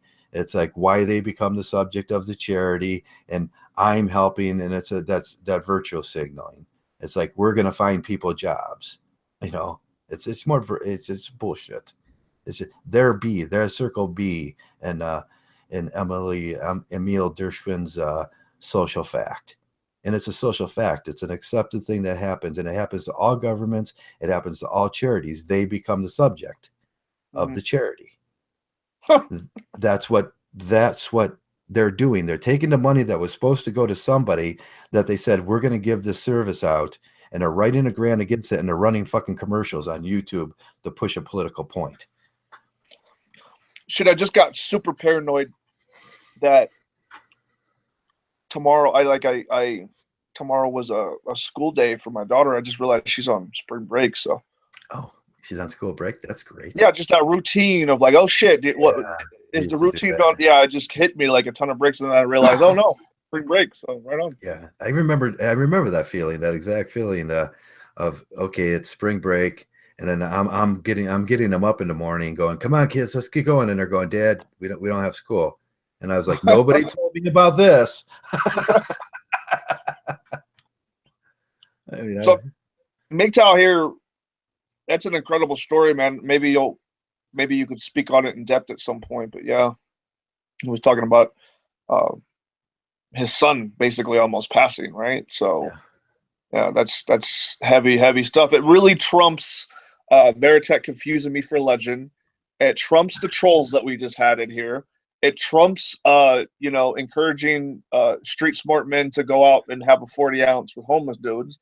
It trumps a lot of what we just talked about. Yeah. So yeah. It's just, I mean, we all have our different points of view in here, and I know I understand where a lot of the younger guys are coming from, and I used to be that guy that I voted for Ronald Reagan. Jesus. Oh wow, you were that guy, huh? Yeah, I was that fucking guy. I was in the military. I used to be that guy, but over the years, I've lightened up on a lot of things in my life, and I don't take it that seriously anymore, because I see the whole thing as being that the same thing as the bum would tell you, that it's like the whole thing's a bridge to nowhere, and it's all bullshit. Yeah. Fucking Lark Squad smartass. Ronald L. LOL, the actor. Ronald R. Smart Ronald ass. Reagan. Yeah, laugh out loud, the actor. Yeah, I voted for that son of a bitch. I was I remember voting for him. I can remember standing in that thing and punching that card and voting for him. Exactly. And it's like, why did I do that? It's funny, you voted for an actor. In reality, if you've ever voted, you probably voted for an actor, because all politicians are actors. Boom. Yeah.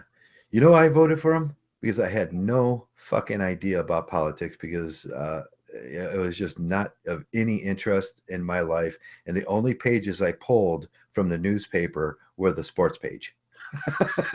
Yeah. At that time in my life, baseball was if baseball was on, and or even if they were talking about something about baseball, then where the pages were going to come out, and I would sit there and smile and read the baseball and read about all my favorite players. And at that time, they'd actually put the stats in there for you, and you didn't have to buy a magazine, and you could go by and look at your favorite player. And that's what my extent of news was. I'll admit the first and only time. Is that true? Yeah, no. The first and only time I voted was when for the first Obama election. The first time Obama? Yep. Okay. So I'm not even going to do the second chance of burn me twice. I got burned once, and I'm not even going to I participate didn't. probably ever again. So That's when I took, after the first Obama, I took my attitude as like the no vote, it should be incorporated into the system. And you could have, yes, I vote for these people, and you vote for one of them, or you got no, I don't believe in either of these people, and you press out the no vote. And if there's more no votes than actual votes for the people, they have to go back and start over again and get two new candidates. Well, I feel like I got conned, and one of the reasons I got conned is because I grew up with these baby boomers that could never shut the fuck up about JFK, right? So I wanted a JFK, and Yeah. Obama seemed to be kind of like my JFK. I fucking Yeah. cried during the inauguration, dude. I was a total simp about that shit. Like, it was a moment. It was my fucking, 1969 crazy things in the world, change moment. Yeah. And I got duped in. I got duped in like a lot of other people did too, So. Yeah. I don't know why they related Obama, because his message wasn't the same as JFK's. JFK's message was honest, something refreshing, something that no one ever thought that a president was going to say. And really do too, because when you look at how things worked at that time, what he had done was, he had actually done the work. He had actually done what he said he was going to do. And I don't know. There was just something. Yeah, like the biggest thing. Well, no, and actually, hold on. JFK rabbit hole. It's endless. It never ends. It's endless, yeah. Because he was so fucking personable too. Is Yeah, like looking and at Bill like Clinton. How can you not like Bill Clinton? The guy's some of the fucking, worst things. Guess how they used to shame JFK. They brought up the whole womanizer shit. Like, that was the biggest way to shame him for a long time. But now, like, a post red pill way, like, yeah, that's not gonna convince me he was an asshole just because he did those things. Maybe an asshole to himself more than anybody, right? But I don't think that really affected his administration that much. So, unless you go down the rabbit hole and you make the whole what is it, Marilyn Monroe, Johnson, all these conspiracy kind of things, then that's the rabbit hole we should avoid. yeah. Oh yeah, JFK was fucking Marilyn Monroe. That's a bad thing. Yeah. Well, yeah. I mean, there's evidence. I don't know how strong it is. It's old. It's probably just hearsay, but that Bobby and Robert had their turn with Marilyn, right? So there you go. Yeah, that's a bad thing. Man. Okay, we'll cut this off. No JFK. Well, actually, I liked him as president from what I know, but it was a bygone era, so I'm getting It's all a this bygone era, information. right? Yeah, he was. He was. I don't know. He's a kind of iconoclast. He's that guy. Just appreciate that for what it was. Well, they'll paint Obama in the history books as being an iconoclast for sure. Yeah, that's already a done deal. Just by virtue of being the first so-called half African American president, he's already gonna pave the way, right? So context doesn't matter. What happened during the administration doesn't matter. It's just it was a milestone. So that's what's going to go in the history books. Yeah, and thank God we don't have a woman president this year. Oh wow, we dodged so many bullets, dude. Oh God, yeah, we'd be looking at Angela Merkel, talking to Angela Merkel. Jesus, what does that look like? Who did I hear the other day? I think it was Sargon who said that he actually likes Merkel. Besides the whole, letting the country be run over by the migrant issue, he liked. What the fuck, dude? Really? What the fuck, really? Yeah. You know what? I had a strange. Last we were talking about dreaming, and I stopped dreaming a little while ago. I don't have dreams anymore. But the last dream I had was, and it was a weird dream. It was exactly that, what I just said. That's why I said it. Hillary Clinton was tough. I had this dream where I remember we used to have archery class in school, and then we all got high that day, and we went to archery class, and I got shot in the hand with an arrow, and because you give boys things like that shoot, and then sooner or later they're going to shoot them at each other. So I'm standing there in gym class, and I got this arrow sticking off, so I snapped it off, and it went through my hand, and it's coming out the other side of my hand, and I still have the scar. I can show it to you. And so I went up, and I'm standing there, and there was the gym teacher. She was like this ugliest creature you ever seen in your life. And then there was this other girl, and they're talking. And then somehow my mind went to Angela Merkel talking to Hillary Clinton, and that's where the dream came in. And I dreamed that I was standing there with an arrow in my hand, and Angela Merkel was talking to Hillary Clinton, and I was like, "Excuse me, I have an arrow through my hand," and it happened exactly the way that it happened in my real life, which they were like, "Joe, just shut up for a while," and I finally, after like 5 minutes of standing there listening to them to talk about, they're talking about putting flowers in their hats and stuff for church. And I said, "Excuse me." And I lifted my hand up, and the gym teacher passed out. And that's what happened in real life. And then the funny part about that story was the ambulance came, and they took the gym teacher, and they forgot to pick me up. Wow. So an Dude, hour you need later, to submit that to a case study for fucking dream interpretation. That's pretty no, awesome. that's a real story. That's what happened in real life. The ambulance came, but I had transposed the two people in the real dream with Angela Merkel and Hillary Clinton. Okay. Sorry, dude. You've got high anxiety when it comes to these characters. Yeah, then I woke up and I was like, "What the fuck? Don't do that, Joe. Don't do those stupid ass dreams." Don't mix reality. Yeah, don't do it. Yeah, It's don't scary. mix Vicodin with pot no more. Yeah. No, I'm just kidding about that. No, but that's a true story. Okay. That's You my should still gym- submit it to, you know what? Fuck it. Submit it to dream interpretation anyway. Let's see what they make. Yeah, because I in my mind I had crossed over with the female and the lack of empathy with the females, and putting flowers in their hats and talking about church hats was more important than the arrow sticking through the male's hand. Yeah. And that's what you would get with Angela Merkel and Hillary Clinton. And, you know, without virtue signaling like a bitch, I will say that I condemn them all. If they're a politician, I condemn them. So if anybody got the impression I'm conservative or liberal or anything, you're all wrong. So fuck y'all. I refuse to identify with any of it. Absolutely refuse to. Yeah, you know what political what political party I Lech Walesa. I'm a Lech Walensan. I'm an electrician from Ohio. He was an electrician from Poland. Well, you know what? Then I'm a Teslan. That's what I am. That's my party. I whatever.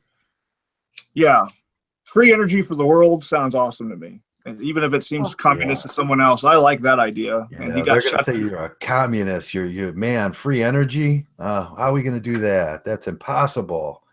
Yeah. Meanwhile, he disappears, supposedly died, and all the patents he was working on were grabbed up by the U.S. government. There you go. There you go. Yeah, all that stuff was stupid. When he's doing it. Yeah.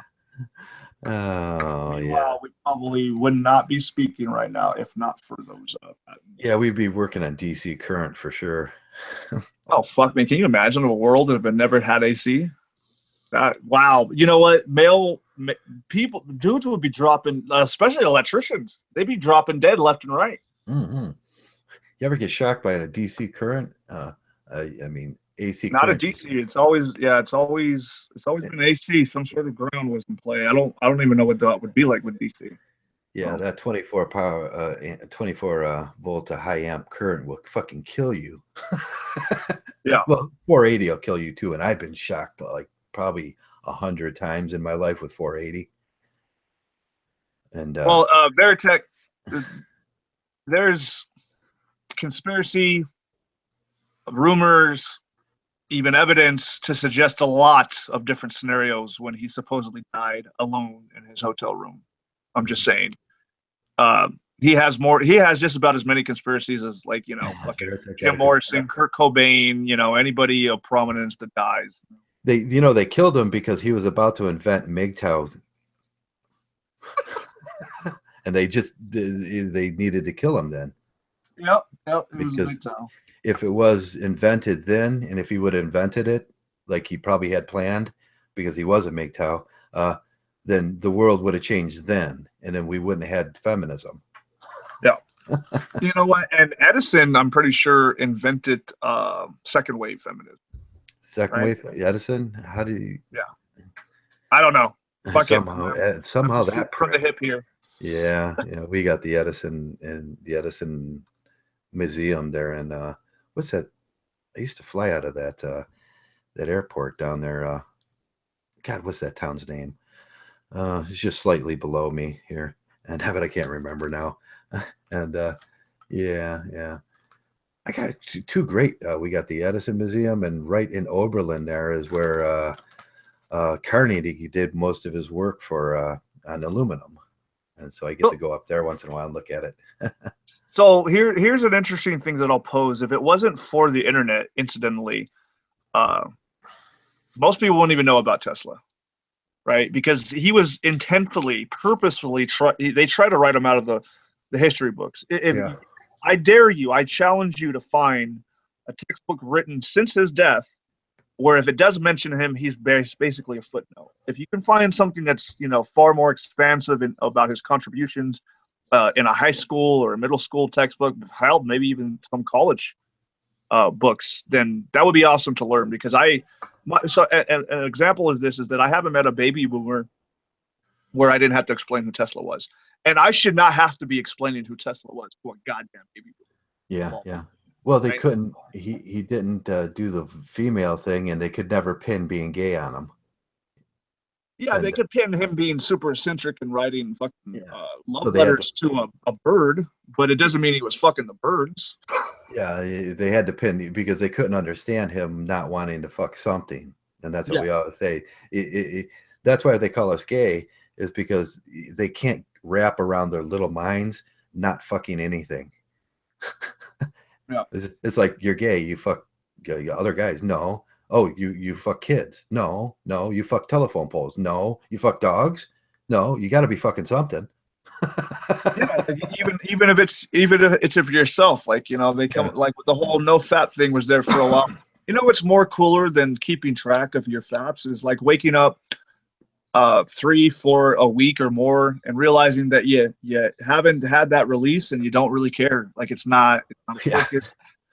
You're focused on other things. You're focused on other things and you just don't care about that no more. That's so incomprehensible for blue pill guys. That's the biggest problem. And Mgtow, that is incomprehensible to them. Did you see that thing about that guy humping that statue today? That little girl statue? Oh shit! Where did it take place? No, I didn't hear about it. Where did it take place? They put that little girl statue out for the parade, for the female parade. It's the strong, independent little girl statue. Yeah, guys. in Denver, right? And then some Wall Street guy from the Wall Street building, they put it out in front of what's the building for Wall Street there? No, hell, I don't know. I'll bring it up. God damn it. I'm not educated. Damn it, Trav. Yeah. This is Blue Pill Guys. News. Somebody will answer any moment before you have a chance to look it up, even with the delay. Answer, yeah. Man humping statue. Remember how to spell statue. And I type a Y in for it. Man humping statue. Dude humping the fearless girl statue. And let's see. I'll read it off for you. Dude humping the fearless girl statue is the actual worst. And it is the worst. And this way these guys, these blue pill guys, a man's photo in a business suit pretending to hump a fearless girl statue on Wall Street. It's on Wall Street. They put it in front of the bull statue like she's staring down the bull. And it's the whatchamacallit bull for what's the Merrill Lynch bull. Okay. And so she's in front of the Merrill Lynch bull staring down some Wall Street idiot with a blue collar. Well, no, he's not blue collar. He's white collar, and he's got a tie and a suit on. He goes out there, and his girlfriend's taking pictures of him and post it on Facebook while he's pretending to hump the little girl. That's the way they fucking think. And you know what's funny? I can imagine like the anti-feminist crowd, especially Yeah. a Barian, giving that guy a high five, right? Yeah, Barians and those guys like, oh yeah, he was just being a dude and being funny. No, he was being a fucking total fucking idiot and hurting us more than he helps us. Yeah, absolutely. Fucking A, man. And that's the kind of idiots we don't need, because them are the blue pill, them are the simps, them are the pussy beggars, them are the cackling hyenas that we talk about. They cannot keep that shit under control. They would hump you if you were dead in the apartment and there was no one else to hump. They would hump your dead body like a And after dog. they drew a penis on your face, they would hump you. Yeah. You know, it's like a dog. They say if you die in your apartment and you have a dog, the dog will eat you. Yep. Yeah, or the cat will eat your eyes out. You know, a blue pill guy, if you die in your apartment and he can't get out, he will hump you. It's funny, they've already proven only some dogs will actually do that. That's how loyal they actually are. Yeah, dogs. Their whole system is based on calories, and that's it. And also their whole evolutionary development, since it's been intertied with ours, their loyalty is fucking. It's measurable to an extent, but it's fucking amazing. It's absolutely amazing. When you're alive, there's a lot of loyalty there, but when you're dead, you're a piece of meat to them. That's it. Cats, there's no questions. I think dogs would probably wait longer, don't you think? Yeah, dog would. There's been cases where the dog dies when the owner dies too, and that shows. Well, I thought I had a dog a while ago, and it changed owners, and that dog loved me, and I thought, well, the owner said, well, she's acting funny and she's sick now, and I said that's because she's dealing with separation anxiety. She loves me, and it could die from that.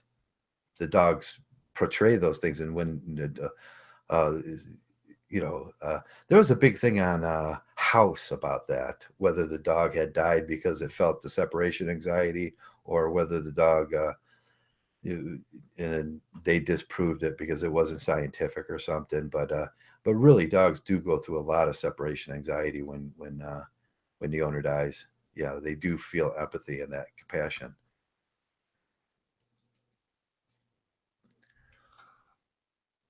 Oh, they're talking more and more about Tesla. I want to jump in. Tesla made the electric car.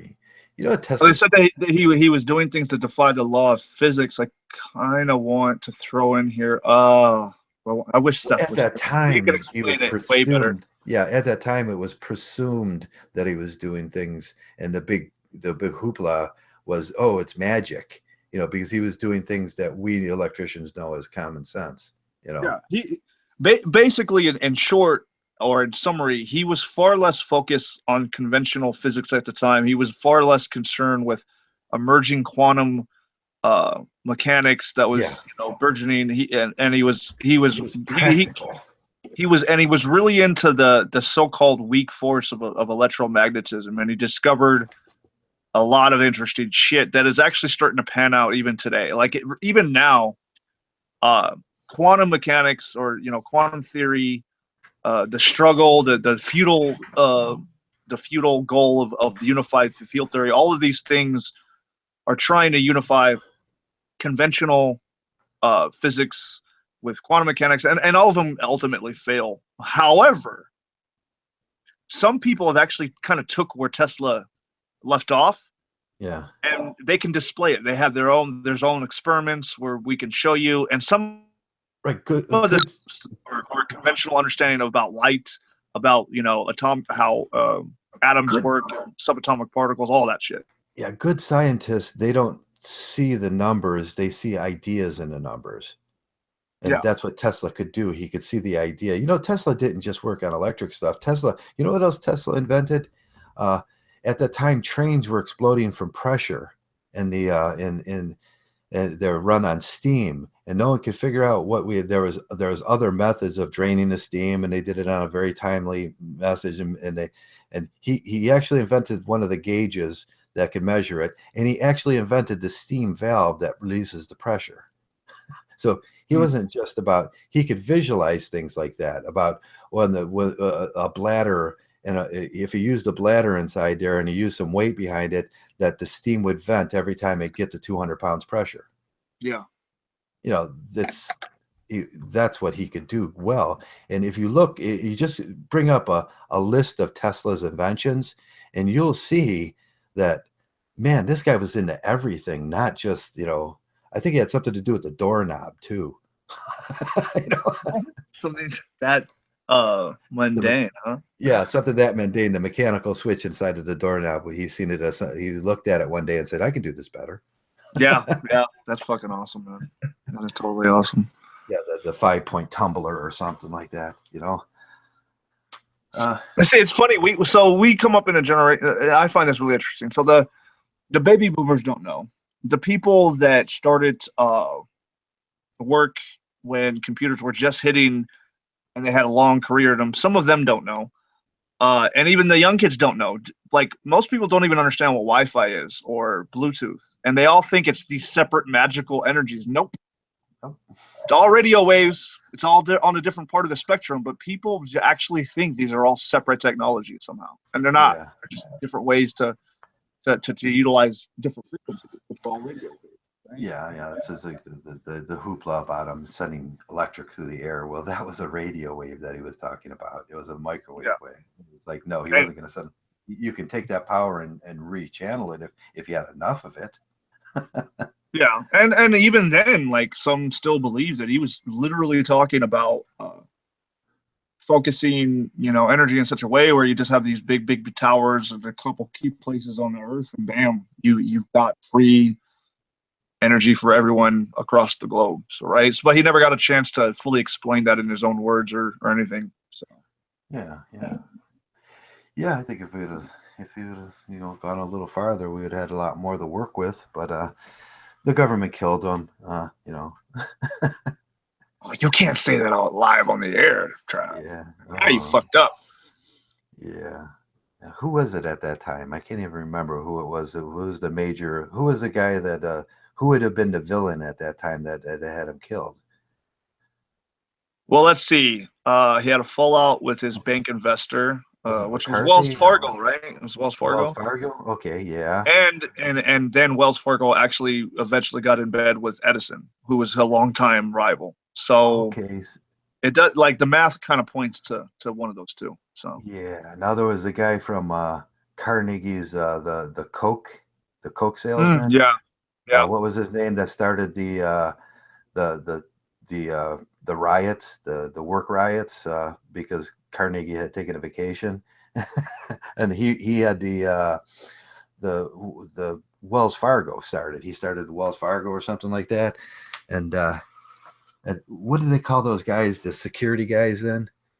I can't remember. I'm not sure. Yeah, so let's blame it on. Yeah, he was a good villain, and. No, I mean, if it wasn't Edison, if it wasn't somebody related to highly immoral bankers, then it was. It's a Rockefeller. It was most certainly the government, because I mean, just the amount of things. The Illuminati. This is what really pisses me off. Like the whole. We have this channel, right? In the U.S., I'm not sure if it's aired in Canada or abroad, but we have this channel. It's called the History Channel, and every time you turn it on, you either get some bullshit about Hitler. We're obsessed with fucking Hitler, right? You'll get some bullshit about some hicks hunting dunks, and it has nothing to do with ducks. It's actually just their drama with the family and shit, right? Thank you, Richard. And then you get ancient aliens. This is what the History Channel is now, right? It's all bullshit. The ancient aliens is the History Channel. Yeah, thank you, Richard. It was the Pinkertons. But I think there was even an episode in Ancient Aliens where they were just saying, well, you know what? Tesla was Tesla because he had contact with ancient aliens. Yeah. Or aliens. The ancient aliens come down. That's the stupidest thing I ever heard. God. Well, I mean, it's weird. It's almost like because of the absence. Well, if nobody's interested in religion anymore and atheism and secularism on the rise, let's do this alien theory. Let's fill in the blanks with all this. There's no evidence for any of this shit at all. They're doing a Barnum thing. Let's just give the people what they want. Yeah. Do you know how offensive that is? That like they have done episodes on every civilization. They have done episodes on all these amazing cultures, and they have basically, in one stroke, with this theory, wiped out their human achievement. Right? We can't possibly do these things on our own. We have to be aided by some outside external force outside the planet, right? Yeah. I mean, come on. Yeah. That reminds me of a great movie, Walter Mitty. Did you guys watch that one? It About sounds big or something. I don't know if I've sat through the whole thing. Walter, maybe. yeah, the last photograph of Time magazine, and Walter Mitty. I thought that was a great movie. Yeah, that was kind of it was a really, really well did movie. Are you talking about The Secret Life of Walter Mitty, This, 1939? yeah, The Secret Life of Walter Mitty that was just made recently. Oh, okay. Well, they copied it. It originally came out in 1939. Yeah, So. yeah, and they do. Who was the guy that did it? He was the animal. Oh God, what was his name? Oh, Well, it was directed by Ben Stiller, Ben Stiller. Yeah, Ben and Stiller it did it. features Ben Stiller too. So It he both features Ben directed Stiller. and starred in it. Yeah. Yeah, So. Ben Stiller. He had that great movie with the war movie. Don't never go full retard. Yeah. That was the best. There was some Mgtow shit in there too, wasn't there? Yeah, but I've heard of the Black Knight satellite. That's interesting. Yeah, I don't. I love that idea. The Black Knight satellite, the big rock that looks. They say it's a rock. No, it's a satellite. It's a spaceship, and it's just.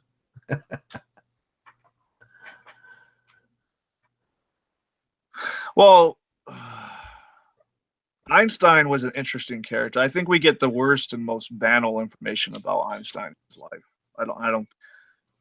One thing that I will credit Einstein for is that he was the only scientist in his time that I was actually talking strongly about, hey, all this new shit we're doing, all this technology, we need a really strong ethical code.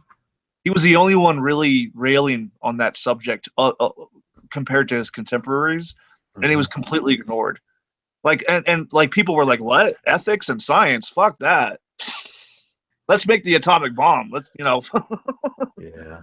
let's drop it on Japan. Fuck it. Let's just go with it, right? So and there's letters to the president on record for that, and actually he was encouraging that if we do one, nobody should be doing it, but if other nations do have access to this formula, to this power, we need to have preemptive power, which was fucked. But he was still presenting the idea that we have to have ethics and some sort of moral responsibility with these scientific achievements. And he was the only guy in that particular era that I think was really about that. So.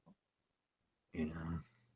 Well, I don't know. Maybe Tesla. Einstein. Actually, Tesla was a humanitarian, but his ethics with his stuff was more of an afterthought, right? Because he was such a visionary. I don't know. I don't know. Maybe I'll have to research this before I speak on it. I don't know where Tesla's stance on ethics and with science. Not a lot of stuff. It's not like he was a philosopher, No. He's not gonna. He didn't have nothing. He really had not a lot to say to the public. He really had not a lot to say that he could relate to on that way to people. I wouldn't have seen it if it did. Now Einstein, they say that Edison was a patent thief, but Einstein worked for a patent department, so you got to wonder where some of his ideas came from. Yeah, no, that's a fair suspicion to have until you have evidence one way or another, Yeah, So. yeah. Now, did it mold him? Looking at all these interesting ideas from people, did it mold Einstein's brain into looking at things differently? Yeah. It went two ways. Either he stole it from people that had a creative thought while they're on acid one day, or he actually molded his mind, working in that job, molded his mind to think about things a little more abstractly, to think about things more in a real life situation and worldly situation instead of just numbers. He started seeing ideas. Yeah. And see, there's so many different like that's kind of getting into what intelligence is, and I think intelligence different forms, but basically it's about pattern recognitions, and it's about connecting or not necessarily obvious in the connections. And then when you have an ability to do this, and it's invariably manifests itself in genius. There's so many different ways to. Oh yeah, there was a lot of guys that are really smart, but some of them took a real big hit because of the the cultural situations at the time. Watt was one of them. Watt had invented, they're looking at some of his ideas now, like, yeah, man, that guy was 60 years in front, but they found out he was gay, so the cure for being gay was giving him estrogen. He grew tits, then killed himself. Brilliant. Jesus Brilliant. Christ, Yeah. man. Because they figured it was the cure for they figured him a sodomite, and they says, well, you have a choice between going to prison or taking estrogen. I think that was Watt. Yeah. And he's like, okay, I'll take the estrogen. Then they tried to turn him into a girl, and he wasn't happy with his, he killed himself. It's like, fuck. Yeah, it's disturbing. It's like the guy that put so much work into the first sex operation would later come back and say, I made a terrible mistake. And then he was disavowed by the trans community when he said, hey, we should not be doing this. So Yeah. Yeah, the doctor that was responsible for all that, for the so-called psychology and that it was okay and then blah blah blah. He would later come back and say, I've made a terrible mistake in my career by advocating that we change these biological elements of who we are. And then all the transsexuals and a lot of the LGBT community said, fuck you then. We don't need you. Even though you invented the medicine to help us do this, we don't need you. Yeah.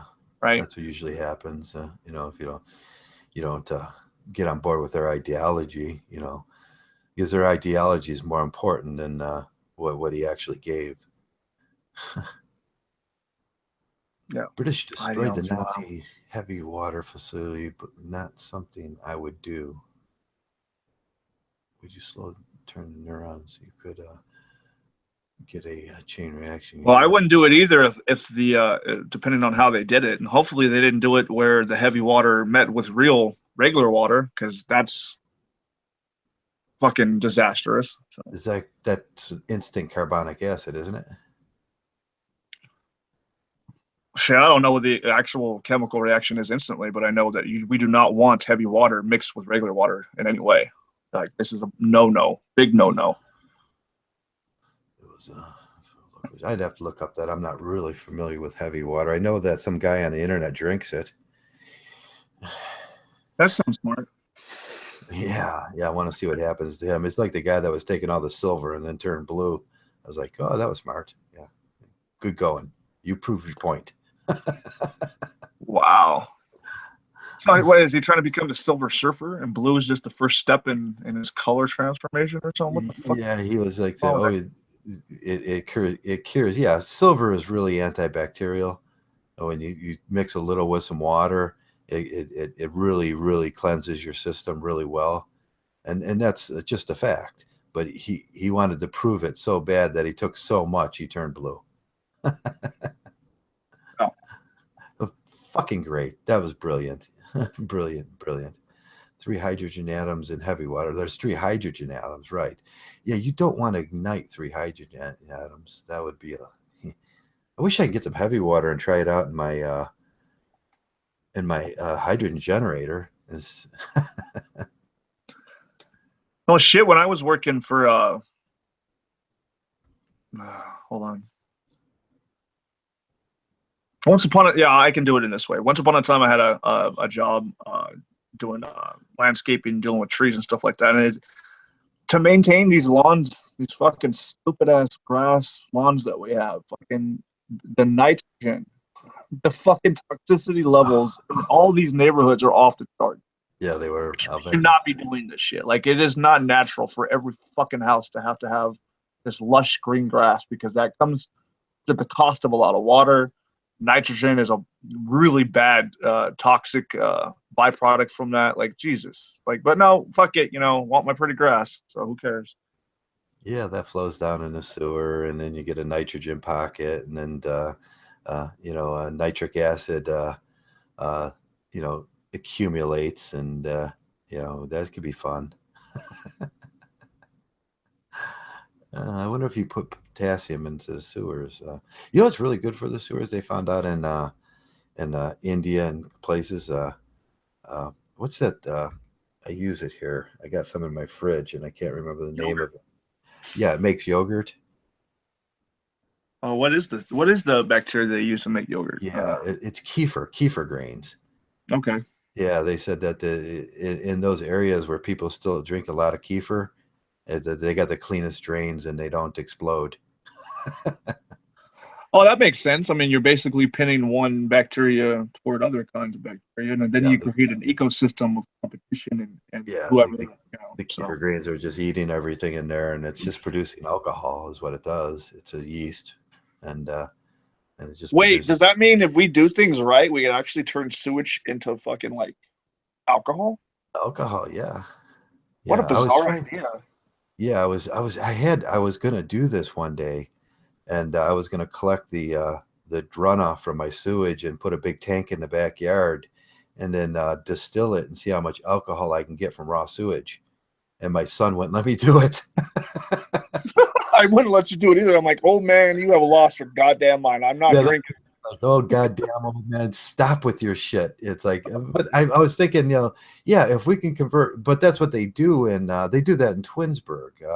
They have an alcohol facility that converts sewage into methane, and then from methane, they convert it to alcohol, then they convert it to methane, and Okay. or one of those. Probably I can't remember how that goes, but they have a methane factory that powers generators, and they get cheaper electricity.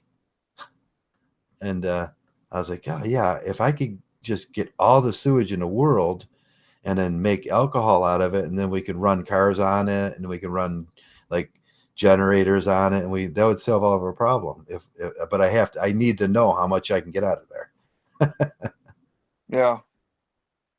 So can you, once you get it into an alcohol state, can it be turned into something more useful than just like like ethanol or no? Yeah, yeah, you can run it in a car, but it's not the kind of alcohol you drink. It's like the rubbing alcohol type I got you. that you can't drink, that is toxic. But yeah, you can run it in a car. You could we could run electric generators. We run a lot of electric generators in America off of alcohol, and and yeah, yeah, it would be perfect because it's cleaner than gas or cleaner than oil and coal, and we have an abundance of waste. Hmm. It's almost like man, there's the right underneath your house there out to the street, and on this street there's a fucking gold mine, and no one's tapped on that yet. Or not allowed to tap on it because it's not in the best interest for revenue streams. So certain. Yeah, it's not in the Yeah. best. Now think if you can reverse what is a methanol, ethanol, methane. You can reverse engineer to something else. The carbon in there. The next thing up from ethanol is something else, and then the next thing down from ethanol is something. I should look that up real quick.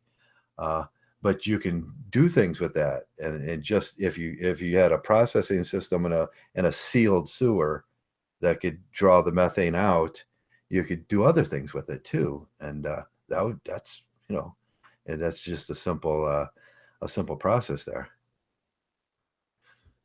Hmm. There's a lot of different ideas for alternate power, you know, except we got really bizarre ones like lighted roadways and stuff like that. Yeah, man. There's always been a lot. It's the same. I mean, even before the internet, like there's been this cycle that I've noticed, at least in my lifetime, right? Which and it's scientific and medical journals. Something fucking awesome will just appear, and before it even gets a chance for peer review, it just disappears. Yeah, it just disappears because the big oil and big coal doesn't want it to happen. Yeah, it's not like other scientists are coming out and either proving the idea wrong or saying, hey, this is not applicable or whatever. They're not doing that. It doesn't even make it that far. That's what I meant by a peer review. It's not even Yeah, making it to where other scientists can try to repeat experiments or really right. Yeah, yeah. You review figure. it. Right? It doesn't make it that far, and I've always found that bizarre. Right? That's the whole point of science is that you come up with an idea, a hypothesis, you run some tests, experiments, you get the data and they share the data, and others reverse it, and they do everything that you did, and bam, you arrive to this new thing, and Yeah. that doesn't seem to be the case anymore. So. Yeah. Yeah. So solar roadways are so stupid when you think every one of those poles out there on the highway, and every one of those poles in your could have a 1400-watt generator, wind generator on it, silent and nice, and generating electricity. You know, and they're small and not very expensive. You know, it's like There must be an attitude somewhere out there with those with resources who think that, so there's like, they must look at, most people, the majority of people, as just be even beneath pleb status, beneath cattle status, beneath animal status, like you, because to deny so many innovations and different things like this, you have to be, fuck it, man. I mean, I don't want to use that word again, it's too nebulous, but like, something's not right. Why would you not deny the world of these things just so you can make a couple extra bucks? I really don't understand that. Yeah, yeah. If there is the Christian hell, and that's a horrible thought, but if there is, those people have a special place there. I mean, that's just example of an unjust world. We live in an unjust world when people can get away with hiding the truth and hiding. We shouldn't be running on oil no more. Really, it's just stupid. We should have had these technologies already. We should be wind generators on every house. I mean, it's just stupid not to. When you think about it, it's you build a house for $60,000. You don't want to put a $1,300 wind generator up there and, Yeah. and make it the law. You know, every single house costs $100,000, and you're going to complain about a simple little cost like a fucking wind generator.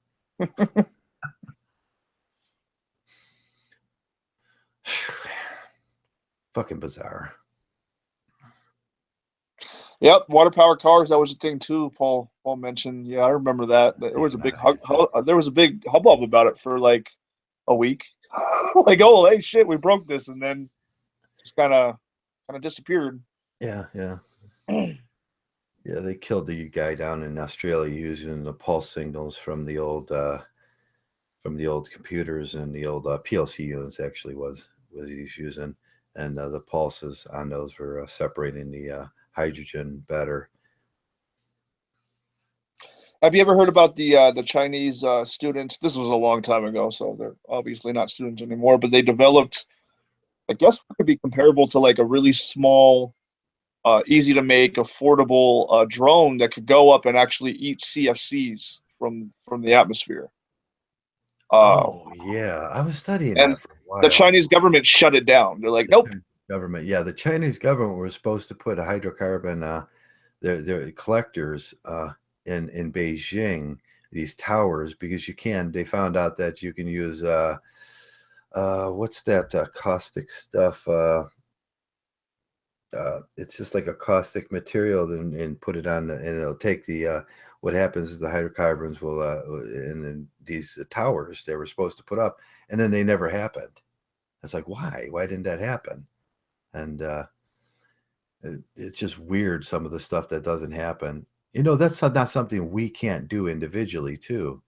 If you just really kind of buckle down and study how to separate carbons from the air, each one of us could probably take out, just put something, a barrel in your backyard that wind blows through. And you think about what are those little air fresheners they run on a positive voltage and then they take the dirt out of the air. I not ionizers. Yeah, ionizers. Yeah, isn't an ionizer just a carbon remover? Well, yeah, sort of. They leave, if they're a good brand, if they actually work, they always leave this really strange, eerie electricity smell in the air. Don't they? Yeah, that's why I got rid of one. I had one for a while, and then I went and bought a really nice one that you just put the filters in the back, the carbon filters, and then I realized, man, these carbon filters are going to eat me up in cost. Yeah. But that's the only way I could sleep for a while, if I had the carbon filter inside of the thing in my my room, and that gentle hum that they make is like I just fall right to fucking sleep to that gentle hum. It's fun because they use ionizers to try to clear out smoke in smoked Yeah. in rooms at hotels. Yeah. And there's like you can't allow a guest in that room after X amount of time. So like if if you go into a smoking room and you're a non-smoker, you don't like the smell, the Yeah. hotel sold out. They say, well, all I can do is have you leave the room for a while and I can ionize it, but you won't be allowed right back in. You're gonna have to You won't be wait a allowed couple right hours back or in. something, right? Yeah. Yeah, Uh, they'd always tell you that. Yeah, I remember going to casinos a lot, and they would like, "Oh, we have to do the room," and I'd walk in, and this place smells like open ass, and yeah. it's like I do something about this, and then they say, can you go away for like 4 hours so we can do this?" I was like, "Yeah, I'll go away." But Oh, that's when customers were a lot more understandable about shit. Not yeah, never mind. yeah, I'm gonna go play cards for 4 hours anyways, But yeah, Fuck it. fucking A. Casino. Yeah. Yeah. Yeah, but you think that same technology that takes smoke out of the air can take carbon out of the air too? It's like, why aren't we doing that? If, fuck, if every home in America would just simply have a small amount of electricity going to something that removes carbon in the air that sits next to their gutter roof, it's like, okay, and we've solved it. It's like we can clean up, we can clean up So our far, like wow, imagine we've only begun. Now the Republicans are like, why do we have to pay for those for the big companies?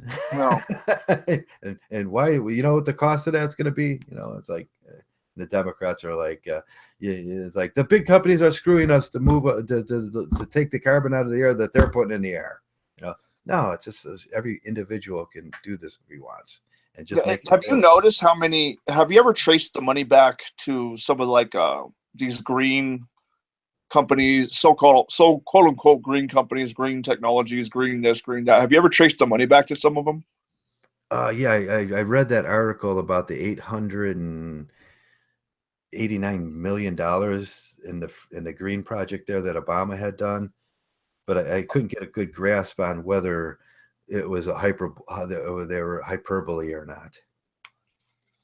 Well, if you take it's kind of easier to just take like an independent company or a project or something like that and try to trace somebody back there. They usually go back to like BP or one of the top oil, uh, Yeah, the top dogs. And because one, they probably own the patents for half of it anyway, and then two, what better way for PR? Like, hey, we invest in green technologies. We do care about the environment, right? yeah, we So care. a lot of their commercials will even admit it, like, hey, we invested this other company that you thought was independent and green. Meanwhile, we actually own the shit, right? Which is a Yeah. conflict of interest because it's Well, just that's it what they is. were doing. Yeah, they were taking the money for cleaning up their own waste, which they were doing anyways, and then pumping that in. It's corporate welfare. It became a Yeah, corporate welfare package. Yeah, yeah, I seen that, and it's like, yeah, I think didn't Trump say something about mention slightly something about reducing the corporate welfare? And so far, I haven't seen hey, if we're going to be like bad on these welfare recipients, then who the biggest recipient of welfare is corporations. And while we're at it, why are we paying all these judges? Because they are the biggest recipients of welfare. yeah. you know, we could take that idea a long fucking way. Let's reduce the size of every single courthouse in America. Let's get rid of divorce because they're recipients of welfare, and it's just a different kind of welfare. But no, that's not going to happen because they like their government. Yeah. Element just popped in out of nowhere. Oil is a military-owned product, so they can control what happens to it. You're absolutely right. In fact, you were so right. I summon Element. Boom. You summon the element. Well, we might be ending this soon anyway. I'm not quite sure where Trav's at. Yeah, it's like 12:52, and I'm about on my last pipe full. Oh shit. Then come in and we can do the outro, as SFM said. Element can come in, just show up, do the outro. Yeah, yeah. Who knows what would be pretty cool? What would be pretty cool? 100%. Watson supports. Paul's kind of a video on YouTube. It's just perception motion machine. Okay. Yeah, I think we're pretty much wrapping it up here. We should wrap it up in the next 7 minutes, huh? Yeah, that's cool with me. I probably should. I drank way too much coffee today, so I need to balance that out with, at least, You I gotta, don't know, quite a bit of water, maybe, half a gallon at least. So. yeah. Yeah, I need to get the dog out too. I would do these things and then I forget about poor Dougie sitting there on the kitchen floor thinking, man, I gotta piss. Now you probably look at you like, God, this motherfucker ever shut up. You got great bladder Take control. me out. Feed me.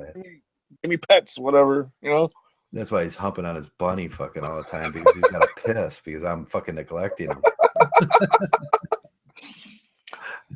Oh shit! That shouldn't have been live. Someone could go back in and be like, "Trav's a dog neglector" or some shit like that. Yeah, Trav hates dogs. I love dogs. Yeah, but they will. They'll take that to some bear. I'll take that and out of context and yeah. Veritech, I can't take melatonin because it'll conflict with my melanin tablets. And, I got some. I might take one of those tonight. What, a melatonin? And because they work for a while, but then they stop working if you take them too much. Oh yeah. And then so you have to stop taking them, and then like a couple months later you can get like, oh, now I can like get a good night's sleep again because you get that first one, the first ones you take, because you always get the greatest night's sleep on the first ones, and then you wake up the next morning and you go, fuck, was I out that bad? Yeah. It's funny, anything that manipulates your sleep like that. I mean, I can't think of any, whether it's natural or otherwise, where something that aids sleep doesn't have, a negative side effect, or just is not that effective in the long term, So Yeah.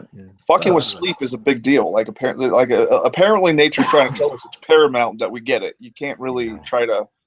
And there's other reasons you take those things too. Their tea extract is what it is. It's an extract from a tea. Okay. There's a certain what does they say that tea does in your system? Antioxidants. Mgtow here. I gotta plead with you. I've done a lot of research on synthetic cannabis. I hope you're kidding, because if you're not, you're messing with something very, very dangerous. So. Oh, is that what do they call that? It's the S word. No, well, here's the thing, that like, depending on who you ask, where you ask, when you ask, well, yeah, synthetic marijuana, synthetic cannabis is fucking what? Oh, they had the name for it. The zombie guys that were using it. Yeah, the animal bath salts and shit like that. Yeah. Spice. Yeah, there we go. Spice. And the reason why it's so dangerous is because all they do is they just keep changing one, thing in the molecular structure every time the last one gets banned. And because of that, like, it's never tested. The carbon structure of it to make it look like the animaloipenes. Yeah. And they keep doing this, and so every time it's hit or miss. Some of them are innocuous, some of them have horrible effects. Yeah. It's just bad news. Across the board, it's just bad news, man. Yeah, we already know the history of marijuana. It's fucking decent. You get the munchies, right? I mean, no big deal. But it's so easy just to grow a plant, too. If anybody could please send me some seeds, not that I'm begging for them, please. Yeah. What did he say? It's insane. I quit, but Jesus, it's strong. Okay, yeah. So he discovered that on his own. That's good, man. I wasn't gonna yell at you, but I was definitely gonna be like, "Damn, dude, you need to just quit. Just quit. Go and do the Mgtow thing and quit, because if walk away about it, walk away from it and don't abuse marijuana either. It's good once in a while, but don't get overindulge in that stuff, because I've seen so many horrible cases of people in life that overindulge in marijuana and don't think that's going to affect their mental capacity. And yeah, you can't smoke too much of that stuff. I mean, it becomes addicting, and you sit on your couch playing video games and eating Cheetos and smoking pot all day. You are far beyond help then. Well, if I'm lucky enough not to have my kid live with me for too long, right? If I get to hit a golden years and be alone for a while, I actually want to try the fucking God particle. I want to try uh shit. I always forget the name. It's not DST, it's DSM. Oh, you want to drop a hit? No, the old school shit they got in South America. That version of it. Oh yeah, DST, I think. yeah. That's it's really hard to get it right, and yeah.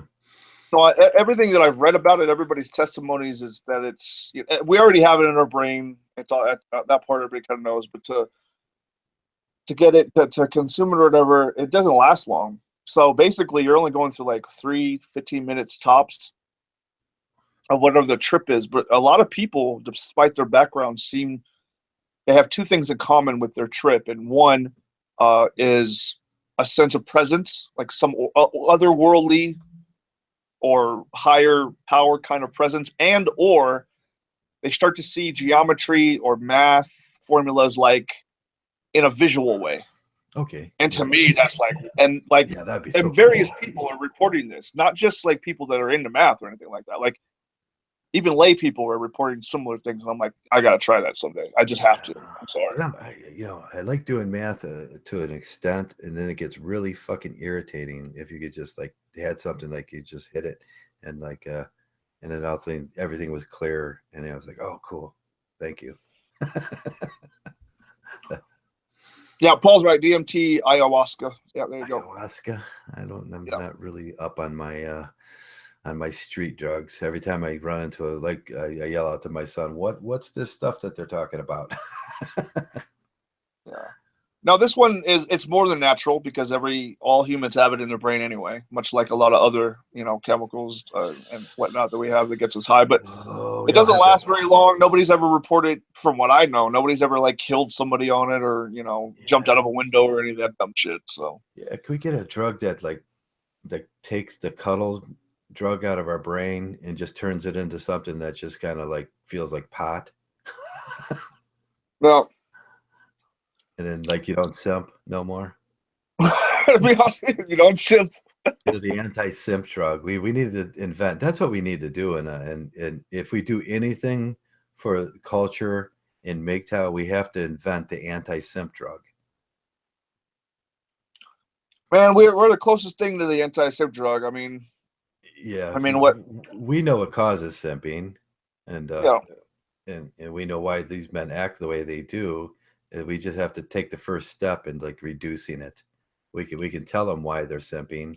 We know why they're simping because it's a chemical reaction in their brain. The oxycontin or oxytocin is making them fucking simp, and they want too much of it. They're addicted, and but we tell them that, and they go, "No, man, that can't possibly be true." Because because if I don't get like cuddles, then I won't I'll die. I think that's the stupidest thing. I just every time I hear that on the internet with these PUAs and these these long-term relationship guys, like, man, you need to get those cuddles or you'll die. I start stamping my feet like a little kid and I start laughing and giggling. yeah. It's like, you stupid. And the smartest people in the world will say it. We got doctors like Nico saying it.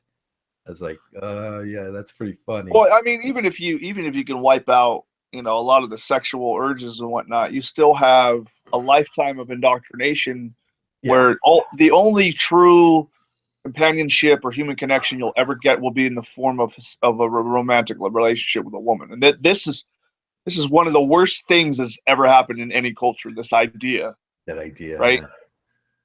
Because it actually destroys both men and women, but specifically, we know exactly how it destroys men, right? Yeah.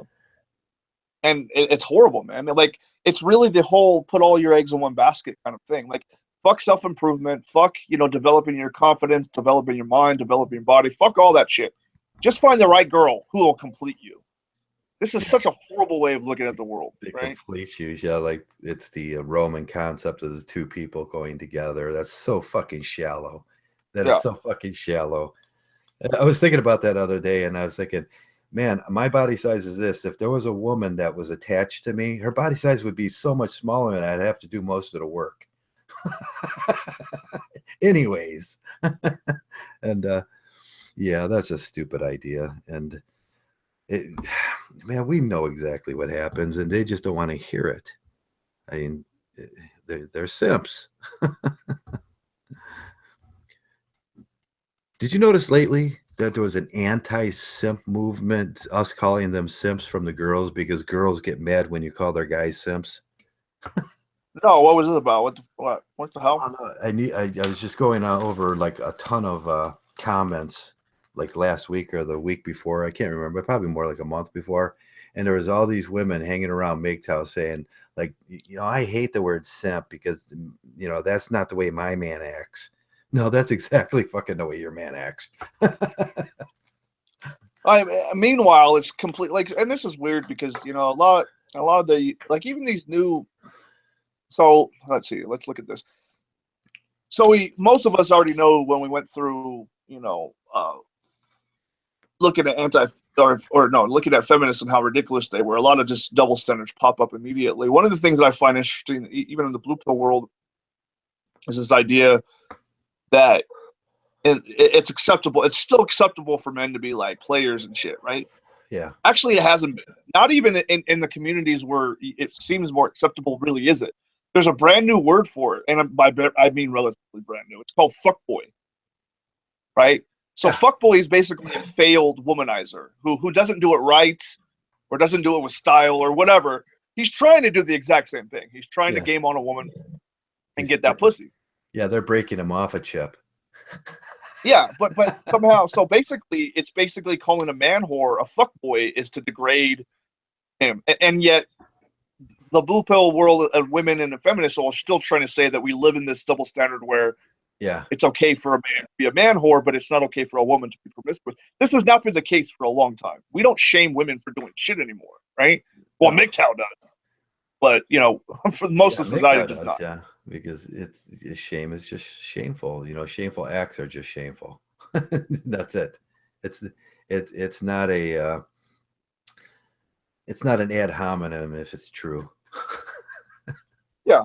So I mean, I think maybe that's kind of like that's one of the an additional reason we may conflict with like the PUA SPI kind of stuff is because to go like because we're often charged with bitching about women nonstop, and we never talk about the male condition, or we never talk about male nature, and we do quite a bit.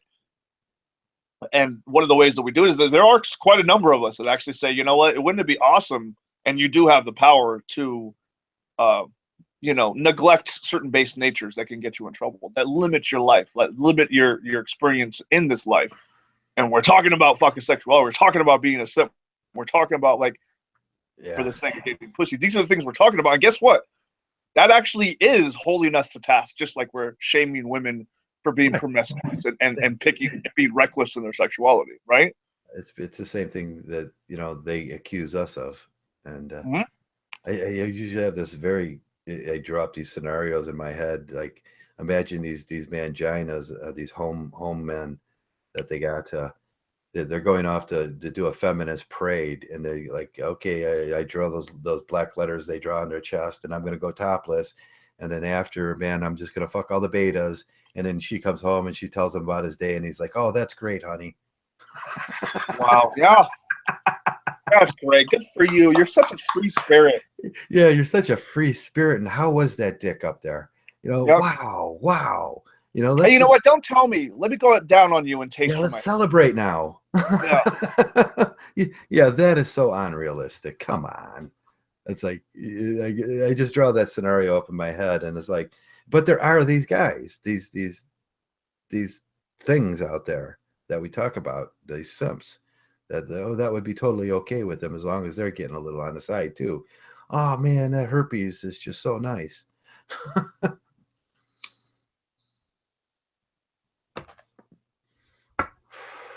Element, maybe it's possible. I'm not a huge fan about the whole ICP Juggalo crowd, but I may have seen it. I don't know. I've certainly met quite a number of them in my life because of what I used to do. But Jesus Christ, that's a video by itself. Oh, that was the clown thing, wasn't it? Juggalos were the clowns, the clown posse. Yeah, and there's a whole bunch of other room too, and it's a little bit bigger than just dressing up as a clown and whatnot. But Yeah. Well, you it's a dress really up as strange little an subculture. It is evil, bizarre. bizarre So. clown. Yeah, yeah. See, yeah, you guys, you didn't think I knew about that, did you? Because No, I wouldn't take it. I wouldn't be like, what, Trav? That probably means that you were a juggalo. That's what I'm thinking. no, my son was a juggalo. He was a Are you Yeah, serious? he was into the clown posse. They went down to see the clown posse thing around. There used to have a big festival outside of Cleveland summer. I can't remember where that was, and he used to like to go to those things. And I would, had to have the talk with him, like no doing pot, no doing acid, and and no drinking beer. And then I knew like he's just going there to smoke pot and drink beer all fucking day. Yeah, I knew. I worked with this one artist.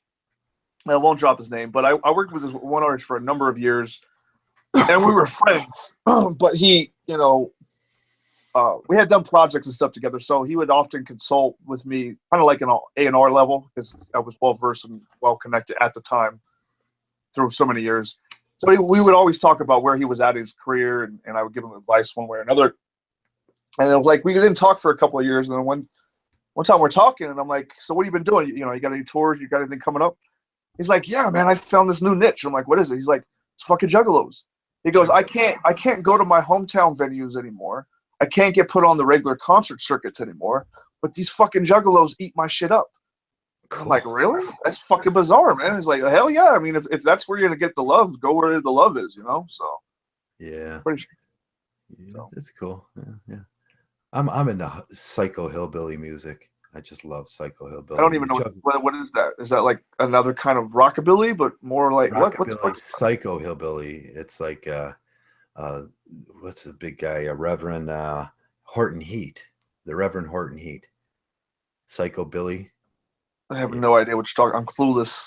Oh, you got to go do a Psycho Billy concert. You ain't lived until you've been to a Psycho Billy You concert. lived, huh? Yeah. All of you guys, before Reverend Horton Heat dies, you should go see the Reverend Horton Heat. Okay. You know Reverend Horton. He did this song Marijuana. And the guitar, the classic 60s beach music guitar Marijuana song. Look it up. Reverend Horton Heat Marijuana. Yeah, I'll have to look it up. Nothing's clicking Yeah. for me right now. So Yeah. you keep Well, making me and my Element buddy, laugh, we were though. like two old guys. We went the last time he came to town. We were like these two old guys, and he was like, "You got to go see this." My buddy's really cool with this stuff. He likes bizarre acts and stuff. Yeah. I was like, "What is Psychobilly?" I was just like you, like, "What's Psychobilly?" I don't know about this stuff. But then I'm in there, and it's like a stand only crowd, and it's this small hall, which used to be, some of you guys may know it. Is used to the Euclid Beach. It was Euclid Beach. What did they call it? Oh, it was the ballroom, the Euclid Beach Ballroom, which was kind of famous for Jerry Lee concert, which popped off in history. But I think it was the Jerry Lee concert. There was a concert there when Cleveland got the name for the rock and roll like stuff, which happened, and they kicked the people out. But that was the Euclid Beach Ballroom, and it used to be a big thing on the shore. There was rides and shit and everything. So I went down there, and I was like, after I got done doing, there was a guy in the band that came up before him. He made a bass guitar out of a 57 Chevy gas tank. Oh, wait a second. Does this group, or do they kind of have like a Primus vibe? Yeah, the first group did, and then the Reverend Horton Heat, and I knew the songs, and it's like, but I never put the face to the, he does the Raceway song for the Pasadena Raceway there. They always start off with that guitar thing, and it's like, and then the broadcaster comes on, and he says that famous thing about here we go with the races or something, and then they play the guitar song. That's the Reverend Horton Heat, and it's Psychobilly. It's just that fucking great Psychobilly sound, and it was cool to do. I liked it. I thought, well, that was cool. Yeah, I had a friend when I was in San Diego who was really into the rockabilly scene. Yeah, but he fucked it up. So he fucked it up. he was really into it. He was he fucked it up because he ended up dating a single mom that was super hot. So he fucked his whole life up. So uh and he pays Yeah. for her rent. They don't live together. He pays for her rent. Ah, Like he totally said, but what he's this guy did wonderful. before this woman, this guy could have the pick of the litter with any of these females. He was well respected. He went to events all the time. Everybody loved this guy, right? But like he fell in love for this dime a dozen single mom bitch. Granted, she's really pretty with all the makeup and shit she does, because that's half of it, with Yeah. the rocket look. And then to talk to her is like talking to a fucking brick. And I'm like, what the fuck are you doing, dude? And yeah, it couldn't be happier though. Well, actually, no. In reality, he bitches about a bunch of shit, but he won't change any of it. He's just like, yeah, I'm paying for all this shit. This sucks. The situation sucks, but God forbid you actually exit it, right? Before you actually marry or knock her up. You're not going to do these things. Insane. Absolutely insane. Yeah, that's men. We do these things stupid. Yeah. Okay, well, we're about 14 minutes past our expected 1 o'clock thing. We're going to keep going talking about bullshit. So I'm going to close it down pretty soon. I'm going to close it down, guys. And Yeah, you can go ahead and close it down. yeah, get some Element sleep. got the link to shoot me. I'll just have him throw it into this one here. So And I'm going to check that out. Do you know Pessifer? What's that say? Pussifer Trav? I'm not sure what that is. I'll look it up. Yeah, so your guys' homework today is to go check out Reverend Horton Heat Marijuana and check out Psychobilly music and see if you like it. And with that, you guys have a great night. Get some sleep, and thanks for coming around, and thanks for being Mgtow. yep. Peace, y'all. Peace out.